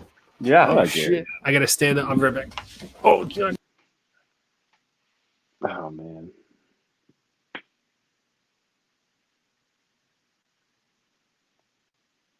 Gary is always, now Tevin, I ain't going to tell you how to run your business, young buck, but 50% of your show is my guest right now. I don't know if you want to just be speaking, making blanket pronouncements for the break. That's like me saying to some random person, yeah, come on to Beard Therapy. And Johnny Grooms is like, I don't want that dude on Beard Therapy, so you better watch yourself. It's all right. Tevin and I are one and the same. It's okay. So, they may have been misinformed reasons, Gary. I'll give you that, misinformed. They were my own, but I might have been misinformed from my own perception. Not little birds in my ears, just other things I canceled all my monthly sub boxes for beard products. I'm trying to recover. Shit, you really, and I say this with the most love I can, Mick, you really do have a good addiction problem. Nobody that matters wants you gone, G. And I mean, realistically, there's a lot worse things to be addicted to, right? Would you rather be addicted to like heroin or beard products? No doubt. No doubt. It could be worse. When you get a wife of many years, I can't think of Mick and Ryan's situation. When those credit card statements are rolling in and she sees that collection that you're putting into 8,000 replicals, it gets a little tricky. Oh, yeah. Oh, man. We may have someone coming onto the break as a permanent guest. All right, Tevin, I'm going to bite. That's an oxymoronic term, a permanent guest, but it intrigues me. I'm not going to ask you to give it up, but what's the difference between a permanent guest and actually joining the full-time panel of the break is I guess what I'm asking. That's a good question. That's valid logic right there as well.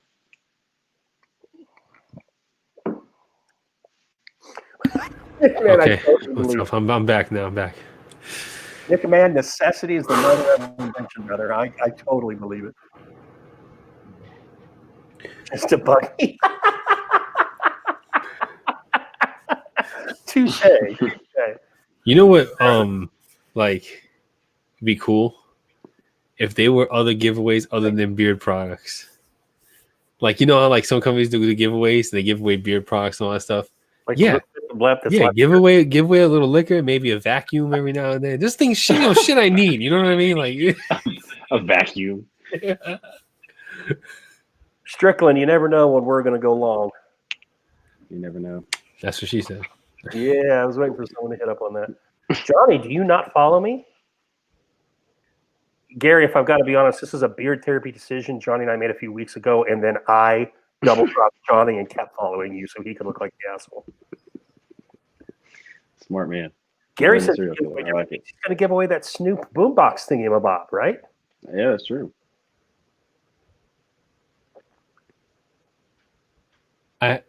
I have no. Hold on. I just 1 second here. I thought I was a hot mess tonight. I'm thinking Johnny's in some hot mess zone here. How many times is he going to walk away? Here's we'll never know. And tell me if I'm wrong here. Here's what I don't get. If you're a man and you got to pee, and you have a receptacle that's going to go into the trash later, would you pee in that receptacle? Like, let's say, let me put it into a different context. Let's say you're on a long road trip. You got an empty Gatorade, right? Mm-hmm. Are you going to stop to inconvenience everyone else in the car for that 5 to 10 minute pee break, or are you going to pee in the bottle and keep going? How do you handle that? I think it depends on who's in the car. You and your boys from your basketball team. See, okay, if it's my teammates from the basketball team, I'd probably have to say no because knowing one of them, they're jokesters and would try and like slap the bottle out of my hand, so I end up like pissing all over myself or on the car. So if it's them, absolutely not. No, not. Okay, you and the 4 hottest Mennonite girls on that campus.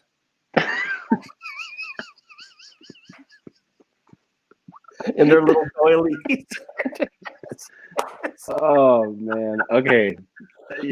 Screw it. Screw it. Why Yeah, not? why not? You're only there for a short amount of time. Right. Exactly. It's not, I mean, I don't attend their Mennonite church, so I think it's okay. I don't have to worry about them like judging me when I walk in the door Sunday morning. So I'd say screw it. Why not? What in the hell is going on with Johnny Grooms right now? That is Okay. a good question. Sorry. Thanks, McMahon. Sorry. Yeah, go on. What's up? I can't even. I just. No, don't worry about it. Anyway, Don't Something happened. I can't. It's just yeah. No, don't tip on my foreskin, Johnny Grooms. You got to be able to give us something. Back to Uh-oh. when he goes, huh? The Groom sweep. Combs out. Yeah, the Groom Combs sweep. out. Not a good thing. Johnny's contemplating. Yeah, it's something serious now. Mhm.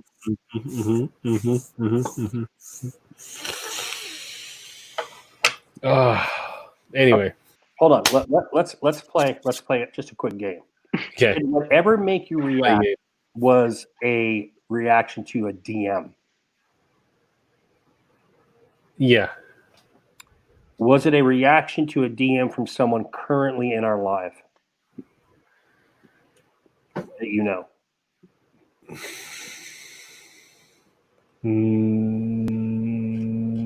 Not directly. Okay. Was it someone who was in the live at some point tonight?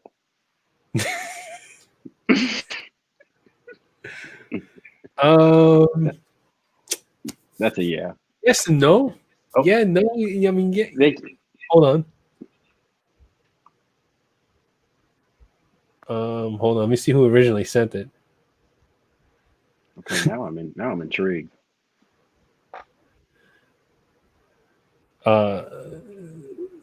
No. Hasn't been in the live. Okay. All right. It's just yeah. Oh man, no. I saw that, Mick, and I wanted to jump on that, but then Johnny's reaction just totally took my shit. Gary wants to give away a bottle of Screwball. What? That's what he just said a little while. What? While you were freaking out and not informing us, he wants to give away a bottle of Screwball. Stop playing, Look at Gary. that. For real? Now that's a gift. Oh man. Oh, That's a gift. Gary's right gonna there. give away a bottle of Screwball. Yep. Everyone here are over 21.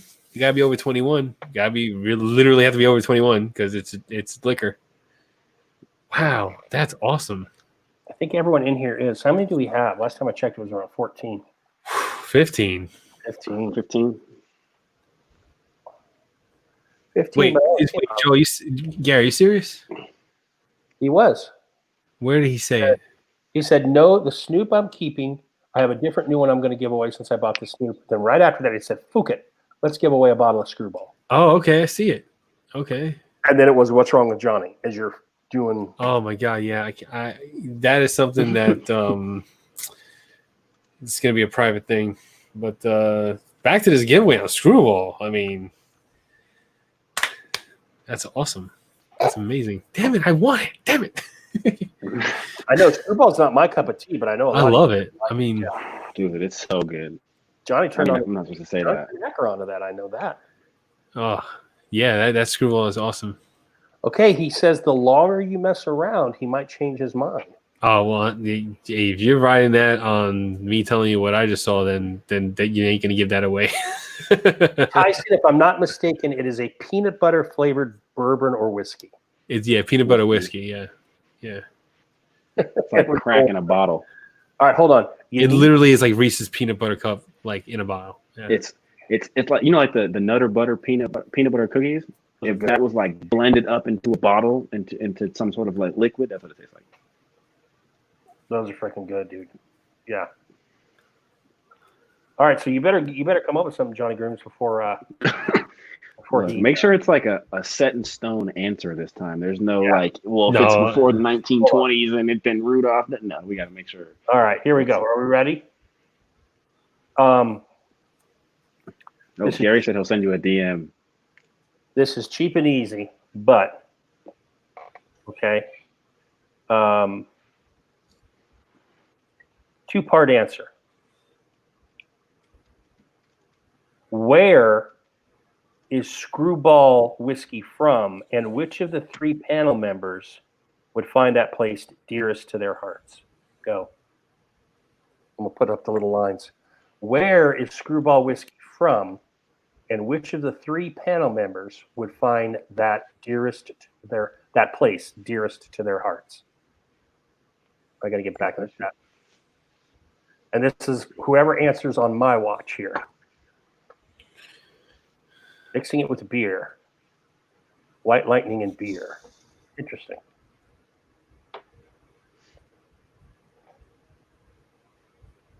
Once again, where is Screwball Whiskey from? Booyah. Got it. Bingo, bango, boingo. There it is. Bingo. Ooh. Okay. Mick, I love you dearly. But Ryan was a bit more precise. Okay. And the reason I say that, Mick, is because 3/4 of California, I couldn't give a rat's ass about. But when you're talking San Diego, that's my home. It comes from Ocean Beach. And yes, that's me. Ryan C., Gary, has won a bottle of Screwball, baby. Wow. I don't think any other beard live show channel, IG account, OnlyFans, whatever has ever given away Bottle that. Screwball. Oh, none. I just want it noted that it happened when I was the guest, so it's something special. Look, you guys never do giveaways. We had a giveaway tonight. We got Another two giveaway, a giveaways bottle of tonight. Screwball. What? It's me. It's all me. I spice the show up. you do spice it up, but you're also, if you're going to own that, you got to own Johnny's backslide on his giveaway. All right, because I'm not. Yeah. Gonna, Yeah, What? that's I'm true. going to pass it right anyhow. I have Hey. a bottle and actually it's from Mira Loma. I'm on their website, Mick, and they said Ocean Beach. I'm going by their website. Interesting. Mira Loma's a different place, but same thing. That's cool that you were going to give it to him. Thank you, Gary, very much. That's awesome. That's awesome. I'm gonna have to pick up some. Man, everyone loves this stuff with me. I love peanut butter, but I don't like very many. Ironically, the Reese's peanut butter cups are my favorite candy. Do But I I have a live like- this Friday? I gotta check this out. The reviewers table is like it's like every other Friday. It's not dedicated every Friday. I forget It if it's should this. be. I think it's this Friday. It Thank should you be very because the much, last Gary. time you That's guys cool. went was Joe's birthday, right? That's right. That It was on was the Joe's 10th. birthday, And that was on the 10th, so it should and that be. was on the 10th. So okay, yeah, all right. I forget. I don't keep track of these things. You know. Wait. What did he say? Oh, look! He said, "Congrats, Ryan and Nick." Oh, are you gonna? It's from the liquor store and a drum would find it near to the Well, if you ask my wife, I might be the second part of that. Oh, two winners. Yeah, Congrats. he said, "Congrats, Ryan Nick. and Mick." Nice. Congratulations. Look at that. Well, that's just a lot of love. I'll tell you, when you talk about people's posts, I see Mick Man posting Chesapeake shit all the time in his mixes. And I know Ryan is a big proponent of Chesapeake as well. So that's very sweet of you, Gary. That's nice. Yeah. Very God nice. damn, man. Very nice. So we gave away one unreleased Jolly Old Fat Man combo that hasn't been released yet. Yeah. Some stank. We gave away some And- stank. Yeah. Say it one more time. Some Thank No, that's stank.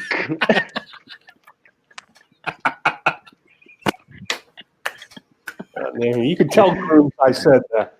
Not Grooms. You can tell Cribs I said that. and two bottles, not one, but two bottles of Screwball, Of Screwball. peanut butter whiskey, which is delicious. And if you don't like it, you can send it to me because I'll drink it. Kevin, are you busting my balls right now? Am I going to have to get all up in that ass again with the unlimited? Jesus. All right, hold on. I'm going to give you guys 10 seconds. Tell Tevin what the fucking item is. What? Kevin, the unreleased item is the Jolly Old Stank combo from Jolly Old Fat Man. Yeah, he just Bam. named it. Bam he just named donated. it. From Jolly Old Fat Man, that Jolly Old Stank. I love Bam, but he fell into the stank trap. I love Bam to death. Better make it 3. Who hasn't ever had Screwball? I never have, but I don't want it. I'm like, I've never had it. I just smelled it once. See, even Rob was like, "Oh, me, yeah." Right? I'm calling bullshit on Rob. I was in the DM when Johnny Groom suggested it, and Rob moved his ass right out. Got someone was like, damn. Yeah, that's funny. He went right to it again. I should have bought it. I was looking right at it too. I was like, I should get it. I'm definitely gonna get it for this Friday. Definitely.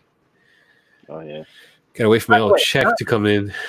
After dark on Friday. Look, I'm calling it now. After dark on Friday. After Johnny. Oh my God. Nice little bit of Screwball.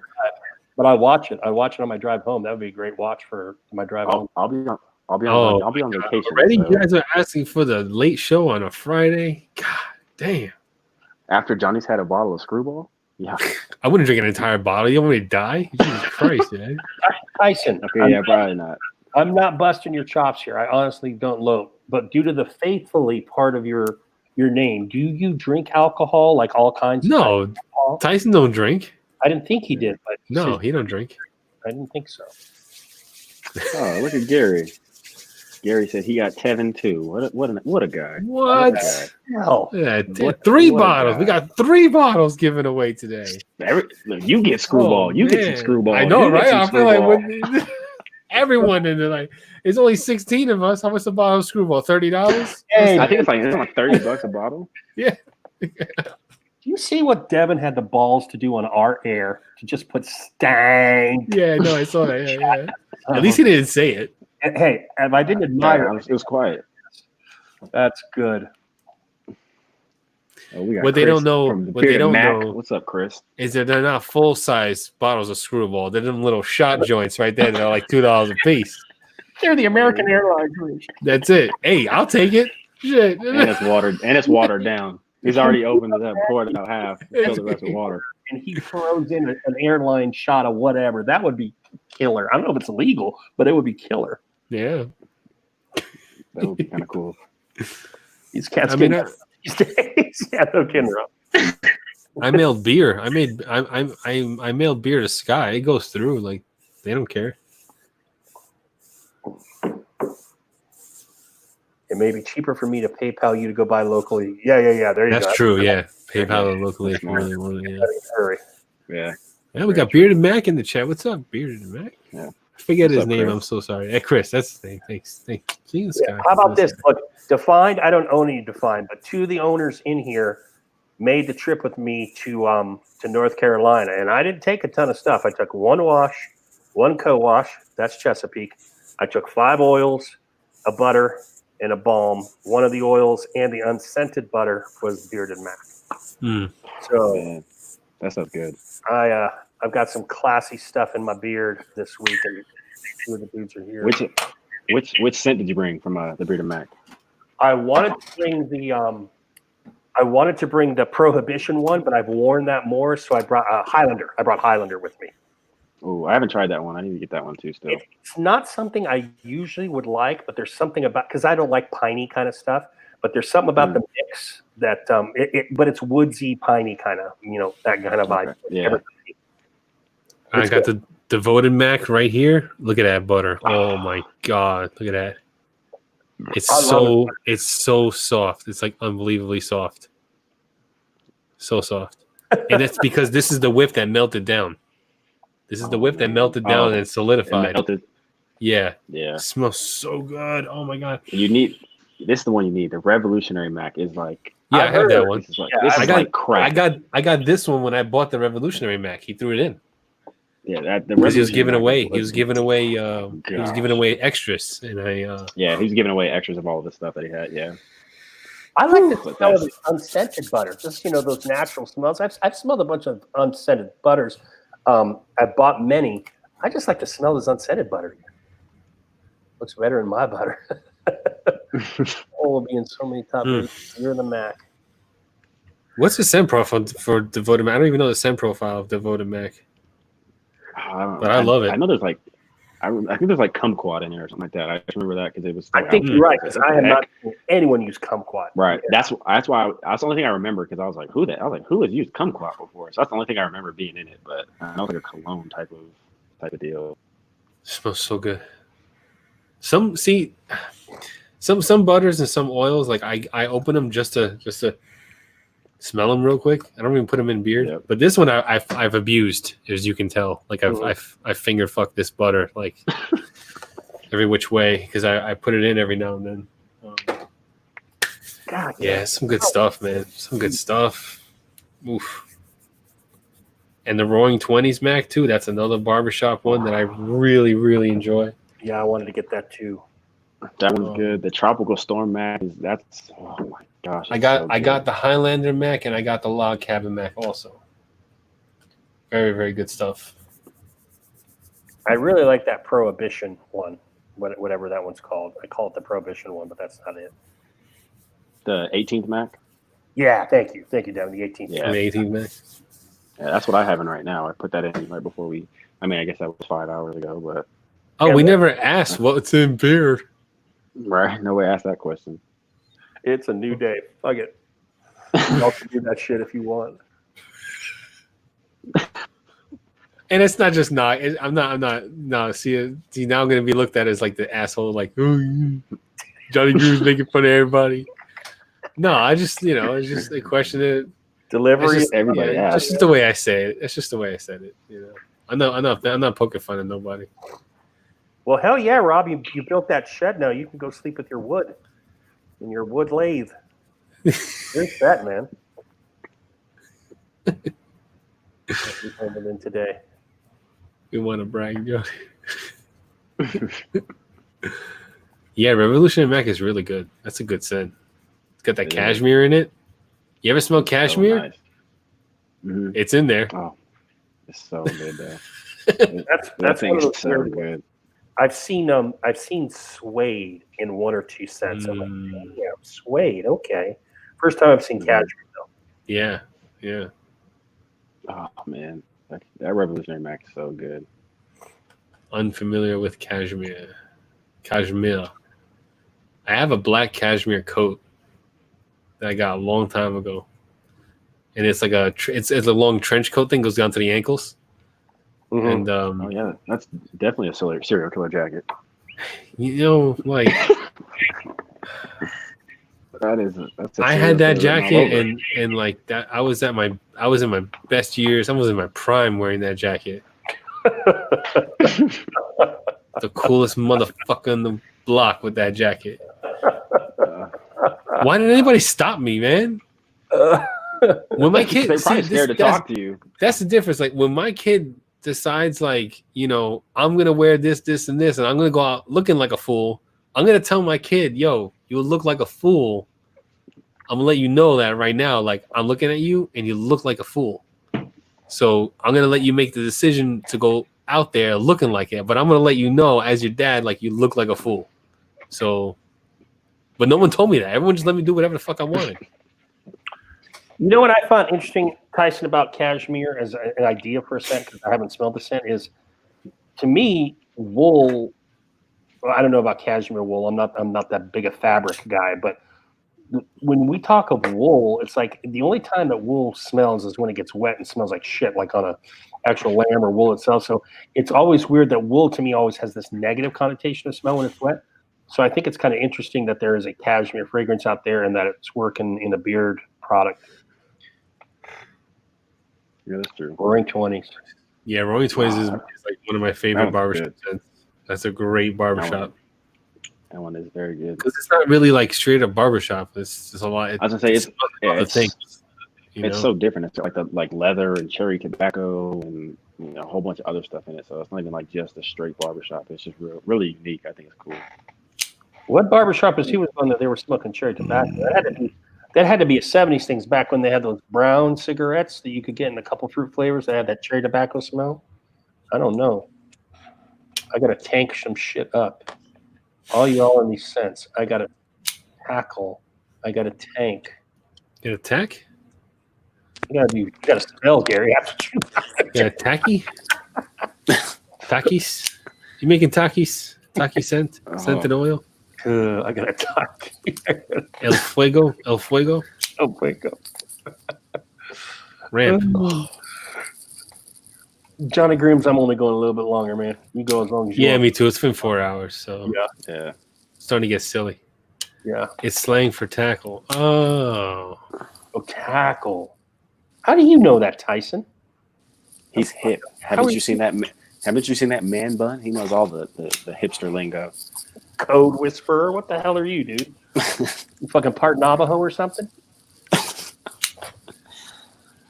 Is Tyson a hipster? You think he's a He has a- hipster? He has a man bun. He's got the look. I don't know if has he's a I man- don't know if he's a full on hipster though. He has a man bun and he vapes. Okay, he has the look. What else is he missing? I don't know how many hipsters are very religious. I don't know. That's true. I mean, that's fair. It's like kind of an anti-religious sort of thing to be a hipster. What's a hipster? What's a hipster? He's like, what's a hipster? I'm just Tyson.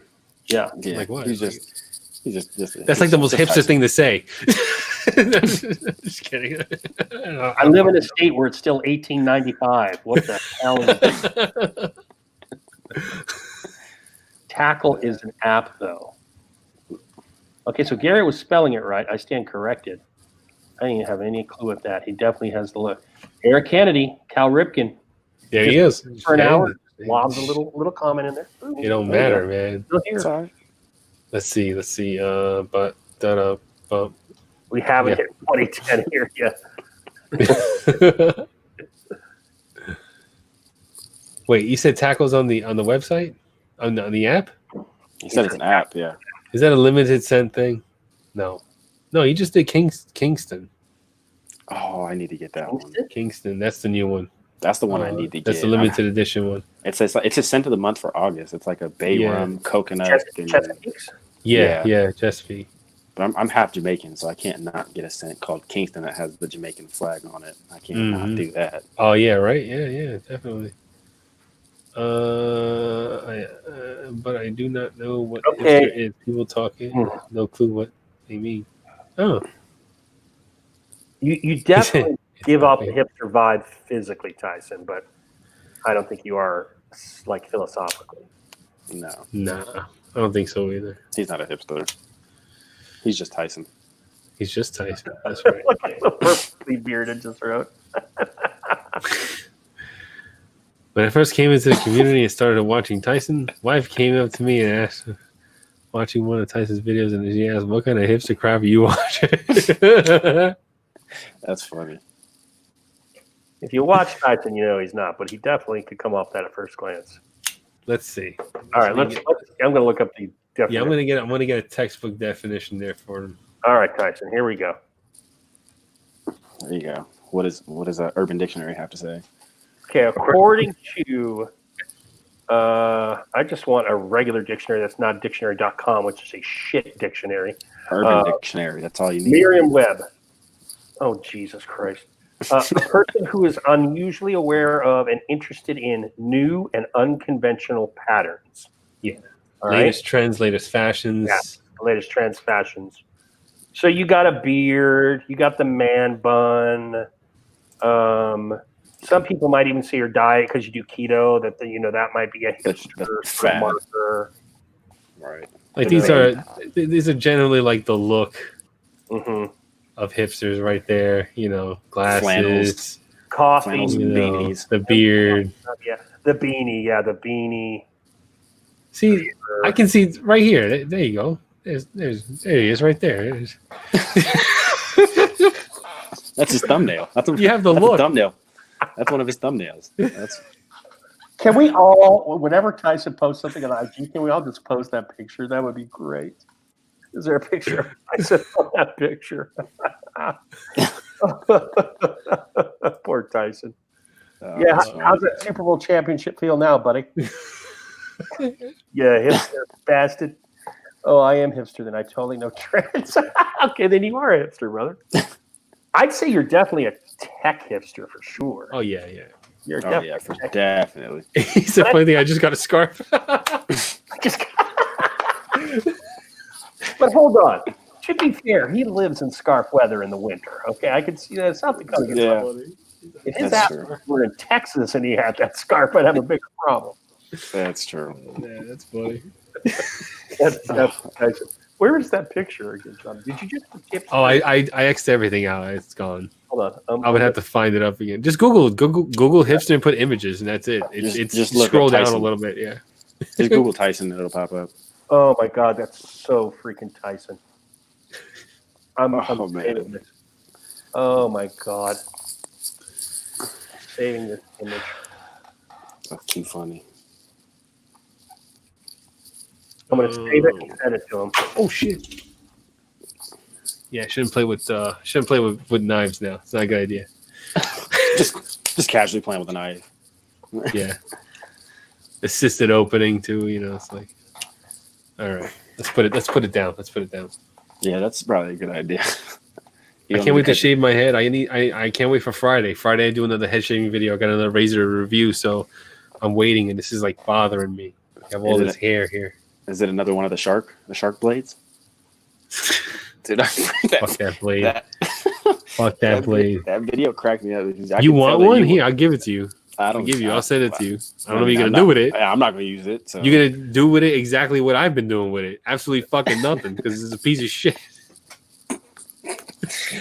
I could honestly tell in that video how frustrated you are, which is what made it. 10 times better. I could tell you were. Pissed about that razor.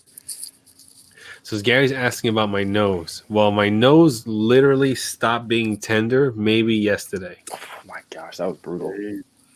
You don't know. Even it still kind of hurts when I push up here. Like, it still feel a little bit of pain here, but it took a couple of days to get over it. Like once I yanked it out and I went through that initial pain, and I cleaned myself up and everything, and I stopped filming and I started editing and all that stuff. Like, I still felt that like pain around the rim on the inside of the nostril, and like it did not go away. It didn't go away for a day or two. It was really super tender. I couldn't even blow my nose or wipe. It was like, it was awful. Yeah, that was brutal. I think because what I failed to do, and it doesn't say it in the directions, but it's something that I would definitely do. If I'm going to do this again, I would get Vaseline and I would rub it. I would put it on the outside of my nose and over here, Vaseline all here, because the wax ain't going to stick to that. Right. It'll just like, it won't adhere to that surface. So I would get just the hair. The hair part wasn't that bad. It wasn't that bad at all. It was the skin part where the wax was attached to. When I ripped it out, that's what really fucking hurt. That really hurt so bad. Yeah, that's true. Maybe I'll do it again. I don't know. We'll see. Yeah, no, I'm not doing that. I wouldn't do that. That's ridiculous. I have like so many applications. Like, if the box is fresh, it's still like I have like so many applications. This is all the wax like cleanup cloths. And they give you, oh shit, I hope it's open. They give you all these. Like, there's a shit ton of these things. Yeah, I'm good. Nope, I'm good. And the mustache guards, I got the whole kit. Just have your wife do it. Look at that. That's cool. By the way, Tyson says this is how he dresses for work in the winter, and then he just came up with this dude. Yeah. Hipster. That's a hipster. Yep. That's hipster, yeah. So there you go. There you go, Tyson. He's a hipster. He didn't even know it. He's like, this is how I live my life. He's just Tyson. I went to the hipster phase. I did. And when I did, when I started to grow the beard, I was wearing the beanie and all that stuff and the scarf. I went to the face for maybe a couple weeks. And I was like, yeah, this is ridiculous. That's bad. This ain't me. First it's a trench coat, now it's beanies and hipster. No. Oh my God. No. You never went through a phase? Come on, you went through a phase. I mean, like, I did, but like there was a time you would listen to My Chemical Romance. No, I never. Right, the Used. You listen to Used. I never went through that phase. It's all right. You can talk about listening to Evanescence. It's fine. Well, no, you see what? No, that's what's always been in my wall. It's all right. It's all right. My iTunes. We all go through it. No. You can admit it. It's all right. No, John. No. Karen Kennedy says, Don't be ashamed. Don't be ashamed. good night, Nick. You're going to beat us out by about 6 or 7 minutes, I think. All right, Nick. Yeah, Good having you on. Good night. I couldn't do the whole My Chemical. No, I've never been. No. Oh my God, Kevin said he had AFI. We listen to some AFI. No.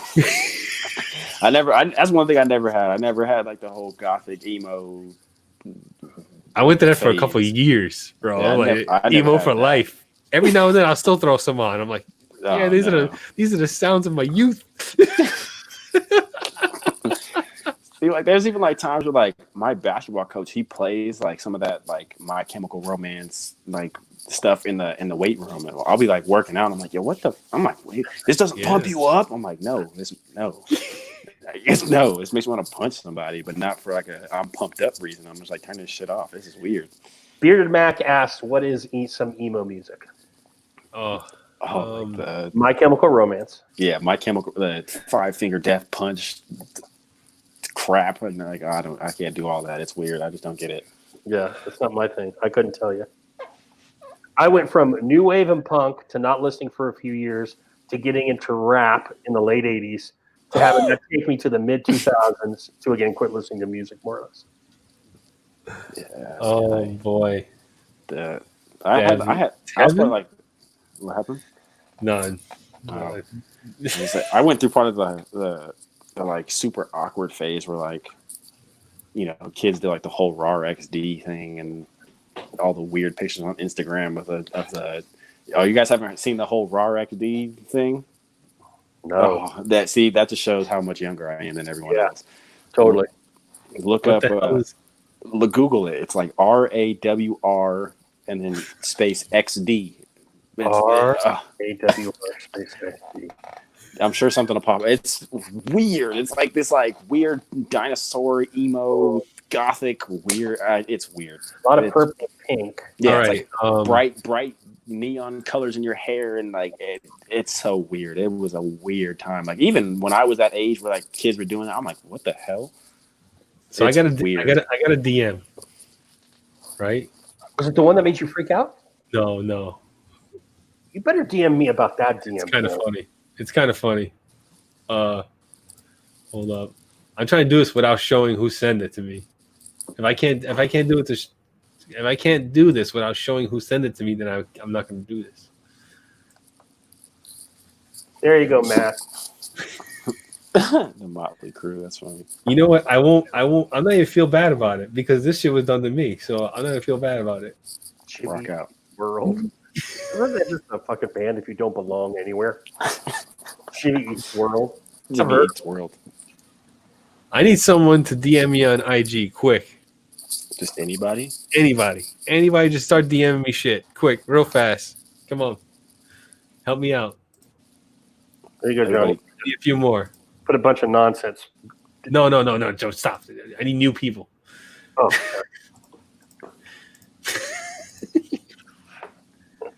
everyone DM Johnny. All right, good. Yeah, good stuff. All right. So, Mac, it sounds like you and I are about Okay. 5 years apart. I was a punk new wave kid, so I couldn't admit to liking any metal at that time. I had to wait till I was a little older to like metal. So I got this DM, Mhm. but enough people have DM me, so like it's not gonna show who sent it.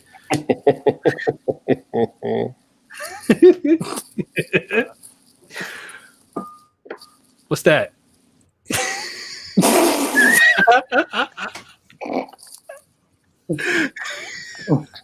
Okay. First of all, who sent you that? See, that's why I was like, everyone just DM me because like Who sent you that? Johnny, can you make it any bigger, dude? Can you make I can't make it any bigger. Oh, I can't make it any bigger, but it's big enough for me to see it. Hold on, I gotta blow up my screen here. Yeah, he had a lot of hair in his head back then. I told you I had the super long Bruno Mars curly Yeah, hair. you did. Yeah, you did. What's up Yeah. with the headband? Okay, that was Shawn it's a Michaels? bandana, and I had so much hair I used to have to like hold it up. Okay. You know, especially when I played basketball, I always had to wear headbands to like hold it up. But that's some archives right there. That's like my freshman year of high school. Oh man. I'm not the only one someone deep dove in. You know, that happened to me too. That happened to me. Someone deep dived into my That's DMs. what I'm saying. Who found Instagram, that? like it went far, went back real far. Back to when I had a full head of hair and I had no beard, and like man. did the same thing. They were like putting it up, like, oh, that's where the lurch term came from, because they scooped up an old picture of me. Mm. Oh man.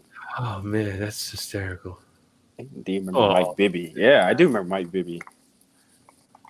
That's That funny. dude's huge now. He's humongous now. Mike Bibby's huge. Isn't Oh, he coaching? Isn't he coaching now? Yeah, he's a high school coach in like California or Arizona or something like that. Yeah, But when he he's coaches like he's like put on some mass. oh, the dude's like he's jacked. He's humongous. Yeah, because he was in a mode. What's this? Sorry for alert. It's like the finger of Ed P. Ed. I'm sorry. Busted out laughing. Said Tyson DM me. Oh shit, Tyson DM me that that emoji person that he sent you. Yeah. With a frown. Oh man. Oh my god, that's funny. Oh, that's funny. That's man. I can't believe somebody found that. That's nuts. Believe it, because this is the internet, and this is the community that you chose to roll with. So. Unfortunately, that is too funny. That is too funny. Oh man. And Jared Allen. Jared Allen, the former Minnesota Viking. Oh shit. Oh man. That's crazy. Oh my goodness. All right, guys, we have hit 1 a.m. Yeah, it's late. It's late. I want to thank Dev for being on here, Beard Code. A, for staying 4 hours plus with us, but B, for being a great guest, Dev. Of course. Appreciate it, man. It was a lot of fun. Appreciate you guys having me on, man. It was good times. Go check out his live stream with Tevin and the permanent guest. I'm compelled. I'm going to be tuning in one of these days. Thanks to Gary Lewis for the screwball trifecta, however many of those he gave away. Yeah, that's awesome. Thanks to Bam for giving away his yet to be released fucking combo with the name I'm not going to say. That's steak, baby. And thanks to me for now trying to ruin Devin's YouTube career. It's right there. We will be back next week. Thanks to all of you that stuck it out. Bearded Mac, thanks for hopping in and Define. I appreciate it. Acker, you stuck around. Of course, my man Eric and everyone else who's still in here. We out. We're out. All right. Good night, y'all. Have a good week. Later, See you everybody. Friday, I guess.